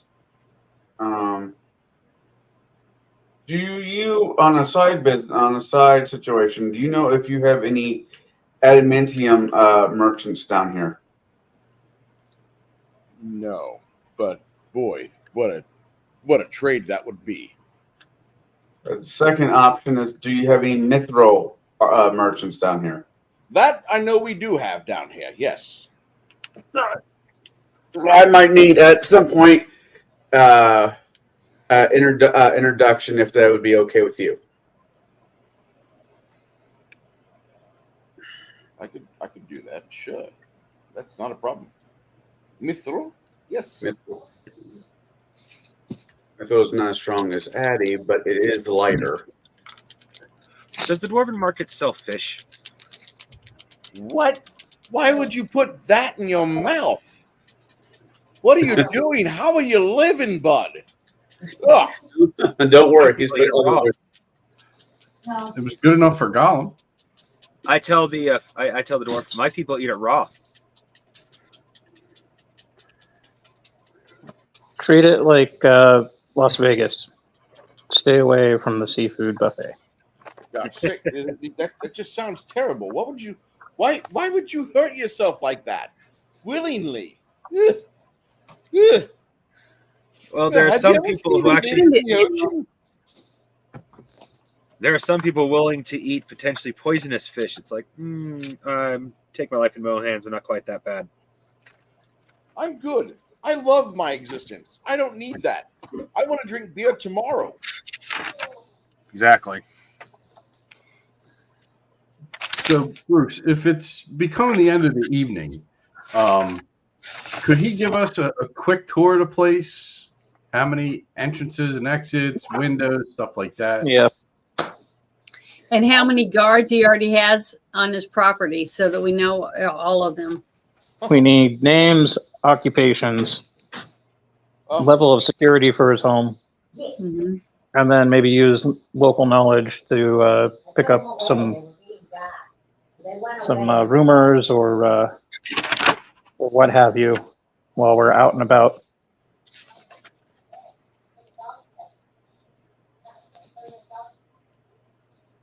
And then that way we can formulate a game plan on how to prevent this stuff. I could see it if I was an important man, a dignitary. I just sell items that make you feel better. That's all I am. I'm a vendor. I'm nobody important. Well, maybe you've put someone else out of Important business. enough to kill. Well, I'm sure I put somebody else out of business. I probably Well, that would be a good list, don't you guys think? A list of other people that have recently been put out of business. I just showed them their marketing plan sucked. Go back to the drawing board. Figure it out. You'll be fine. We're capitalists. We're dwarves. We have big noses. We control your banking. We're good. We're good people. Uh-oh. What, did I say something racist again? No, not the noticing. I just want to make sure that everybody understands what's going on here. I mean, you're just taking care of an old dwarf who has a lot of gas, but apparently somebody thinks that it's much more profitable to spill my guts out and about. Do you happen to have a partner that you haven't told us about yet? I don't even have manservants here. That magister that's here, that's my whore's nephew. She's not even my wife. She's just a partner in your business. No, a business partner. No, I'm a bachelor. Do you understand that? I get my way through life through gratuity. Well, one last quick question then. Is Yes. there any up-and-coming rivals or up-and-coming businesses or people who would profit from you being removed?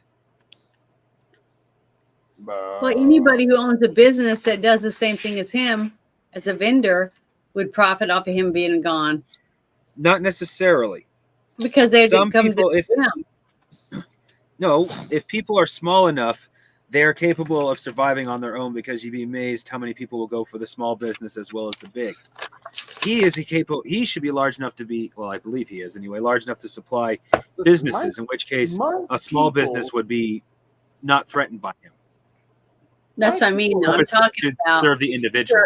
either a company or a group of people that think if he's gone, they would be able to take his business. See what I mean? Yes. And yeah, that's basically what I was just asking, actually. Okay, but if they're they only have 1 or 2 little stores, but they want to expand and they feel like they can't because he's got the corner on the market. If they threw him some measly money and got rid of him, with that they'd be able to absorb some of the other business. I mean, I don't know. That's what I'm trying to say. I just don't understand. Or his woman that's pretending she's madly in love with him wants him gone because she would own everything. And she has a lover. She wants my apple bag juice so she can be pregnant. Let me correct me if I'm wrong. As GM Bruce, Dwarven society is heavily male dominated. Depends on the world. Mostly male dominated here. It's not too different. So she probably wouldn't profit from his death. In fact, it would be bad. Well, you guys told me earlier that women pretty much own everything here. It's like a Viking society. As it was stated earlier, it depends on the type of fantasy the DM's running. That's why I'm asking all the questions. But we don't know. I mean, above table. And I'm not trying to be a dick here, but above table, we don't know what their society is truly like unless we had a dwarf in the party. You know? Yeah, but that's what you guys are going out to find out, right? So that's why I'm throwing it out there so you can kind of ask around. What's the thumbs up mean? No, I'm just giving a thumbs up to Keto Simple. Oh, stop by. Hello, my sir. My question is realizing. My question is to the master dwarf is this, and I say this with all due respect and not meaning to sound crude, but is there any way the woman who wants to kill you is a former lover that you just spawned? well, I thought we were still talking amongst ourselves. No, I went over there and just fucking asked him. Oh, okay. Well, then now you gave her the heads up. See, now no, not her. I talked to him, the male dwarf. That's what I'm talking about, because he's going to confront her. Not necessarily. Somebody.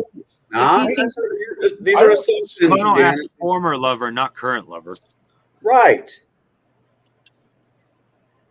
I think I'll have an ale now. I can't see how somebody would think that me dead would be a better life. I can't. It does not compute. Sometimes profit doesn't necessarily mean better. It just means profit. Well, all right. So what are the facts that we know? Somebody came after him, and we thwarted that assassination attempt. Yeah. We got a name, right? And he doesn't know who that is. Lady Elenia, if I wrote it down correctly. And that they are like a gang, he said. So the gang wants Lady Elenia paid for assassins. That's pretty much all we got right now. Lady Elenia, according to what the magistrate said, it was Lady Elenia, the gang. Like the entire gang. The entire gang. Yeah, a gang of people that Lady would Elenia and her droogs. It's like cartels or the mafia wanting to take out the other one so they can take over their territory. Mm-hmm. So let's hit the street. I'll stay with the dwarves. We can't quite yet. It's midnight, unless dwarves are nocturnal creatures. There's got to be somebody up. Let's go talk to the horse. Oh, that's more your department. Someone on the street. Exactly. Someone on the street has got to know what's driving in this neighborhood. So, damn it, Bruce. This is Keto Simple doing chicken fried steak. I'm putting the link for you guys in the private chat, and I did it in the public chat as well. I want him to explode. I want his channel to fucking go crazy. Because he's got... This is Keto Simple, one of our buddies from Toxic Tuesday Nights with Nick. Mm-hmm. Keto and his wife do a Sunday stream in the morning. Really sweet people, really nice group. Don't go in there talking about like gluten-enabled pizza. But I did that bad idea. But they do a Keto Simple life, and he's been fighting the food thing. But he's got so many good fucking recipes on his page. If you want to go keto, this is it. He's got he's got some stuff. He's an authority figure in keto. I know that 4,000 subscribers, that's nothing. No, it's something great. This guy's an undiscovered gem. Subscribe to him. If you're having problems with weight and diet, check his stuff out because you'll be surprised at what he can get you. Anyway, I'll shut up now. He's also got an epic beard. And his beard is so fucking awesome. Oh my God. Hey, Bruce, how long does alarm last? The spell? 1 hour per level. Ooh, all right. Still kind of low. I believe it's 1 hour per level. Let me check. There's something I wanted to ask too, but no, I think I forgot. And I'm sorry about the Six Nations, but I put the link in there so you could grab this. And like you're wanting to live healthier, dude. You subscribe to him. He's got good stuff for you. Right on. Did you see that what he just said that recipe was? It's not breadcrumbs. It's pork rind crumbs with Parmesan cheese. Oh, It's deep fried crack. I just got a culinary boner. It's better than the Atkins nachos. An alarm is 2 hours per level. All right. Well, My wife- regardless of what we decide, depending on how he explains the layout of the building, I'd either alarm the front door or alarm his bedroom door if he doesn't have a window. Like, I don't know if his abode is butted up against the cavern or if it's a freestanding. Or if it has a terrace or whatever Yeah. the layout is. Just as a precautionary, it's not going to do anything. Not going to stop anyone. Right in lard. If you could provide a 3/4 map, that would be awesome. A little isometric nugget of joy. Hold on. You mean like this map here? Yes. More isometric, though. I don't. And can you do it with little miniatures? Because that would be awesome, too.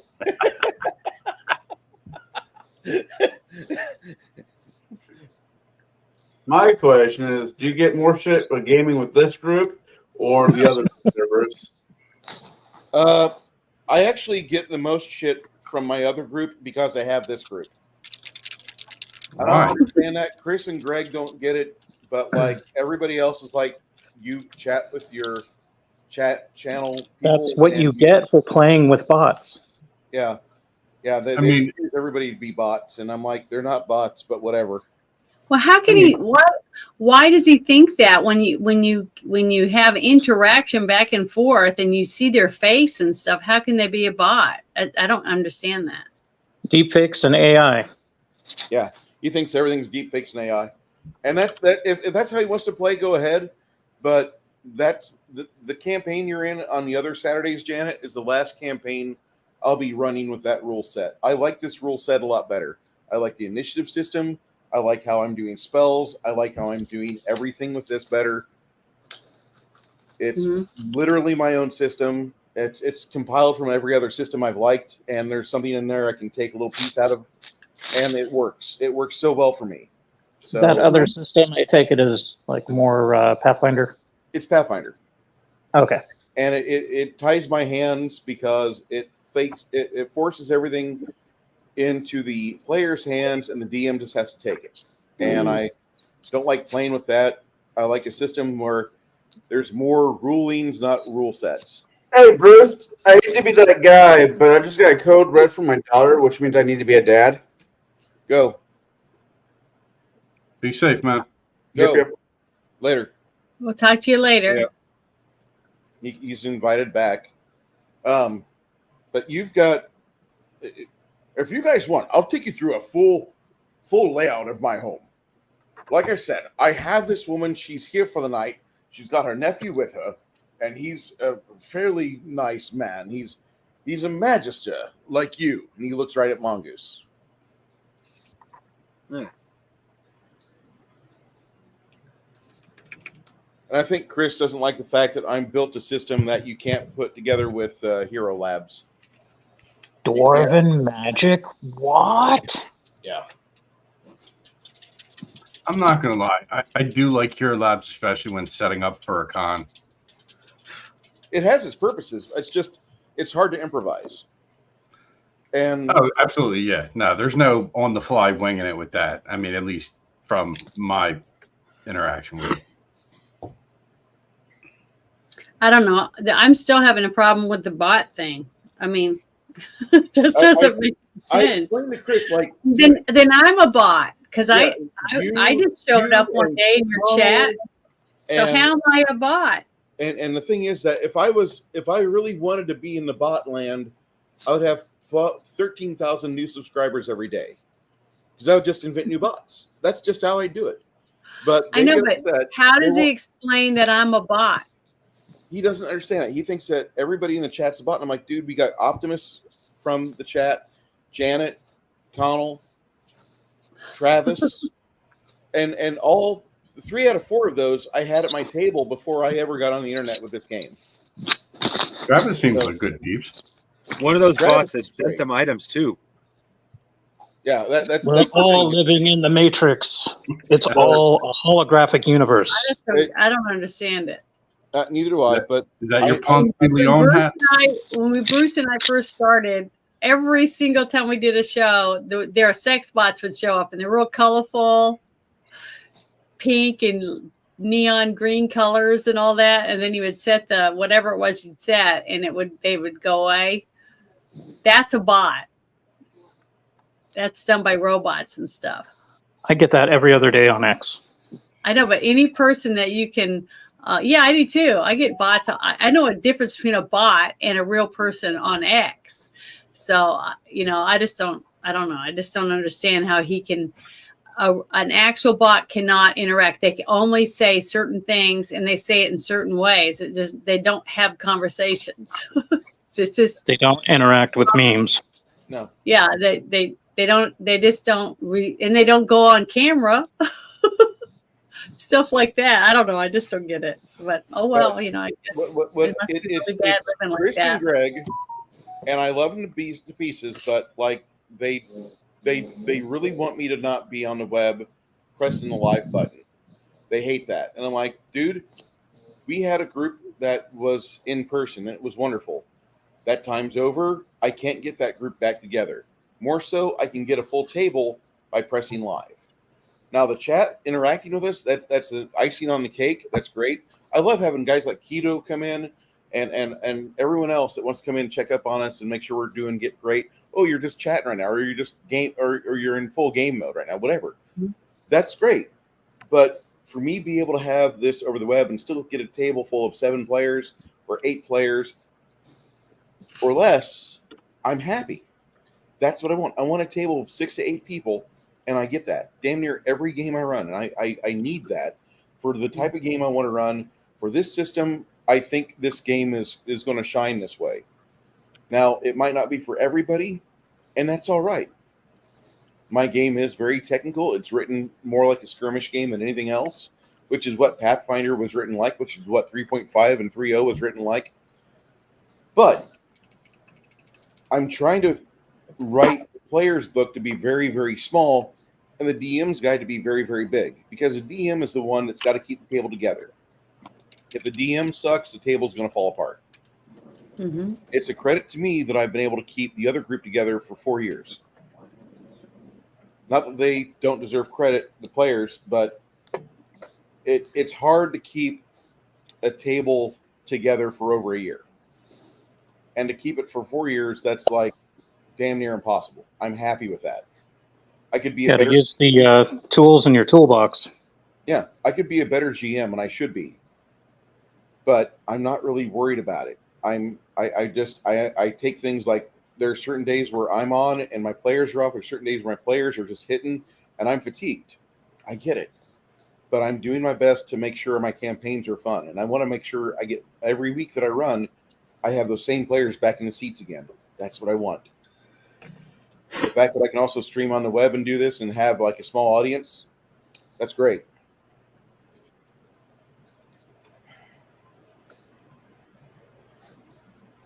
So, anyway, the This dwarf, by the way, he looks a lot like Bear the Gen X GM. Just kidding, Bear. He's not nearly as handsome as you. So you come in the front door, and we have a nice little dining hall. It's the largest room in my apartment. I rent this place out, by the way. It has a large stone table capable of seating, maybe a dozen people, or maybe even 8 dwarfs. I have an oil lamp, a chandelier, a large stone fireplace, tasteful decoration. The kitchen area is seldom used, but it's supplied with pots, knives. I have a pump and a large cooking hearth. Has a broad exterior window as well. The larder. The larder is not well supplied. Let's not look at my supplies there, okay? There are a dozen bottles of high-quality surface wine. I get most of mine from Quail Valley. Please forgive me. I will, however, on your suggestion, start sampling the wines of Gilboth, if you don't mind. We would love that. It would be probably to your liking. It shows you the servants' quarters and workroom. Has an ironing board, several crates stacked up against the wall, several old cloths and worthless memorabilia. I remember that time I sold a trade agreement to our friends in the city of Hammersmith. Hammersville. And that's about maybe 90 kilometers due west and 5 kilometers down. The servants' quarters, I have no manservants. It's furnished. You have a bed, a dresser. It's being used to store the sundry worthless items that I seem to just can't throw away. Imagine that. I'm a hoarder. Large guest bedroom has 2 beds in it, dresser, wardrobe, antique toiletry table with about 300 silvers worth of finery in it. Then in a little bit guest room, it's humble, it's tastefully furnished, and has 2 beds, a dresser, small toiletry table, has a barred exterior window. The master bedroom. Yes, you'll never come in here unless I'm fucking you. All of you, and that'll be none of you. Yes. Shallow safe is in the floor beneath the bed. He's like, I have my entire life underneath that bed. There's a safe there. If I die in the safe, I've got my will. Get that to the bank. Okay, question about the locks to your doors. Mm-hmm. Who has access to the keys? Which door?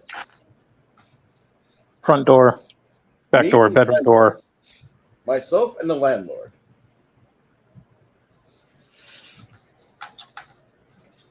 Oh, you don't own your house? I rent.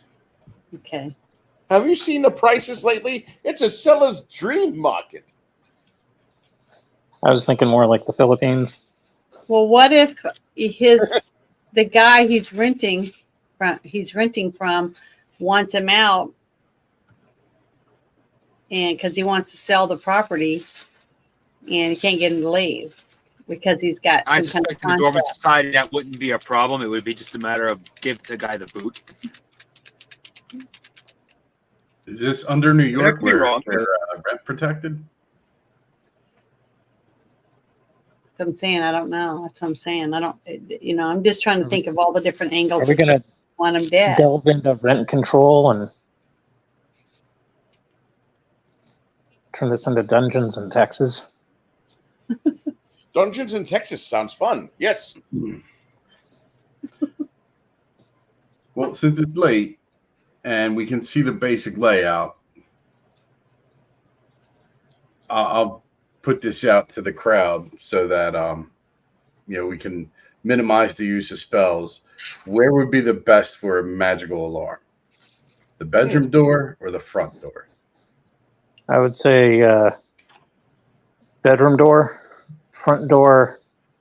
You can put a guard there. The window in the kitchen. Kitchen right here. You have a kitchen window, or you have Is another the window bedroom right here. upstairs? All this is one floor.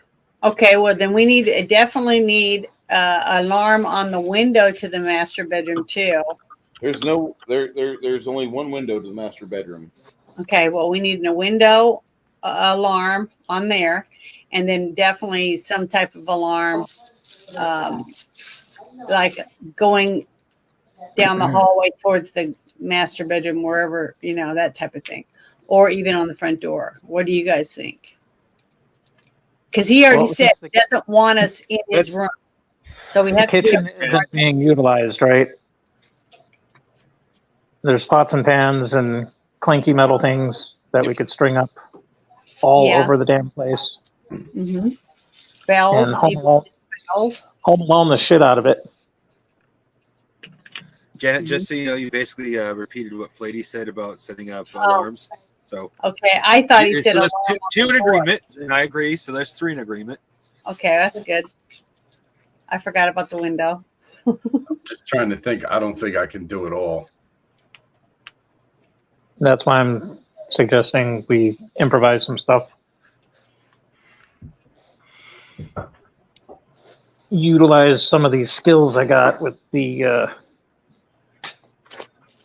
disarming of traps. I could probably reverse that and string up some traps. Well, stringing up noisemakers isn't that hard. It's making Nope. them not visible.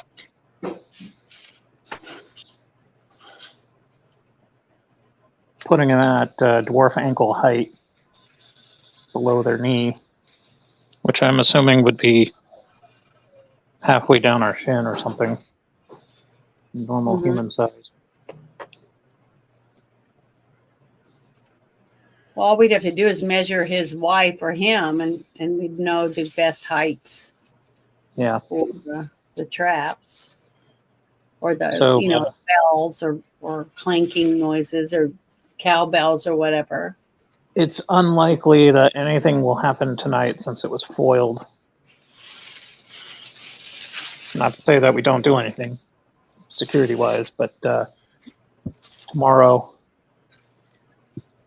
in the morning, go out and start gathering info and see what we can see. Yeah, we need to make sure we pay attention to all the food that's coming into the house and who's cooking for him, besides his wife, right? Mm-hmm. That too. Ale, anything that he's going to consume or anything. I mean, We'll become DSS agents. More than security. at least until we figure out who's trying to do it.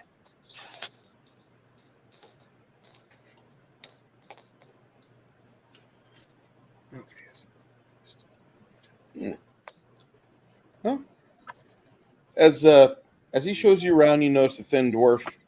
He's got piercing blue eyes and a kind of a distant smile. His brown beard's kept.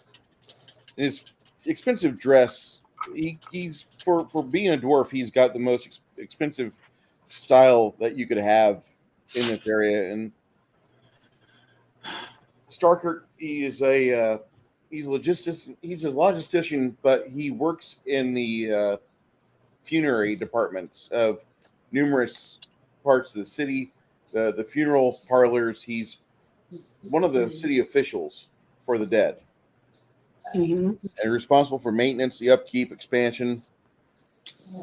And Honey, what do you want for dinner? you don't think he got where he's at by his own will. Something happened along the way where he found someone and he rode their coattails to success. I don't care. Hmm. I don't care.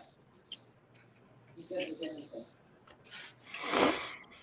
See, it might be an inside job. That movie, Rob Roy, that one guy, I mean, it could be anyone. I mean, that's what I'm saying. So that's why I'm saying we got to think of as many angles as we can of who it might be. So, who was his mentor? Were there any other dwarves that were working while he was working his way up. Do you have knowledge local? Yeah, let me bust out the dice here. Come Just on, no something you might whammies. be able to recall.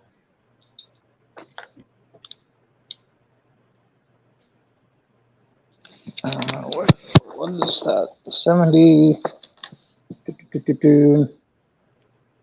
85. Do. Okay. Mhm.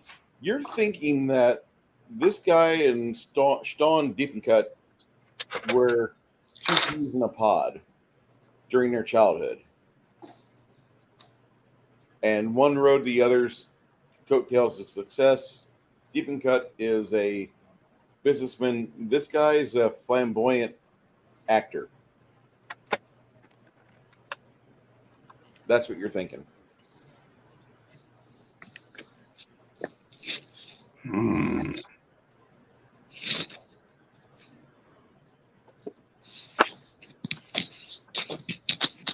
So anyway, you guys are invited to. This is Starkert's bedroom. You have a like a small guest room here, and then you've got another guest room here.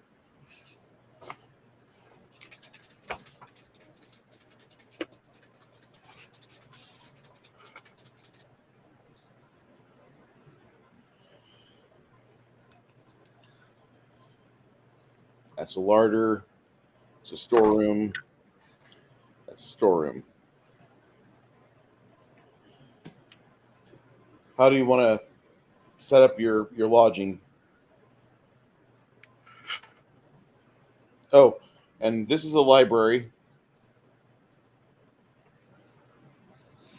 And over here is like a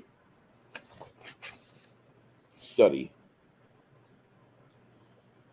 After a bit, Ellen says, I'm going to go to the study. Would you do me a favor? Go to the larder and get my raspberry wine so I can have that before we all go to bed. If you'd do me a favor and come wake me, because I typically will go to my study and I will sit and I will start working on things, and then I'll just drift off to sleep. Come wake me so I don't sleep all night in that chair. If I do, I'll be even shorter tomorrow. Is he gonna? One of his wife gonna get him the wine or the She whatever? It is? already passed out on the bedroom. Okay. Well, whoever gets the wine, we need to test it for The poison. boy, the boy has fallen asleep in the kitchen, waiting for some pastries to cook, and the oven is currently in use with smoke coming out the door. So you guys save the remainder of the sweet tarts.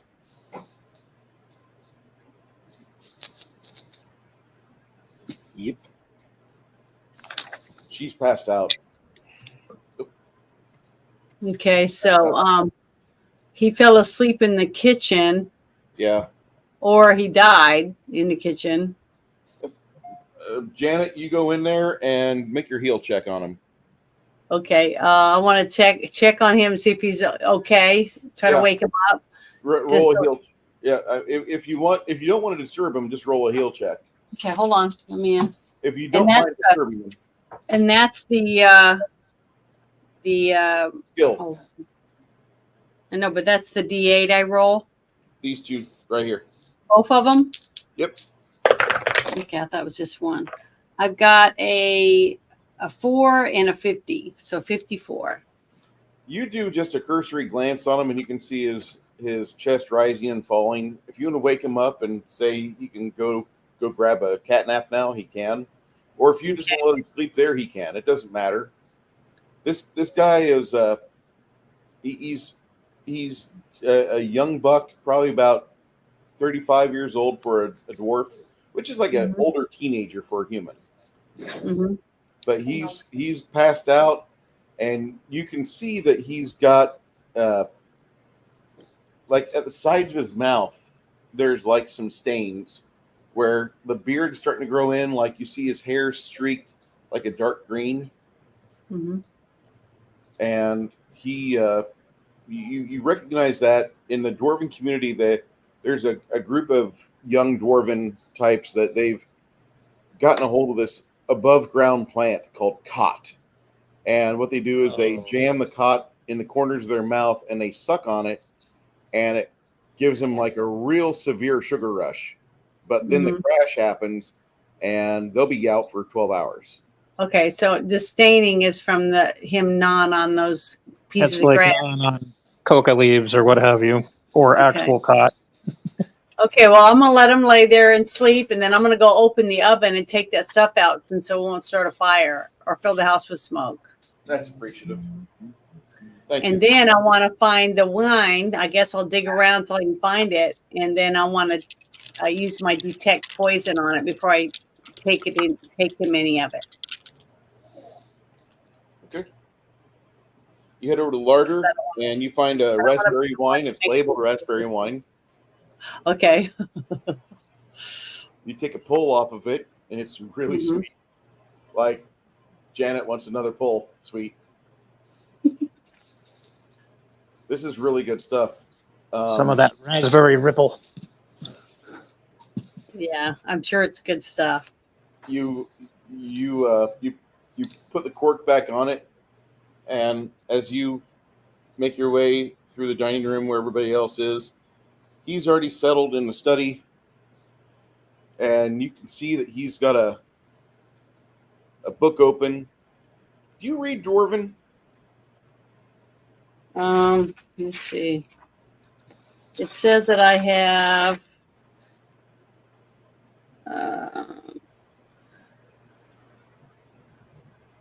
It just says all I have on here is arcane, and then it says history, noble, and plains. That's it. What are your languages, Janet? Do you just have Westerling and that's it? I think that's it. I don't see anything else that I took notes on. I don't see anything else. That's what I was looking for earlier when you were talking about. It just says linguistics, profession, and that's it. I don't know what that means. I don't see any other languages.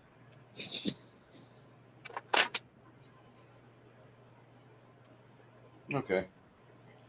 Sorry. The runes that you see on here look fairly fiendish. They look like he's got some diagrams, and there's the symbology in the book that he's looking at. You see 8 ways, 8 arrows pointing out from the center with red and black. And then you see a face which does not look friendly, full of shining, glinting teeth.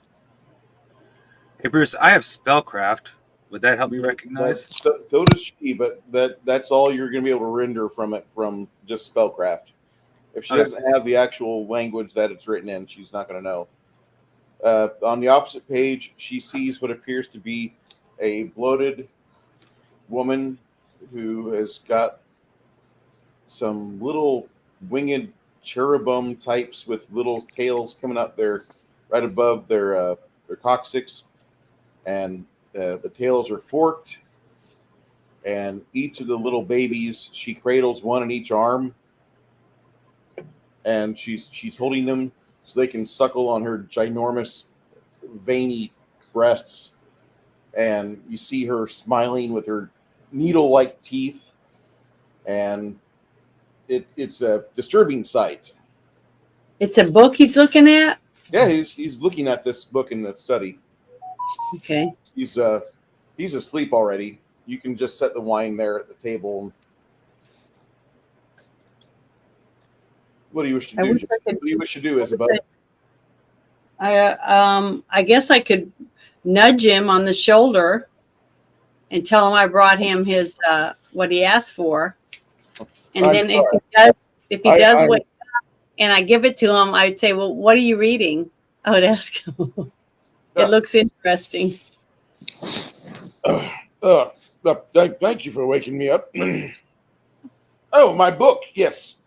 This book is an interesting book. It's about a young man named Dante who descends into the abyss, into his own private hell. The first place he goes to, there's various various parts of his life which he gets to see through the lens of lust. Are you familiar with Dante? Not really. No. I'm sure probably some in your clergy would say this is even terrible for you to even discuss it without ready to burn the book. But it is an account of a man, and I don't know how true it is, but it's an engaging read.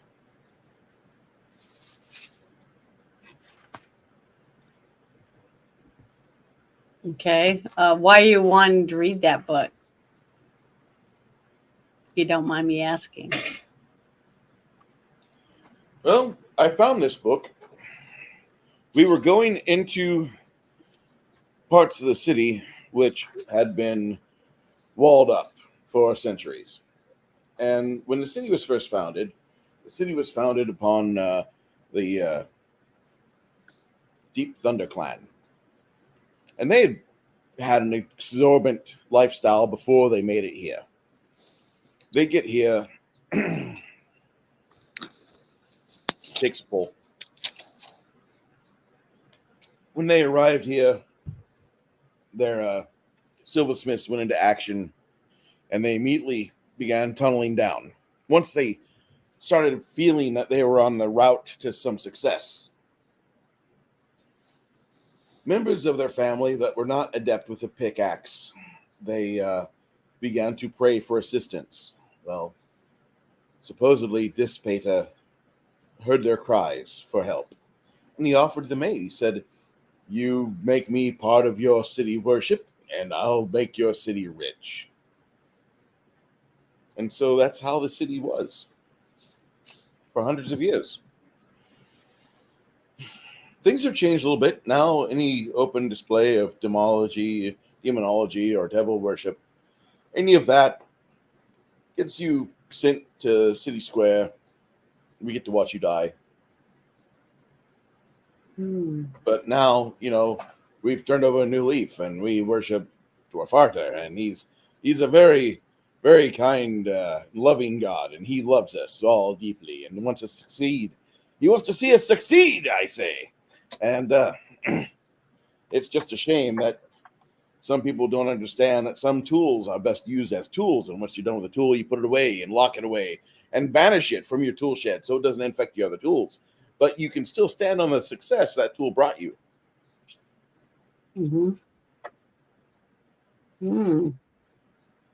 That's interesting. You sound intrigued. It is very interesting. Do you think that this book that you're reading has anything to do with maybe why that someone might want you dead? Because you're finding out something that they don't want you to know? I mean, it'd be only the city fathers that would be after me at that point.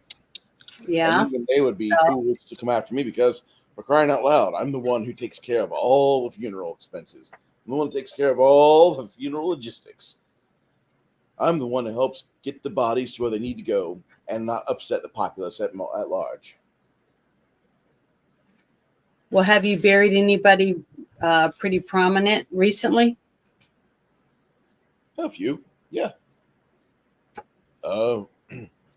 We had 2 members of the Bezenstone clan had died, and they claimed to be founders of the city. And then we had a couple other members of the Deep Thunder clan just had their patriarch die about a week and a half ago.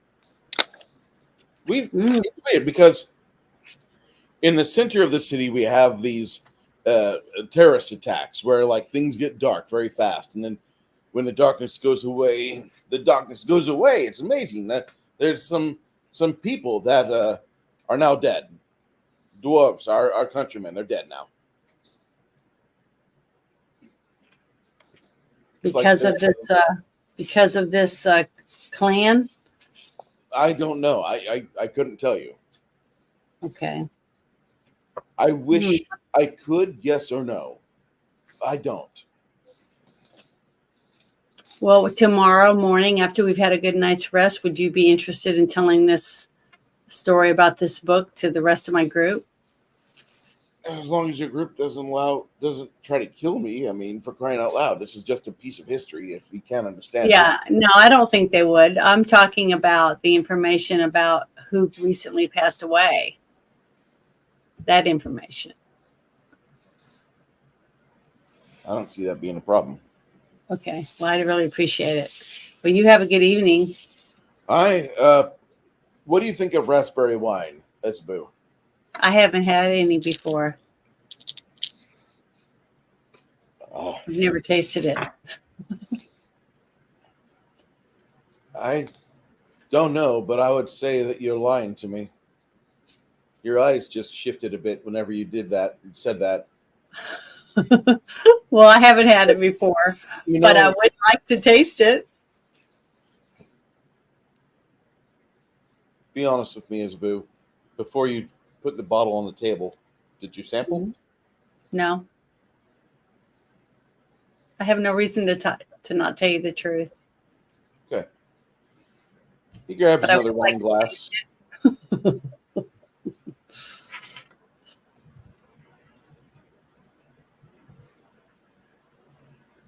When he gets up and moves, he moves like Ozzy Osbourne.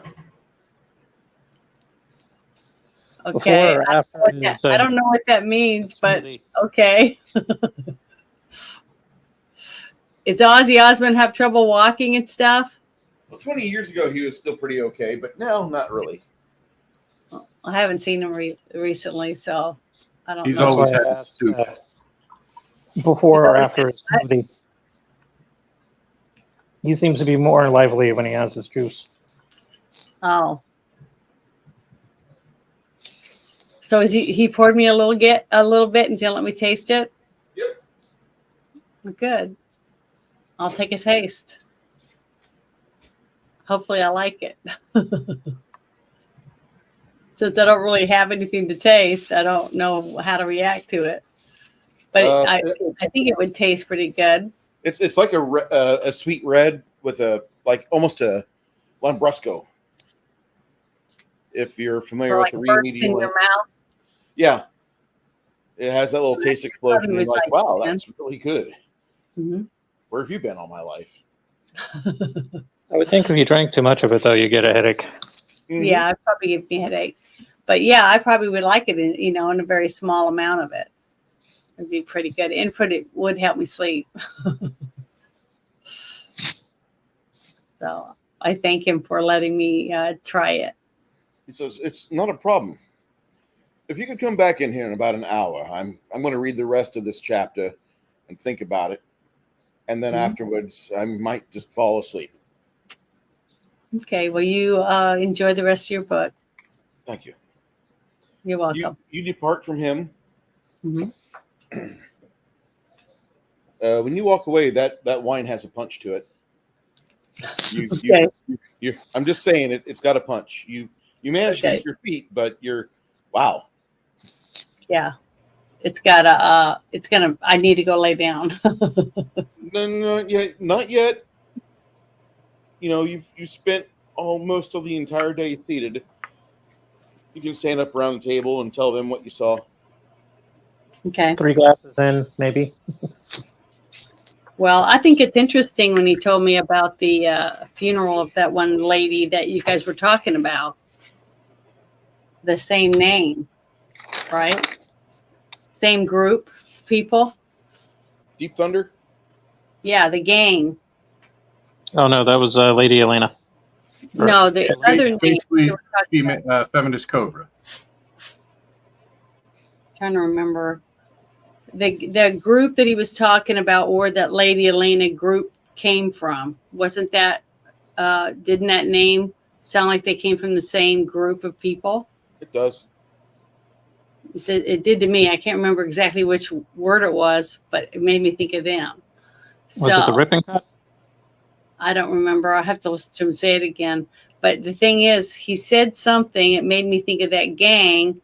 and that if this guy buried her, maybe they think he knows something about her since he buried her that they don't want him to tell anyone about or something. I think that's very suspicious, and it might be a first place you guys need to go tomorrow is to find out more about the woman's family or where she came from, who she is. It can't hurt. I mean, it's a good place to start. Very interesting to me.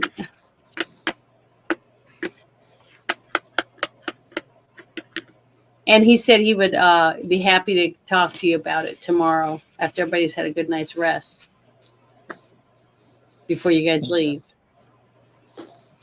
I think you should. I think if he talks to you about it, you might understand why I think it sounds like a place that you might want to go investigate. Those people.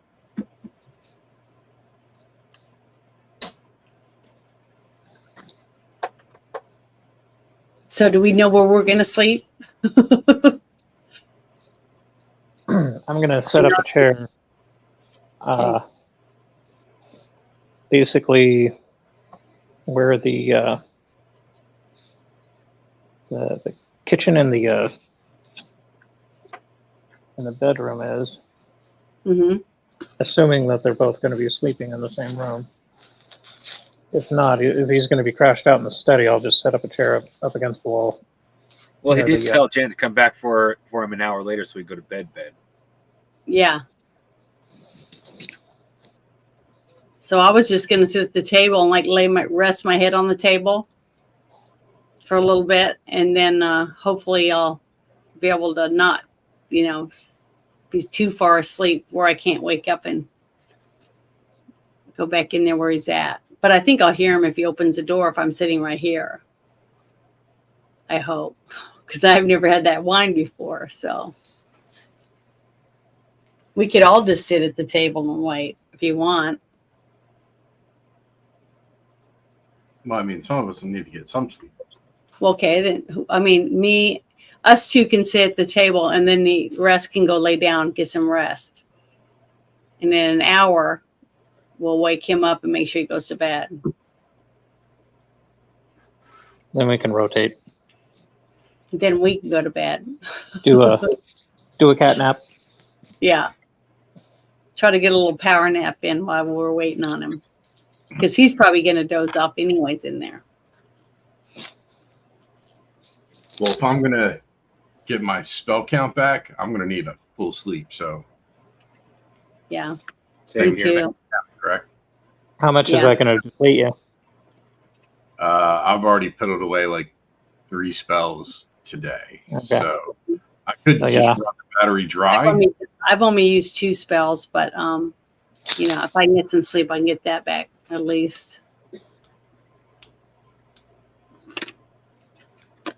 Well, No, I've used 3 too. so I you just might win. took poison Go earlier. ahead and take one of the guest rooms, crash out. Cormac and I will.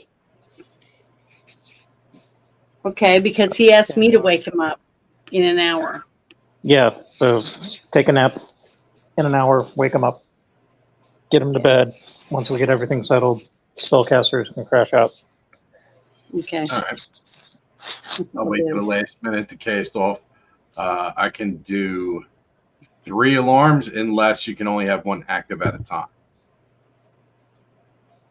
Hey, Keto, you have yourself a good night, my friend. Look forward to seeing you tomorrow before everything starts off. You guys have a really good channel. I like seeing you and your wife have your Sunday shows and your morning coffee. You're a good guy. And appreciate jamming with you on Tuesday. My mother got me some metal campsite miniatures, so I made a campsite. No, that's Cool. cool. Complete with shitting pole. Now all you need is like Dogman or Sasquatch. Yeah. I think I have that. Oh, it's a Reaper set of miniatures, so I'm not Yeah. surprised. I don't know where I have it. I know I have it. Hey, Bruce, alarm. can you have multiple, or can you only have one active if he cast a new one You in? can have as many active as you want, sir. Do you have spell Okay. points for it? Yeah, that's the problem. I can do 2. So, wherever we felt most strategic, since Lemmy's going to work on traps and stuff, and this would be done at the very last minute before I call it a night. So, Maximize since the time. he's going to try and engineer some stuff, I'm going to let him decide where he wants them. I'm assuming it works on portal type object, doors, windows, and stuff like that. So let him pick, because my eyes will be shut as soon as they're done. Yeah, because we're all tired. We'll all sleep good. Between the food, the booze, the spell casting, the adventuring, yeah, it's going to. Before I crash out, I will leave out my little teapot and a small stack of coffee in case those holding watch feel the need. Mm-hmm. Well, I'm sure that whatever we need's in the kitchen too. Coffee. Dwarven bean water. They don't have alcohol in everything they cook, do they? No, I'm thinking more like. No, but I'm chaga pretty or- sure dwarven coffee is so strong it'll put a hair on a woman's chest. Really? If you I'll have watch to make sure it's the very watered down. if you watch the Ralphie May bit on Cuban coffee, I'm pretty sure that's spot on for dwarven. Well, I don't want I a need to hairy see chest. I need to see that. I love Ralphie May. Oh, it's an excellent bit. I feel bad. I missed that guy. He was funny. I was talking to him right before his death on Twitter before I got booted off. Him and John Panetta. Man, Panetta, that was a hard one to deal with because that was in 15 in April, and I had just discovered him. Oh man! In 2015.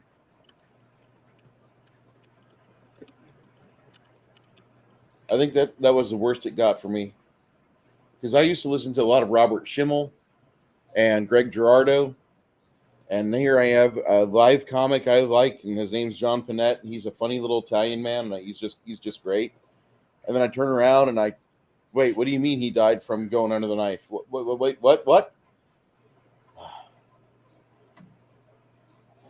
That hurts. Janet, I put on our schedule for Spaceballs around March 25th. We'll figure it out. Okay. Okay. Hey, that would fit with the mobster movies. Yeah. It's got Pizza the Hut. Yes, it does.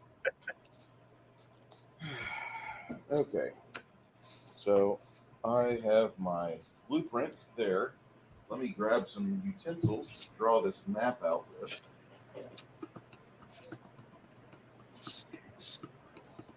One of those moments where I wish I had some ready-made pizza sauce and just drizzle this on there and put it in the oven and let it bake. Oh well. You don't got no Stofers? Yeah, I've had Stofers quite a bit. Red Baron pizza on the French bread. I've had that a lot. Good Lord. The end is nigh. The end is nigh. Who's puppies? Was Six that Nations. Six Nations has a really nice dog. He has 4 of them. Anybody that walks through a doorway. Aww. Doesn't matter if it's a bathroom door, front door, back door. They sound excited to see whoever it is. Oh yeah. They're like the worst guard dogs, but the best for making racket. That's all that matters. I saw a Schnauzer yesterday, and I don't have any ovaries, but I wanted to take that dog home with me so bad. Well, once you get a house, you'll be able to plan on that, and you guys can pick something out. Yeah, Where before Sadie got old and grumpy, she actually had uh,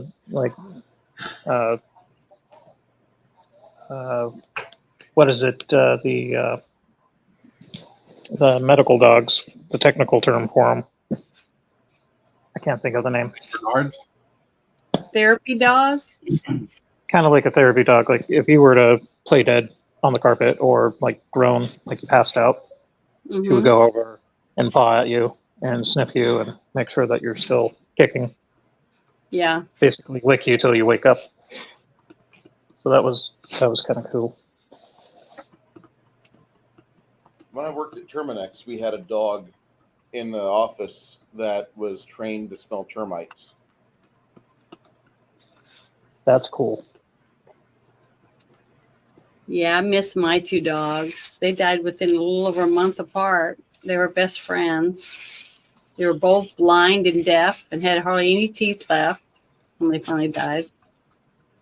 Had a My friend sheep. Jack Russell was actually his dad's dog. It was supposed to be his mom's, but it took a shining to his dad. Well, he started developing arthritis, and the dog could smell the arthritis.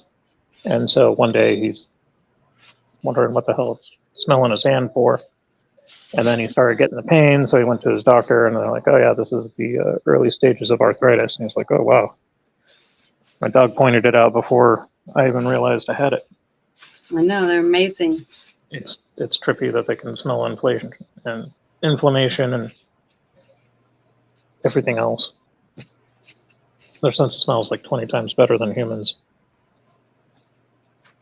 Yep, I had both of them cremated, and I have the little urns in here in my office. Yeah, that's tough. That's the hardest thing about having a pet. Yep. But they were good. They were good dogs. Okay. Way different than goldfish. Oh yeah, you can't hug a goldfish. Although I did have a soft spot for a ghost shrimp that we were feeding some goldfish that my housemate had. And Yeah. they ate everything but the one. And that one little ghost shrimp was like cruising around, surviving, all John Rambo style. So I named him John Rambo. Oh, did it get big? No, he eventually died. He didn't get ate. He survived that, but they don't live long. Yeah. A little feeder shrimp. Yeah, I had one of those sucker fish. It was like this big when I got it to keep my tank, help me keep my tank clean. And I had it I had like 6 years, and it got so big it couldn't even turn sideways in the fish tank anymore. Oh, wow. One of the Asian So ones. Yeah, Sure. I researched it, and it said that you could let it go if you had the right climate, which we did. So I took it down to the edge of the lake and let it go. Now it's it a was lake Technically, monster. that's not good. And I bet it's huge. I bet it's huge now. Actually, you can look up the videos on YouTube. It's an actual problem with people doing that because I they know, but I outcompete the other ones. didn't want to kill it, and nobody wanted it. So it was gonna die if I didn't let it go free. So that's what I did. So I know. Terrible Yeah, person. there's many breeds because they're one of my favorite.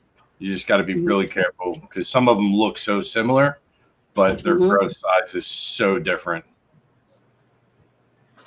And Yeah. I was told that they just grow big as their environment. That's what I was told. So I was like, they're well, technically not supposed to be able to sell them to you. Well, at least now. Back in the day, they didn't care, but now they do. they told me when I bought it, they said, oh, it won't live but a couple years. That's what they told me. 6 like- years, and it was so big. It was like that long, and it was like that big around. And he had those spikes, that kind of stick out on the side. Yep.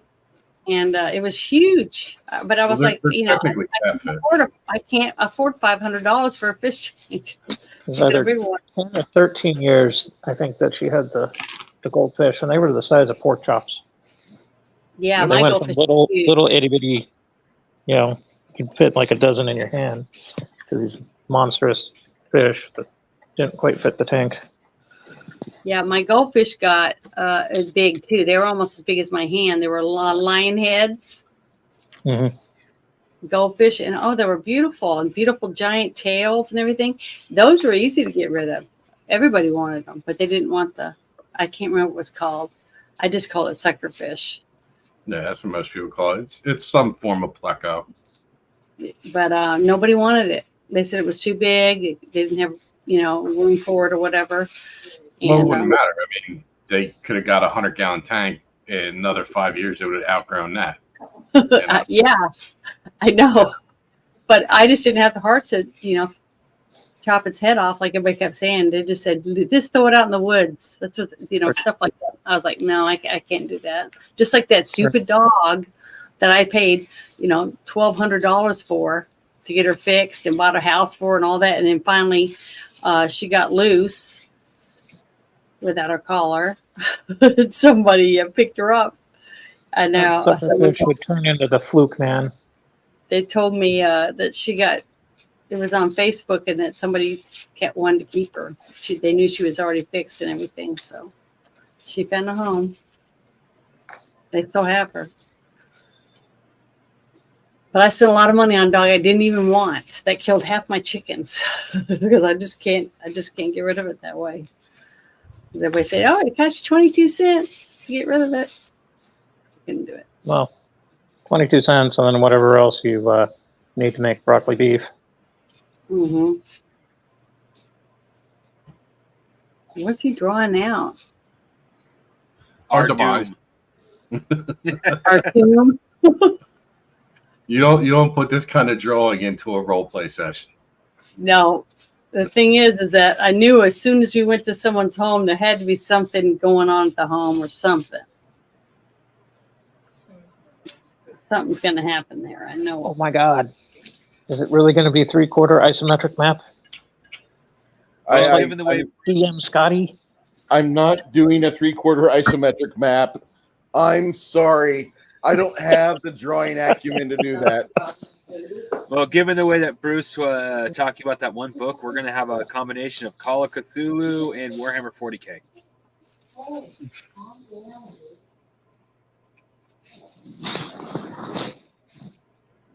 We're gonna have some demons or something because a demon mama feeding her 2 babies with their giant hooters. Oh yeah, well that's where I get the Warhammer 40K from, and where I get the Call of Cthulhu from is Call of Cthulhu has tentacles, and Bruce has proven to be quite fond of tentacles. Yeah. Yeah, I'm ready for a change. Something a little less phallic.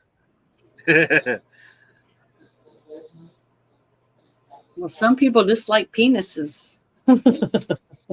Janet, I always thought you were in that camp. Yeah,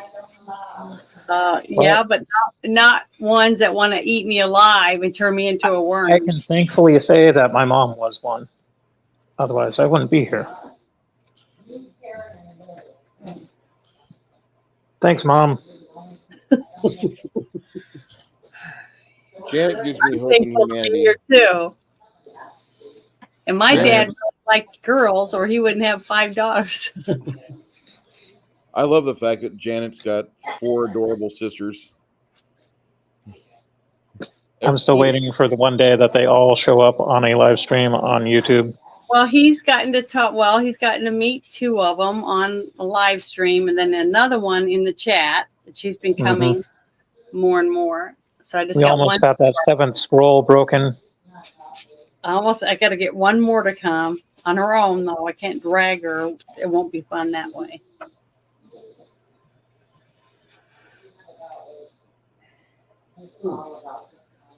I apologize. This is going to be a little lengthy for me to take care of.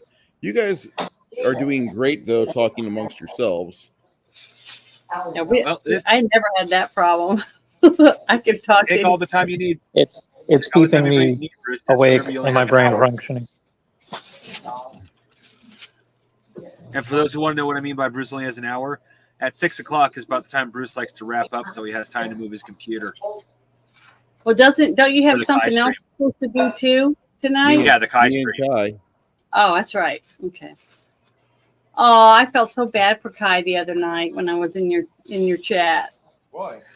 Because it just Kai seemed like he was having a really shitty day, and I just wanted to give him a big old hug. Oh, he was just reminiscing about all the horrible role play he's experienced. Yeah, he was having Well, a just so rant. just so you know, Janet, Mhm. this was technically said behind the screen, but I know Kai isn't going to care if I say something. He found you doing your own talking or almost ranting to be kind of refreshing. Gave him a chance to just sit back and listen to someone else do it for once. Well, I don't know. I don't know. For some reason, I just felt bad for him that one day because I've heard little rants before, but this one to me just seemed very emotional. It's the cool thing about the rants, because like people can relate. People can go, "Oh my God, that actually exists." Yeah. You get all these multifaceted viewpoints. Everywhere he goes, he's in the way. Yeah, it's good. Yeah. But it's good to get stuff off your chest. Snyder. That's what I tell people. Not enough for you. To have somebody to talk to and that will listen to you, and that isn't going to judge you is even better. You know what I mean? So I wish everybody could have that. People should do more rants. It's healthy. I think it is. And you're less likely to end up on a weird chat with some FBI agent, and then 6 months down the line, some crazy crap comes up. Go beat your door down. Another false flag because so-and-so listened to frickin' Clancy. Mm-hmm. And then they can go, oh, well, we didn't know about it. And then 6 months down the line, you find out that they knew about it, but didn't do anything. Let's see this right here. See how it's a loop? I'll take this one and I'll put it inside of it, and then I'll loop it like that and tighten it. And that's how I get my big long string. And then I roll it all in a ball. And then I crochet with it.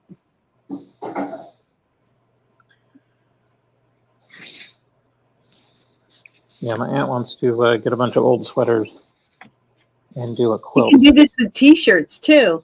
You get old Yeah, I was t-shirts. telling her about your t-shirts. Strips, and then you stretch it so it's like thinner and it curls, and then you put that together and crochet with that and make really nice blankets and robe. You can make a real cool robe to wear all out of old t-shirts. It'll be multicolored. That's what a lot of men don't like those because they're multiple. If you could get one that was all white t-shirts or all gray or something like that, it wouldn't be too bad. But they're super absorbent. Hey, Janet, I got a question. Yeah. My wife's not in the room right now, so I'm going to ask this to you. Do women like men in gray sweatpants? I guess. I mean, as long as he's not gross and coming at me from the street or something, I don't think I'd have a problem with gray sweatpants. Okay, because I was wearing gray shorts the other day, and one of our neighbor ladies is like, look at you in them gray shorts. And I'm like, what? And I had never had that happen before where like somebody pointed out, yes, the obvious. I don't wear underwear. Yes, you can see. Well, maybe she was in the mood. I think she was, because like that definitely, like I was the worst I could be that day. I had come home from work. I had a hose explode on me. So It was the pheromones. with grease, my shirt. Yeah, that too. My Pure shirt, unadulterated pheromones. like this outfit I was wearing from work, like I disrobed right in front of my damn car to throw everything in the trunk because it looks like a Honda Civic to you, but it's really a dirty clothes hamper. That's where all my dirty clothes go. They all go there to wait for the magical day where I take them all to the laundromat and I drop them off. And that's what my car does. If my car offers me a spot to store all my nasty clothing. Well, you remember that movie, Porky's Backyard, right? Oh. And how she liked being in the men's locker room. It's because of the smell of the clothes and stuff. Oh. That's exactly what it is. It's like pheromones. So women get really like that, you know. We should put more Kim Cattrall movies on play. Mannequin. Bam. She was Yeah, so that was cute. You know, they ran that movie in my hometown. My favorite one, though, still is her as a Vulcan. Oh, The Undiscovered Country. Yeah. Yeah, that's my favorite role for her I still. liked her in Split Second too. That was an awesome movie. She's in Split Second? Yeah, she's the girlfriend of Harley Stone's departed partner. They got a kind of a love triangle thing going on. Okay, I can see that movie again. She had a coffee pot and a box of chocolates, and he protected her from the weird Gemini killer or whatever the hell it was called. I bet a lot of women managed it was that easy. Here, man, here's a pot of coffee and a box of chocolate. I'm yours. I'm just gonna say that before I became married, I used to get sexual favors from women by giving them craft beer or good coffee.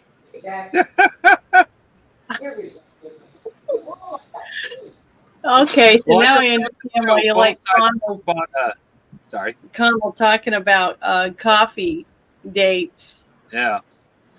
Well, that just goes to prove, with what Bruce said, that just goes to prove that both sides are bribable. Mm-hmm.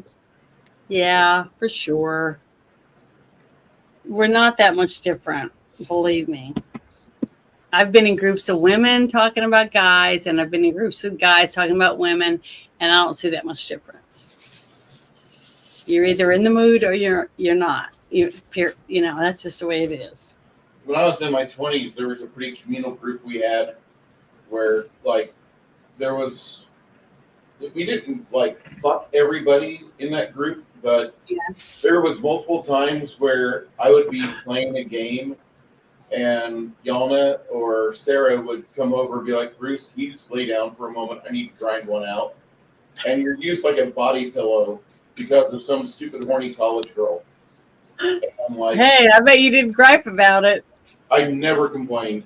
See, Did there you Did go. you ever have the experience like, what was it, Prince of Darkness, where would you like to go for a cup of coffee? And then cut to the morning after. Yeah. That was the standard. I mean, I think everybody's had that. I had lots of friends. I never had one, but lots of friends that would say, "Yeah, I'll see you later. I'm going over to my so and so friend's house," and I'm like, "Who is that?" And they go, "My fuck buddy." Yeah, Bruce, So- I was a very awkward You teenager. had them. So if it wasn't for, we won't discuss on camera, very particular circumstances that Janet rails against, and we'll leave it at that, I would still be a virgin. That's how awkward of a teenager I was. Dude, I didn't get my card punched until I was 18 years old. Hey, it doesn't matter the age. Well, it does if you're underage with a person that isn't underage. If you're underage and they're underage, then I don't. You know, I'm not going to say anything about that. As But, long as it's not a high school teacher, I don't really give a shit. As long as you're realizing that sometimes someone Miss just wants, McCabe. you know, and the other one thinks it's love, that's when you got a problem. Oh god. Yeah. I was So you got to be that real comment just brought up about that. the music teacher, Miss McCabe, from my high school. She was a MILF. Yeah, I We had one of those at my school too. got more attention as an adult from younger guys than I did when I was younger from any guys. So it's like, Stacy's mom I've seen that. got it going on. I've seen that. It's in a candy bar. It's low maintenance. There's a reason why young men want an older woman. One, typically a woman that's around 45, Mhm. an older, their kids moved out. Their kids out, they're adults, they're earning money, or they're in the army blowing up shit, or they're in college fucking up everything in the parents' checkbook, but they're not in the house. Yeah. So you go for an older woman to get your experience down. You do that. That's like the best thing you'll ever do. And get yourself an older woman, because her head, if she's a divorcee, like, she just wants fucked. And you get that woman, you have fun with it, but understand it's not forever. As long as you can understand that, you're good. But a lot of young men get fucked up because they fall in love with an older woman that, like, they have every business being with, but they forgot the reason as to why she selected him. You were young and you had a hard dick when I needed it. There you go, kid. Yeah, the sad fact is the few women that I know that has went out with younger men like that, they both started having feelings for each other and they fell in love, basically. But over time, the younger guy starts saying, I want a kid. And she's like, I can't have kids anymore. I passed that age. And they're like, oh. And she doesn't want to adopt because she's like, I don't want to do it. I'm too old now. But they want to, and then they end up getting divorced because the guy wants to have a kid. So that ruins a lot of what could have been really good relationships, but not family relationships, couple relationships. But that's why it's important to only date prospective people that you'd want to fall in love with. My mom always said, you can fall in love with a rich guy just as easy as you can fall in love with a poor guy. So if you only date rich guys, you won't fall in love with a poor one. Didn't work out that way for any of her daughters, but that's what she would say. See, I wish I could have shaken your mom's hand or shaken your dad's hand and give your mom a hug. Yeah, I had a good mom. She was fun. We went to, when I was in the Junior Chamber of Commerce, she came to hang out, and then we had a race day where one race was sponsored by the Junior Chamber of Commerce for horse track, and she came that day, and we had a box, up in the race thing up there with the glass window and all that. She thought that was so cool. And then after we were done, we all decided to go to the strip bar. Okay, but we went to a bar where, They serve coffee. it was women strippers, not guys. So we went, and my mom kept tipping all the girls because she's like, "Oh, she's too skinny. I'm gonna go give her a tip." That kind of stuff. It was fun. It was a lot of fun. We had so much fun. But the pastor went with us to the strip bar. He thought my mom was a hoot. He just loved my mom.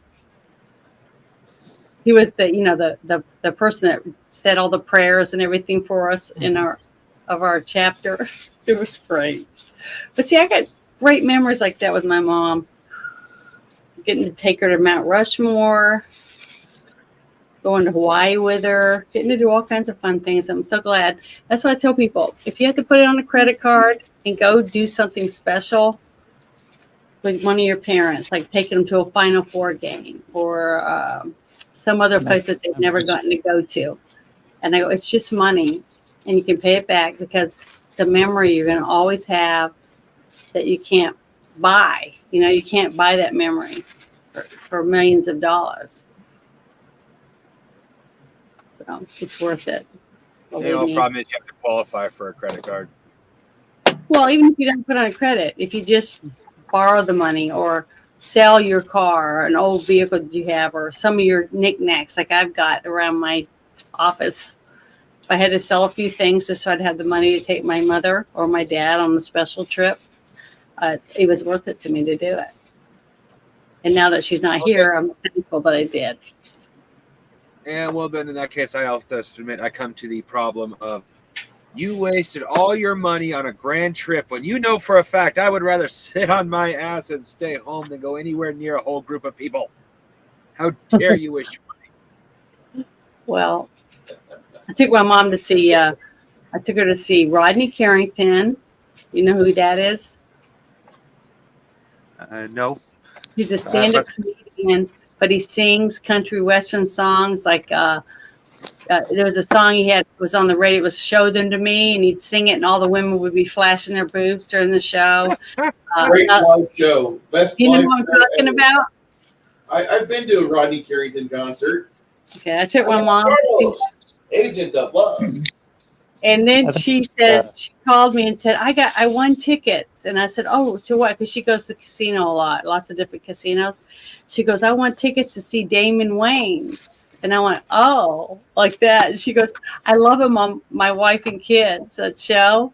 This was years ago. And I said, okay. She goes, well, I want to go see him. And I go, Mom, his stand-up is nothing like he's on TV. She's like, I want to see him. I want tickets.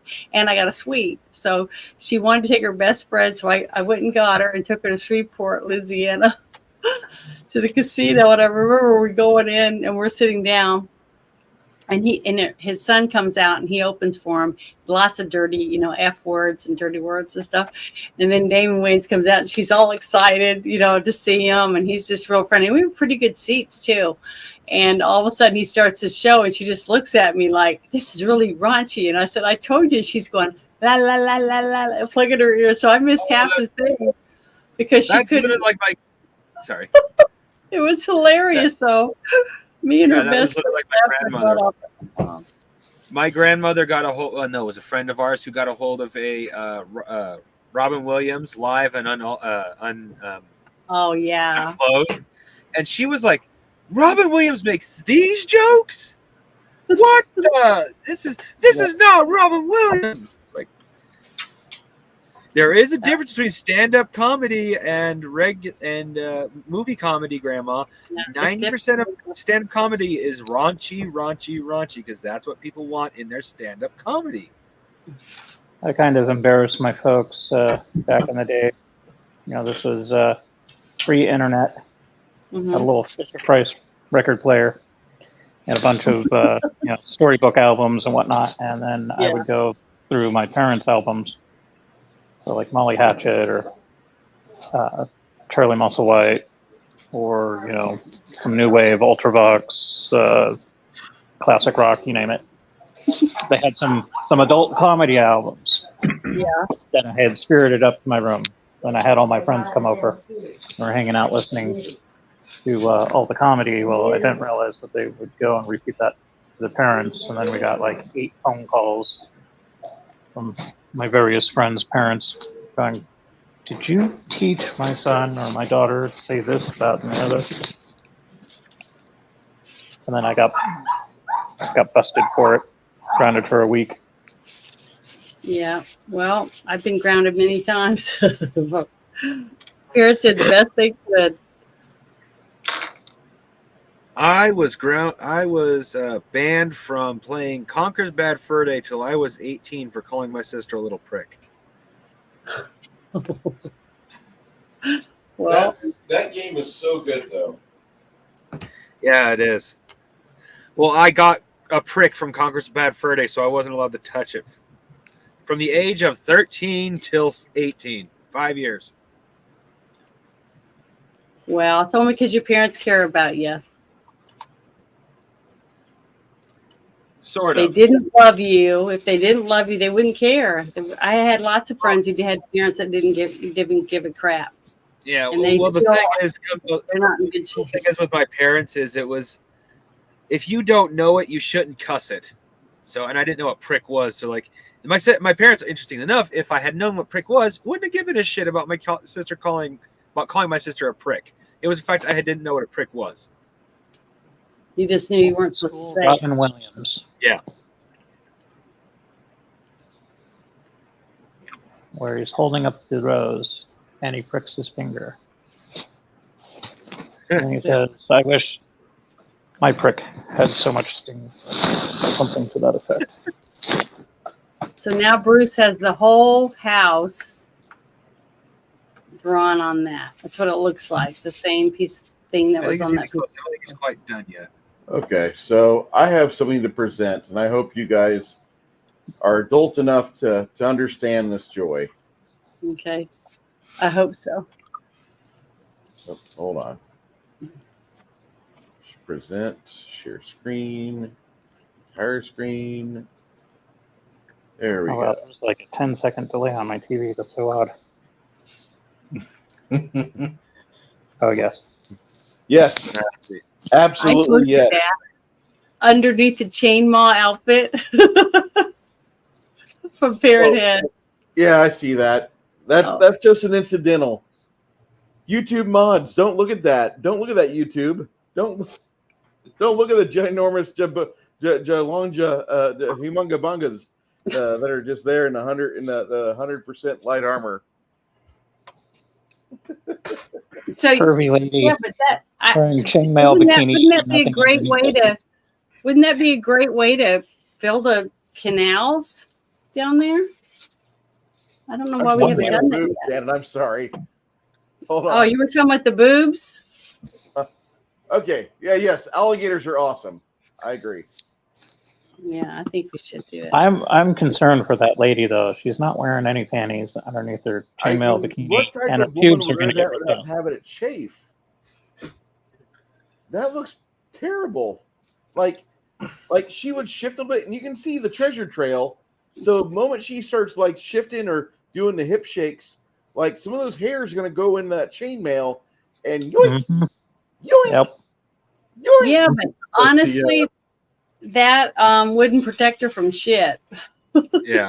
Well, if you look really, really close, it appears that she shaves down there. Actually. No, she had. I did look close. Oh, really? She had a bush down there. Yeah. She's got a It'd be bush. just like the college humor skit.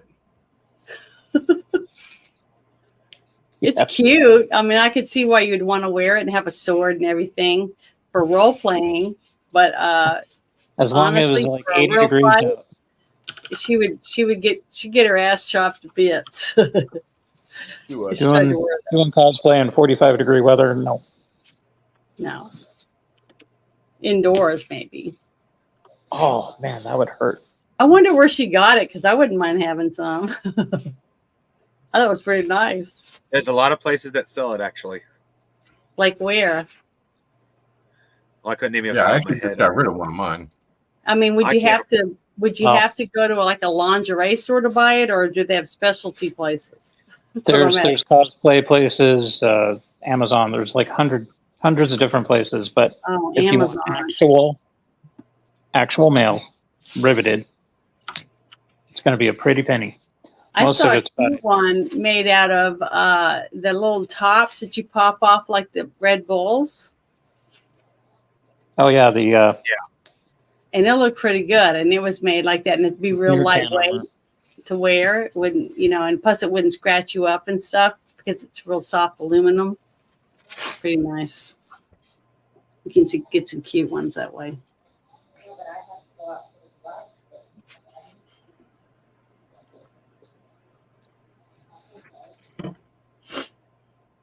All right. So you Yeah, turn this up a little.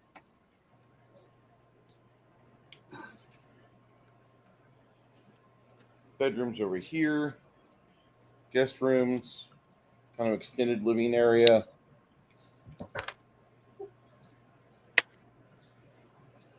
And then It's the not upper, really a true guest bedroom. It you have like a curtain that pulls across over here, Mhm. and the apartment might be bigger on map than what I showed you, but the overall gist is this is what's going on. He's going in here to sleep. He's in the kitchen.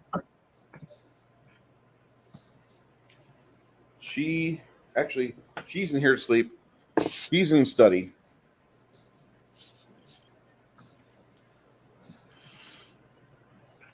All right, who has the candlestick? It was Colonel Mustard with the lead pipe.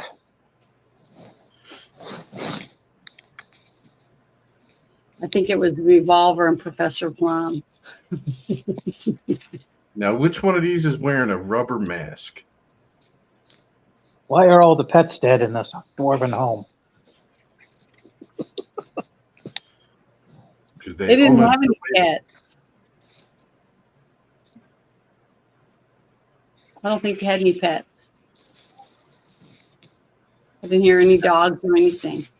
It was a subtle reference to Dwarf Fortress and some of the shenanigans that go on in the game. Okay. So you guys were gonna sleep in like the guest area and such. Mm-hmm. Yeah. Anybody staying up or no? I Yeah, thought it was I would Lemmy sit and Cormac. Yeah. Okay. And I guess I'm laying down for a cat nap. I don't know what the rules for recharging magic are, so You have to sleep for about 8 hours to get them all back. okay, then yeah, I'm going to be sleeping. There is no you get so many per hour. Nope, none of that. It's all or nothing. Yeah. So I'm sleeping. Because if that was the case, we're like, oh, every 2 hours I get a quarter of my mana back. No, then I'll be waking you up every 90 minutes. That's not fair. Nope. You're right. Okay. So.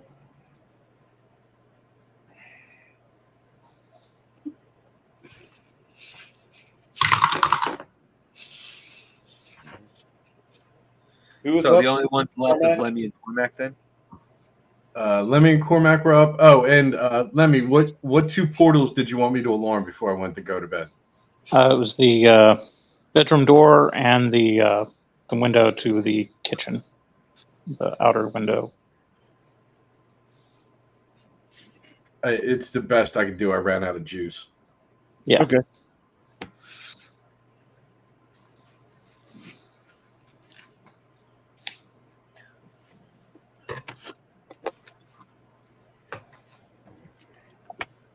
There's a window right here.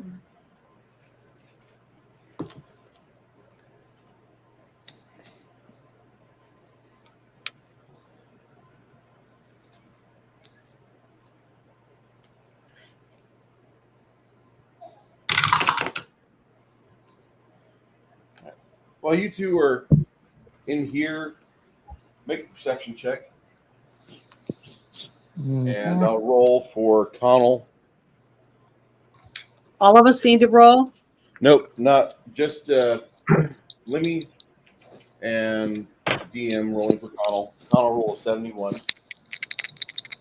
All right. Ah, shit. 21 before modification. Oh, shit's right. Because you see the glass silently break.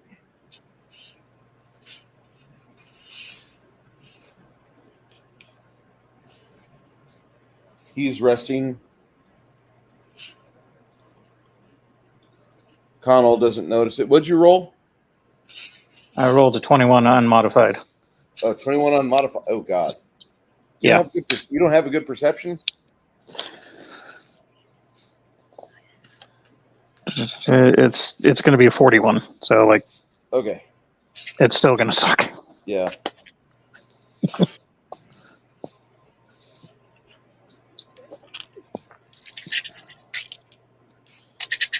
Cormac says something.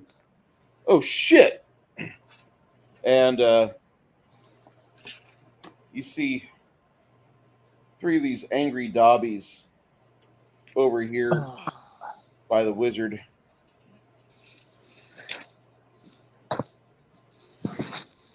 Bath salt dobbies. Well, Remind me not to give them a sock.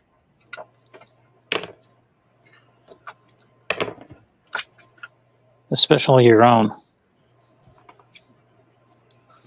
Is this where I make a new character? it might be. Yeah, Just cast fireball. I'm asleep. Yeah, we're all sleeping. You guys are the only ones awake.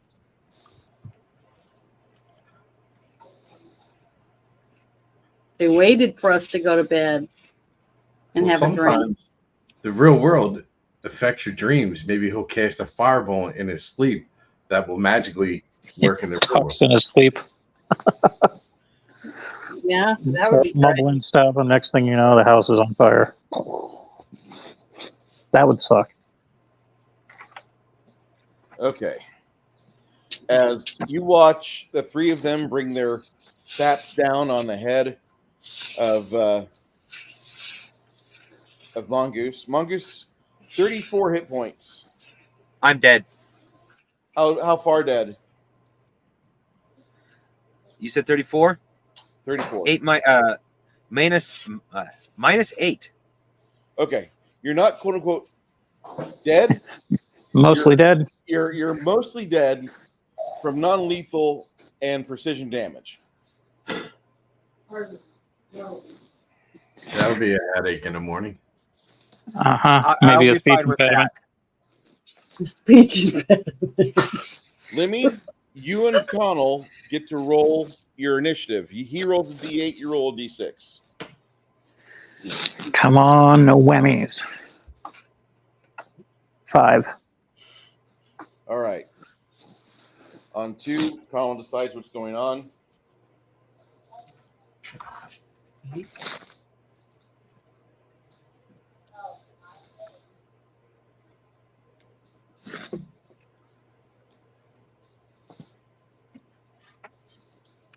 Okay.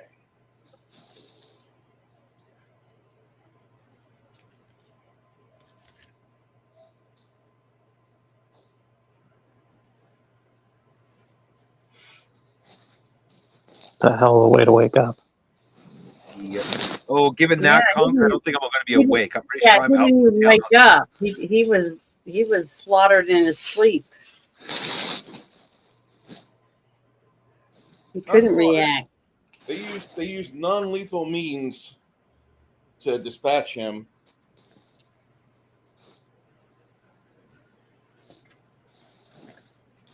You're not dead till you shit your pants. That's true. You guys are so blunt.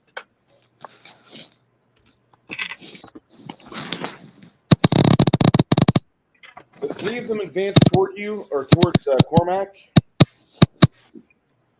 On 5, what are you doing, Lemmy? Or on 5, you get your wits about you, like you. Holy shit, I'm fucked. What's the declaration? I'm readying my sword, and I'm going to charge forward. Okay. I'm assuming the 3 circular blobs. There are those crack goblins. Oh, damn it. Is it back to its old effects again? Yeah, Yep. it's just fuzzing out.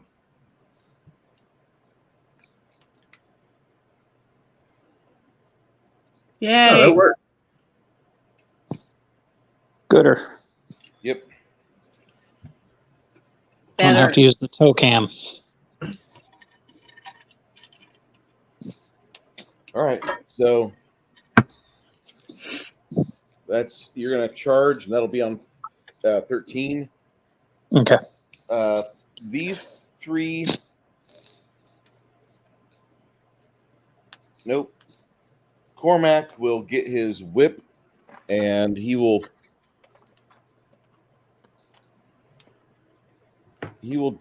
try something.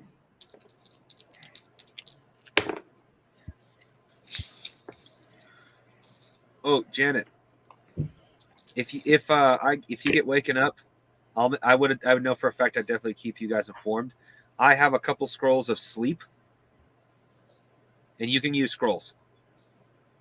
Okay. He whips that one.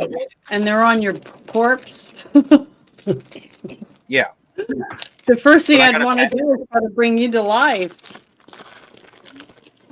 If I Excuse me. could. I don't know if I have a powerful spell. That's Well- terrible. Well, it depends on the circumstances. If it looks like it'd be a good idea to go ahead and resurrect me, then try so. If it's more like, okay, we need something done. If we need we need sleep now. Period. Use a scroll. But that's if you get woken up, because you're asleep too.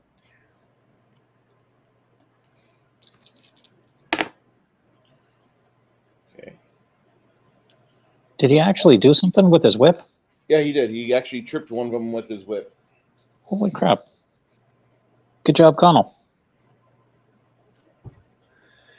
By proxy. You're going to charge. Go ahead. Alrighty.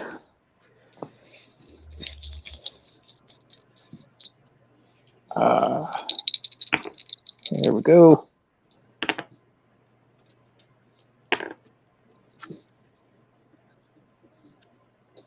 $40. Shit. Give you a plus 10 for charge, but that's only 50. Yep. Janet and Isabeau and Lemmy or Quinn. Isabeau and Quinn, I need the two of you to roll your perception. Is that both dice again? Yes, ma'am.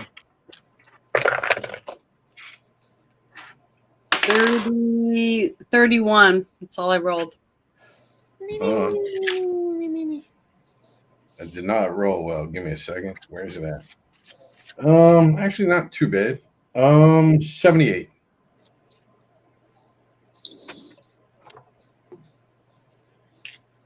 Shouldn't have drank that wine. For 50 cents a day, you could help a poor, starving gamer get the dice they need.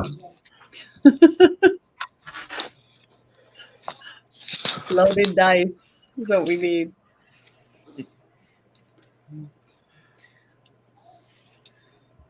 I tell you what. Then we'll have a moment like off of El Dorado. We start rolling the dice. Bruce starts slamming his table while our dice in the other part of the country start bouncing up, and he goes, "I knew it! Your dice are loaded."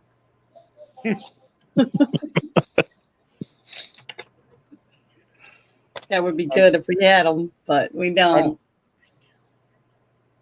I'm not such a bad DM that I would tell people, go ahead and super chat, and I will make the players succeed. Tell me which character you want to succeed with your $2 super chat, and that will happen. You know that would backfire. It's like, kill Connell's character. Yeah. Kill someone. Head for $10. Oh yeah, this would definitely be. It wouldn't. It would not become a pay to help the players. It'd be pay to kill the players. Total party kill. $2.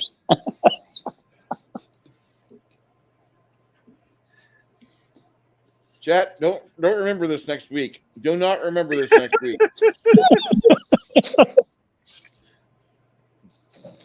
You don't remember this next week. You don't remember this next week. Okay. Well, these guys have a bunch of attacks. Nobody hears shit. At least you crawl through the cracked glass. Get over to here. Okay. What's your next action there, Lemmy? Well, if I don't get clobbered all to hell, I'm going to continue swinging, hoping to hit at least one of them.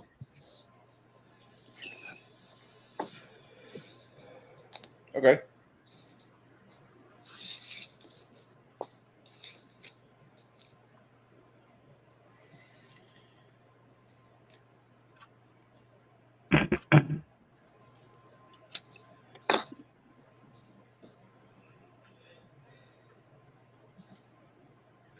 What's your speed factor on that?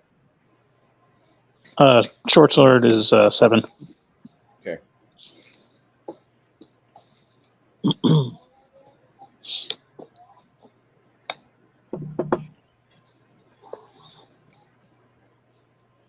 Okay.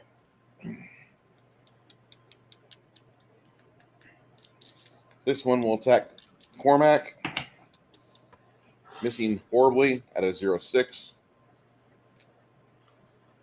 And this one tries to face off against the rogue.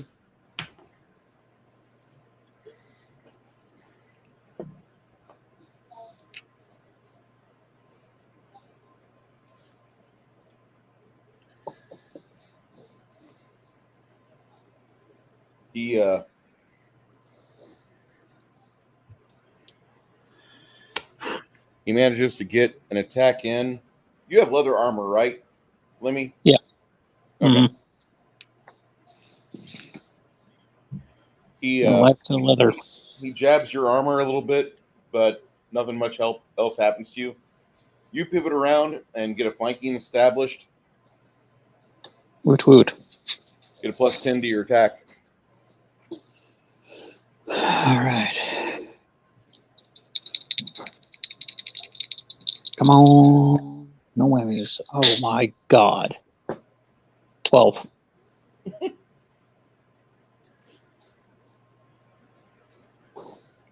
These sons of bitches are going to be soaking in gasoline. Where's my other D10s?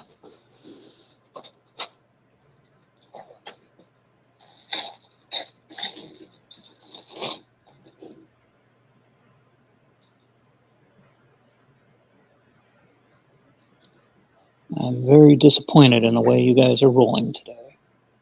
Very disappointed.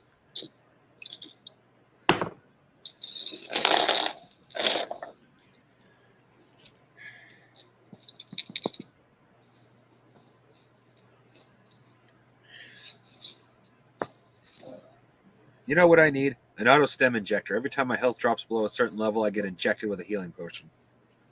Mm-hmm. Alchemist Juicer. Roll me a fortitude save. Oh, Mr. Fortitude. Unconscious at -8. Fortitude with percentile, I presume. Mhm. All right. Is there anything I'm putting with that? What's your fortitude save? Fortitude. Oh, there it is. +10. It is a 36. No, 32. So a total of 42.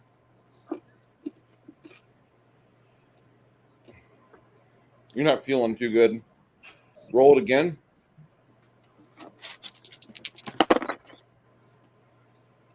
Total of 61. You're still not feeling great. Lady, Yeah. roll for Quinn's perception. Oh. 85 this time. Something's going on. You start to wake up.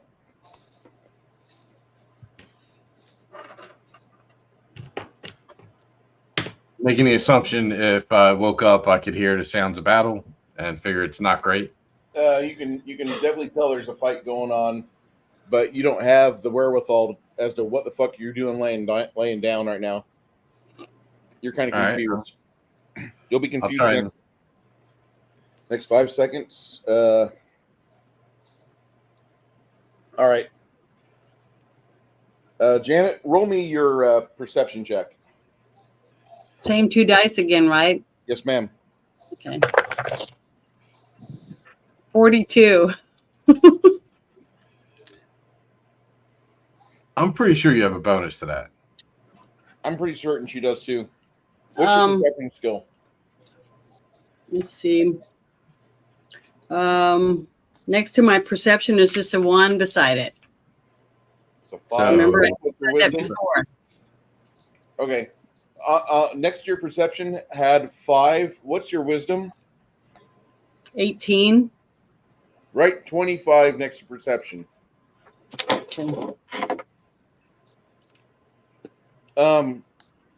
You can hear there's a fight going on in here, Janet. Both you and the bard both kind of wake up and you're kind of dazed a little bit.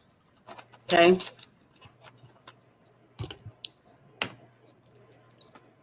Okay.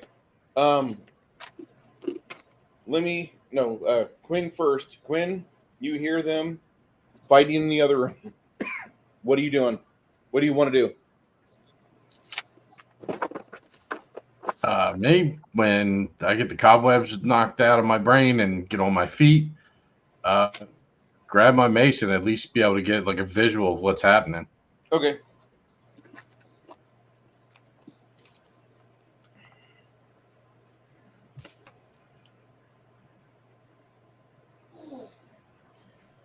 Janet, same question.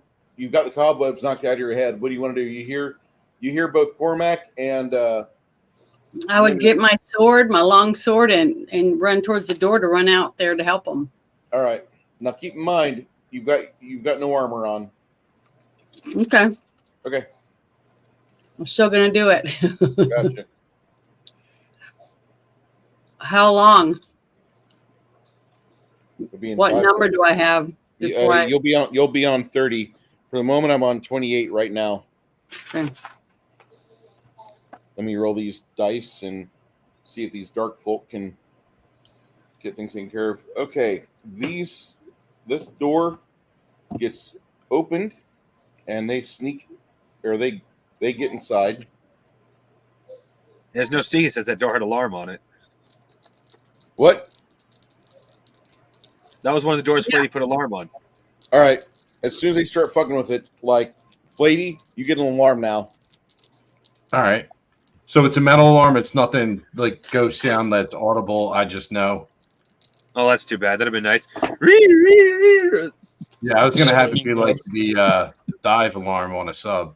I'll just start yelling. You're after our dude, Starkirk. I thought it was a booby trap. No, it's a cantrip. It just lets me know that somebody opened a door. Okay. It's not like a claymore. That would have been awesome. Not yet. I'm working on that.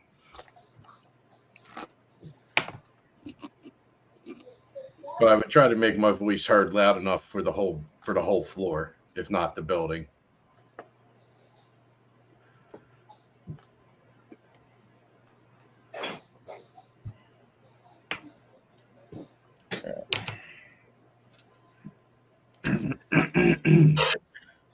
You guys see a big blood spray come off of Cormac? No bueno.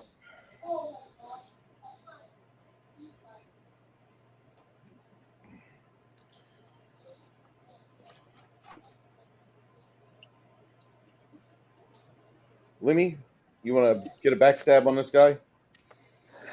What I can do? Come on, God, the probability. Give me something good. Oh, 93. And that's unmodified. That sounds good. All right. Add your precision damage to this as well. You should add 2d6. Yep.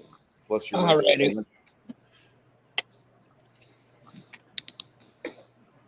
6. You rolled a 6? Yep.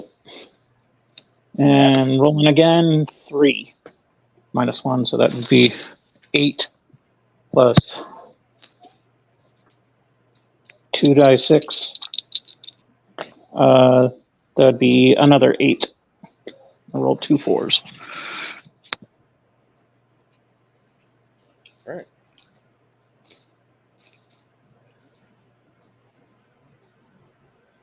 Cormac will go after you.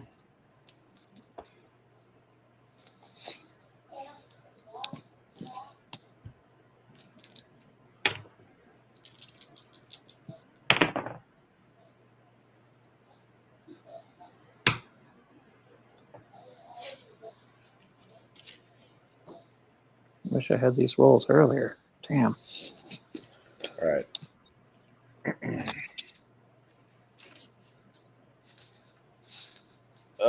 Flady, give me an acrobatics check for Quinn. All right. See what we got. Ooh, that's not going to be good. 60. A 6? 60. Okay. You managed to stumble to your feet and grab your weapon. Janet, give me an acrobatics check for your little missy.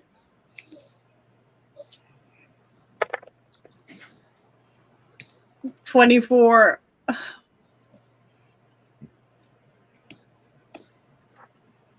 You grab your weapon and stagger to your feet. Okay. And that was on 30. That's on 30. And do I say what I want to do still? You're going to go out on 35 and move. You're going to double move 8 inches. Okay, 35. Thanks. Quinn, from your position, you can see a bleeding mage. All right. That looks pretty far, doesn't it? It does. Just guesstimating without trying to metagame. You can What make would it over happen? there. You can make it over there in one movement action, but you're gonna like sprint. Okay, so that's my answer then. Then Well, yeah, don't I'm forget just gonna sprint to him. Don't forget the noble's door is open. We die, we lose our money. Or he dies, we lose our money. Well, I can't see anything else except for you right now, so that's the info I have. So Oh, you remember you knew about the alarm because you said it. no, I know, and I called it out. I'm just saying, like for physical data, Okay, yeah. I got a man down. I can't see the rest of the fight. I can hear it. So my next action will be a double move to at least get me out of this room.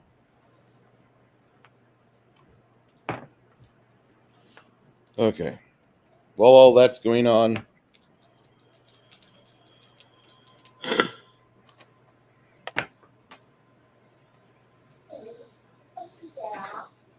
all right. Coming back. He's back. Already.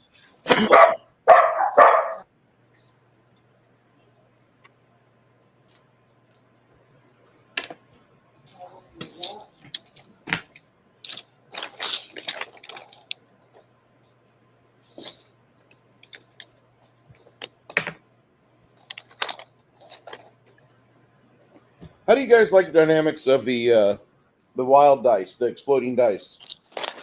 It's great when it works. Nice. Oops. All right. Cormac is bleeding excessively. This jackass is moving away from both of you. And he will not trigger an attack of opportunity because his fucking acrobatic skill is crazy. Ninja crackheads? Really? Ah. All right.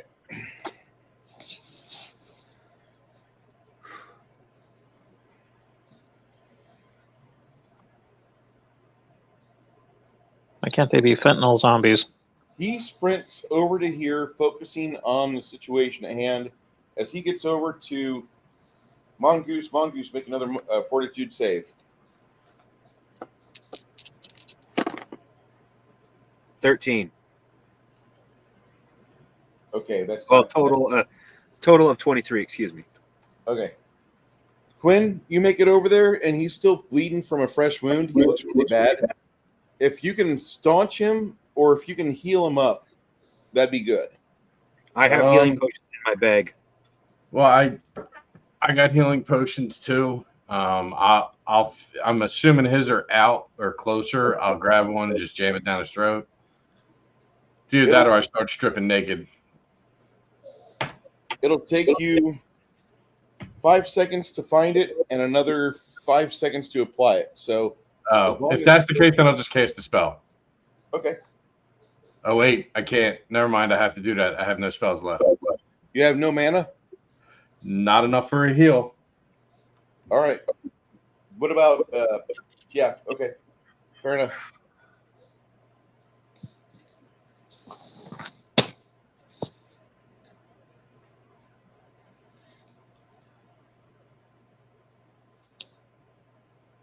Janet, you double move to here. I can double move to where? You double move, you double time it over to here. Okay. Okay. Yep. What do you So want to do next? I want to go towards wherever the bad guys are at. Okay. You can't see anybody right now. There's a doorway that's. So what number? You're going to be on 40. 40. All right. Lemmy, backstab Yes, sir. time. Roll high. There we go.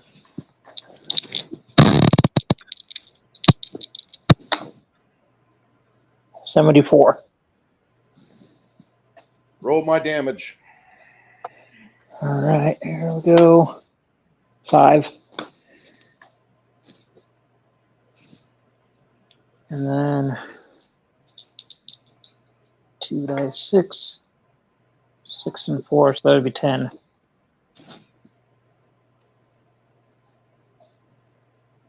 And I assume the 1 explodes. That would be 2. 3 minus the 1. Nice job. All right. The 2 will get a pincher attack on Connell.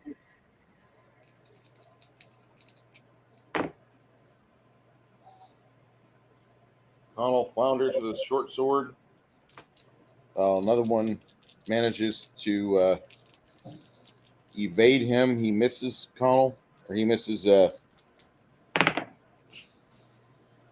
other one secures an actual hit, and you see your martial specialist fall over.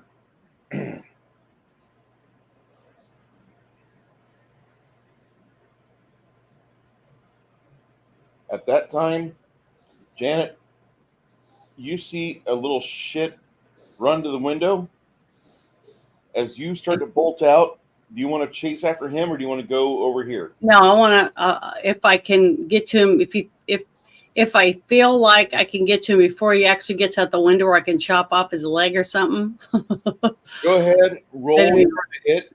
Roll your to hit, and you get a bonus of plus 10% from the charge. Do I roll the same 2, or do I do the? Same two. Okay. I got a 10 and a 3.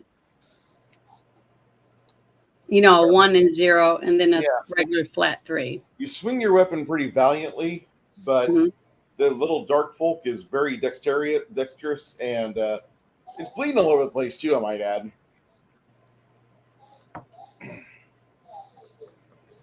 So I missed him. Yep.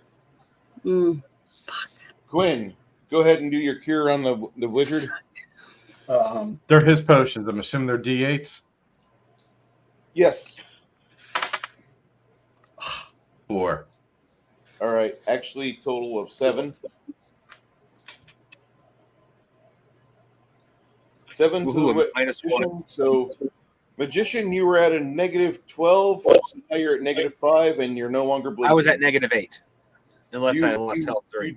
You were dropping one every 10 seconds. Okay. You're good. A lot of what this game is a lot of behind-the-scenes stuff, like armor damage and initiative for bad guys. The player's handbook will be skinny. The DM's handbook will be quite large. DMs, know your shit. Run your stuff behind screens. Or use an abacus, because nobody uses that and they won't understand what you're doing. Actually, Bruce, I'm not going to lie. If you do get this game, like set the roll, published, and all that, I would legit find someone to sell abacuses that go with it. That would help so much with the countdown order. timers. Yeah, especially since we're already up into the 30s. Yeah, it's or maybe some kind of speed dial, but I think I'm dead serious. I'm leaning on the abacus.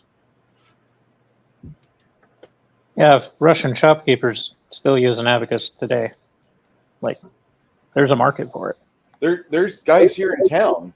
Now, granted, they're Yiddish, so there's no surprise, but they use a fucking abacus all the time. Dude, it's one of the most amazing inventions for man that we ignore, forgot about, and overlook. All right, Janet, as you exhaust yourself trying to swing at this thing, you must be tired. It tries to get out of your way again, and let me roll its acrobatics check.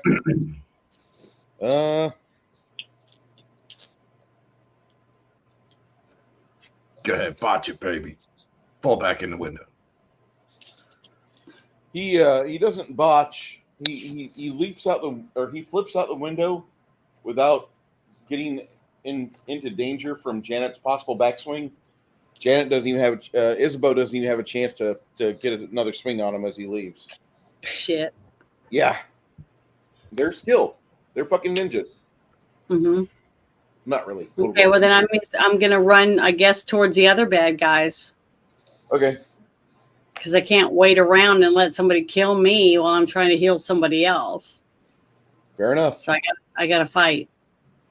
You see that Cormac is down, and these two shits just disappeared into the bedroom. Okay. Save the noble. So they know right where to go too. If you I'm haven't thinking that's a noticed that. little late. Go ahead, Lemmy. Okay.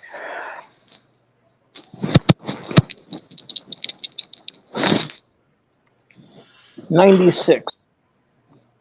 Damn. Sadly, you don't have your precision attack on right now, but go ahead. Yeah. Go ahead, Shy. 3.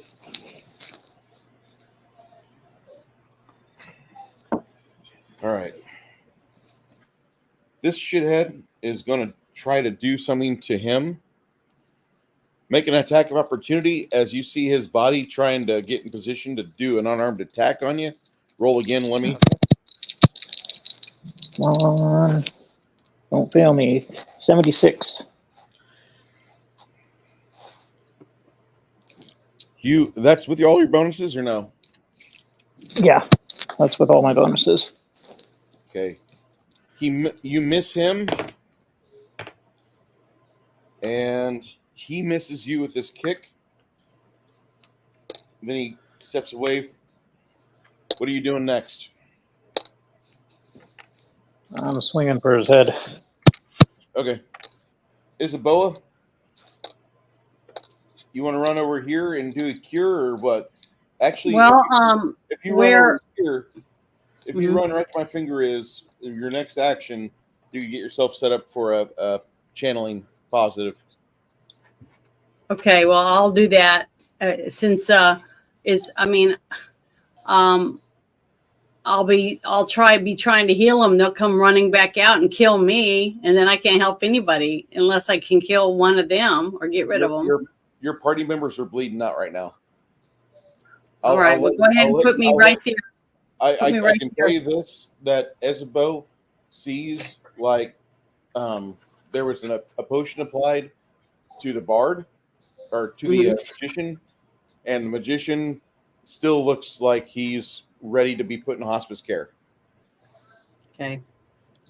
So All right, between keep that right in the and center fact then. that Cormac fell Well, down. your priorities. Okay. Then I'll do that in my next move. I guess whatever number is. Quinn, what were you wanting to do next? I mean, I think I bought the mage some time. He's It's got not. other potions in there. Yeah, I'm already here. I might as well at least chuck another one down until at least I believe that he's like breathing on his own, like Okay. completely. Yep. Administer another potion, be another 5 seconds.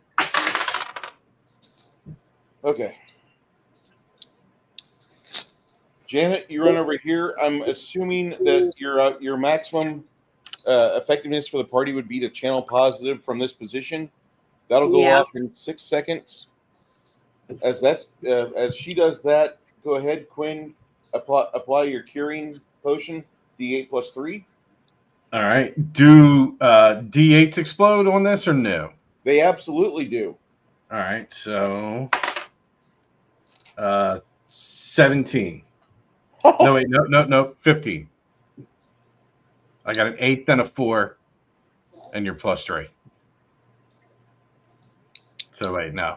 There you go, Mongoose. 8. The 4 minus 1 is 3, and 3. So 6 and 8, 14. Damn, I got to do math.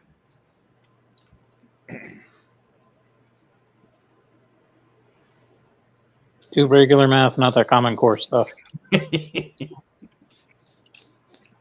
All right.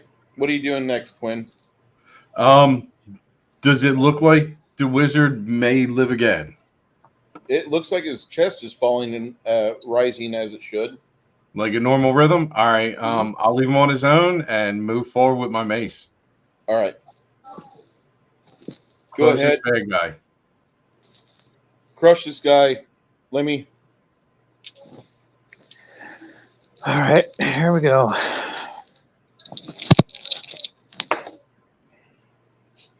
$91. Sweet. And 3. Great. Hey, you cut through his armor. All right. I was hoping to get the squishy parts.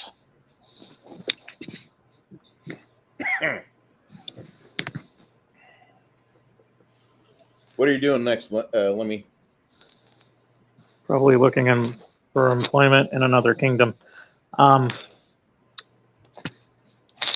going to break away and head towards our high value VIP. Okay. He moves in position over here. Okay. He moves in position over here on their initiative. He moves in position over here. He moves in position over here on their initiative. Please. He moves in position over here. Chuck Norris crackheads are pissing me off. I hear myself. Chuck Norris crackheads are off.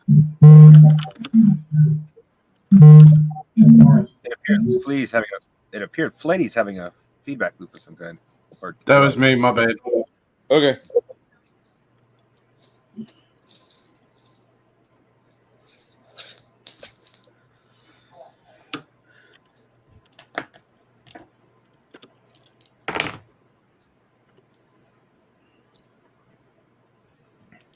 All right.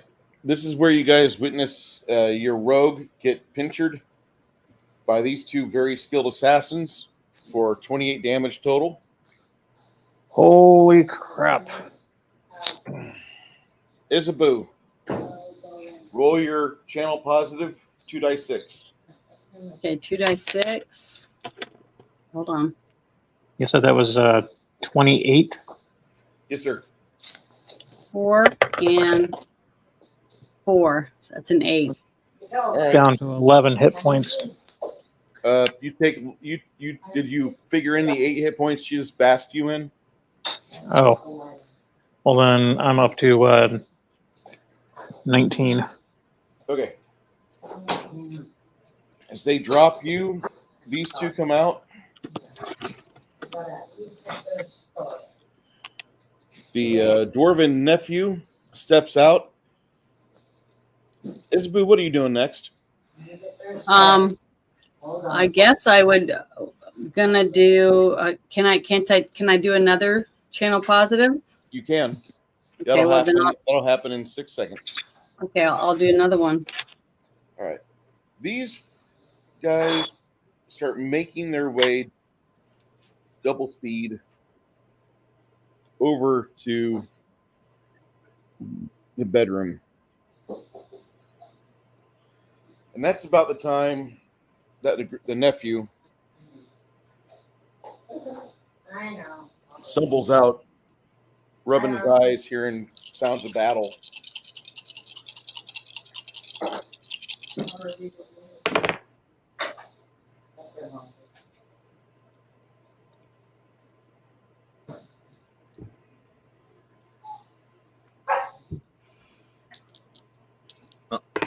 I am currently at 17 hit points. I don't know what that does for my character, given the fact he was knocked in the head so damn hard.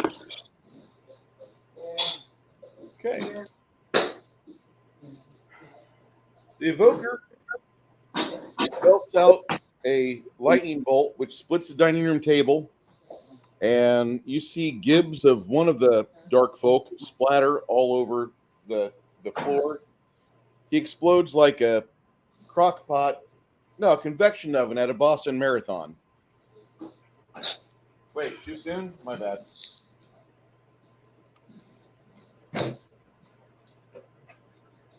Okay, cool. When do I get healed up? Oh, that's the neat thing, because you don't.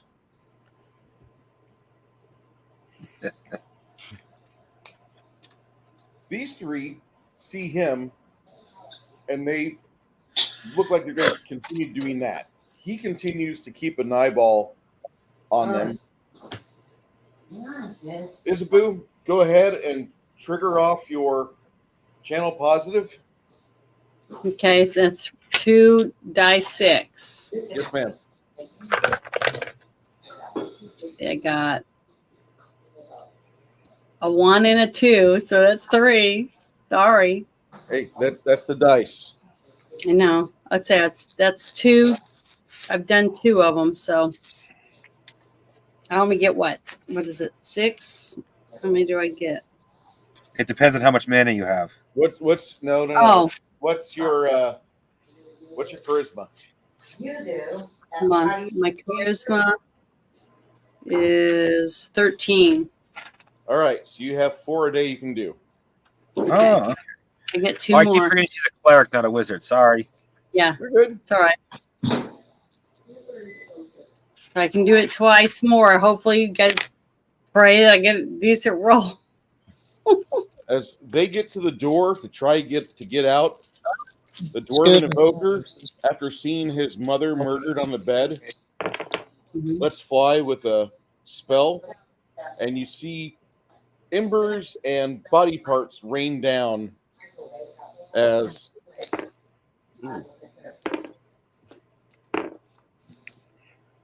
yeah, they didn't survive that.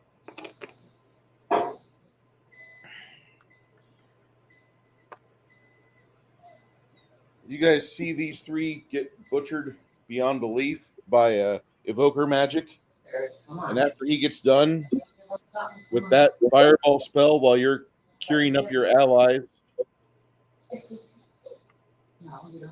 he goes over and grabs one of them and drags its still breathing carcass to the dining room table and flings them on the table. They follow.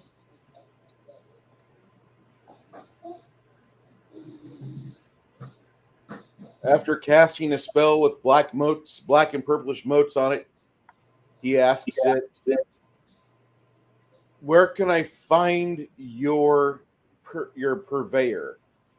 And the thing babbles incoherently at him. He asks another question in an underdark tongue, and they seem to sound alike when they speak to each other. After he asks his questions, the corpse powders itself to dust. The magic rips apart the rest of the body, and you see a bunch of purplish little motes fly up out of it like it's a bunch of dying fireflies. What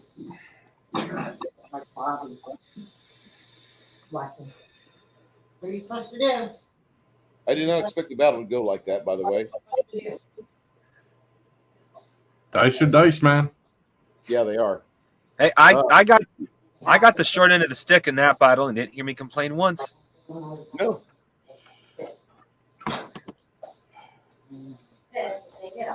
About 10 minutes later, he's brought out. The nephew is mourning. He's crying, and they've got the corpse of his dead mother. I work, but I don't know. Some of you are still bleeding from the wounds you suffered.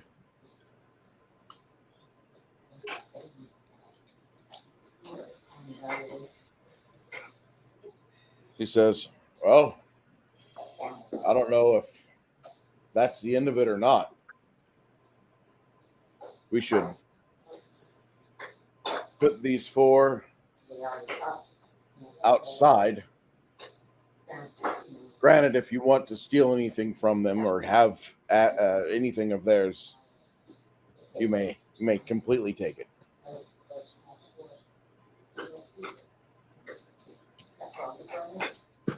And from the 4 bodies you guys find, you find 16 applications of a strange black viscous substance in various vials.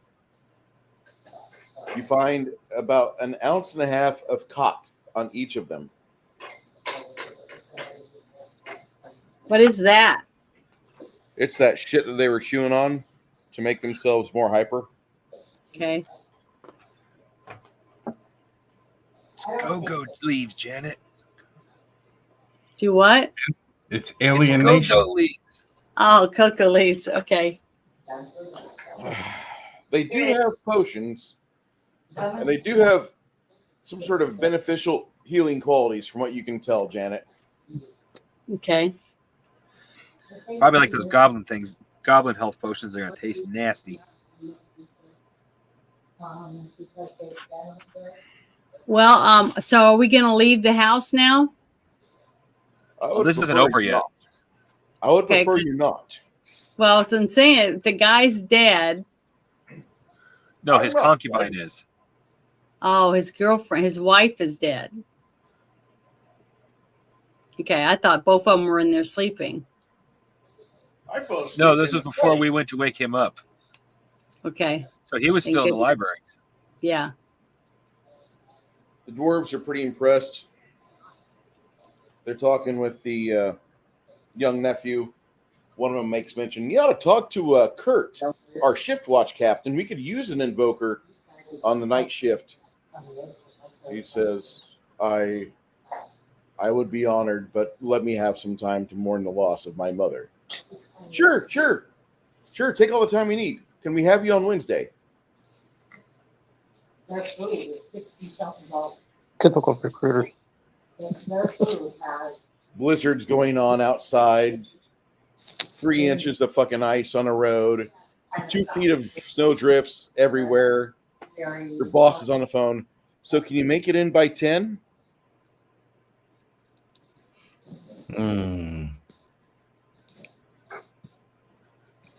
I mean,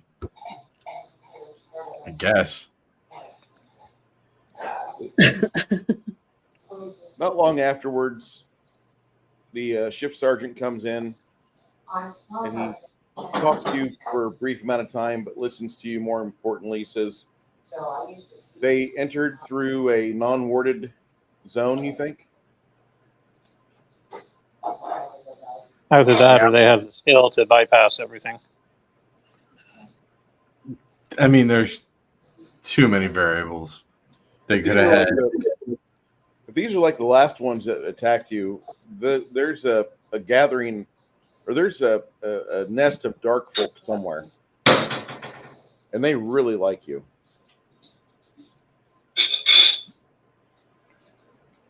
They really like you. Wait, hold on. Do you guys feel that combat went by pretty fast? Yeah. I mean, it wasn't drug out. Yeah, I thought it was really quickly. It was an acceptable speed. Okay. The dice rolls It were felt- making it a little slow, but that's because of the dice It rolls. felt to me more drawn out than than it actually was, but that's because I was expecting A to die and B for it to be a long drawn out battle with the way the rolls were going. Yeah. It was good. Alan goes amongst all of you and he says, listen, stay with me for another couple days. I don't think I'm out of the woods yet. I don't know what's going on. I hesitate to think what it might be. But I just know that I'd feel safer with you here.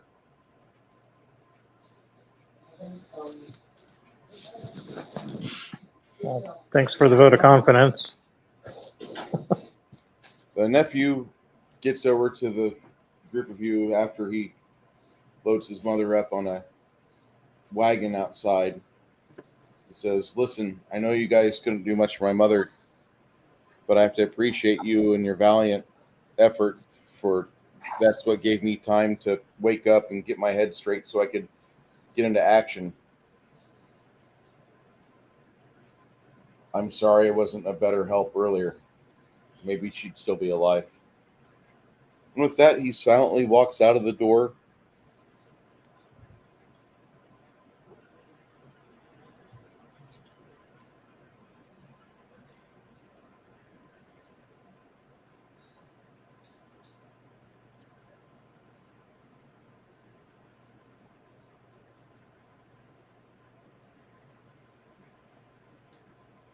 With that,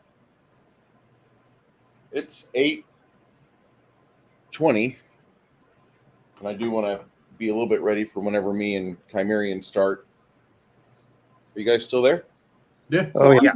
Okay. Janet was just being really still, and I'm like, man, I've entered a time-space continuum.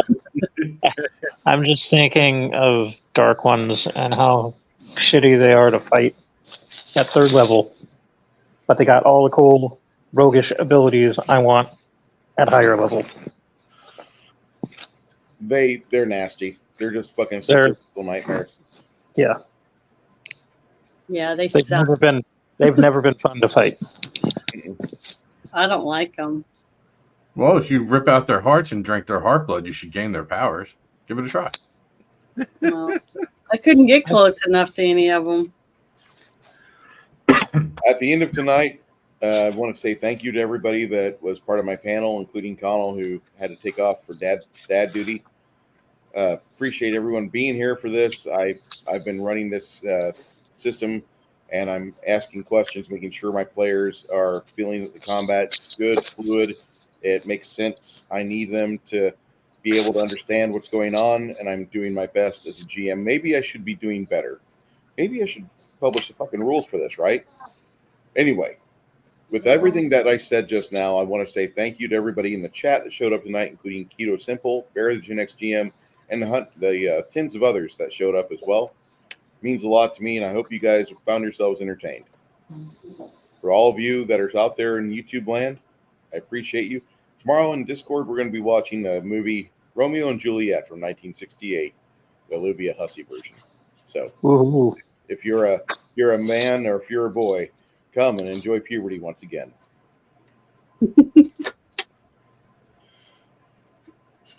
Thank you guys for being part of this. Yeah, it's Not fun. at all.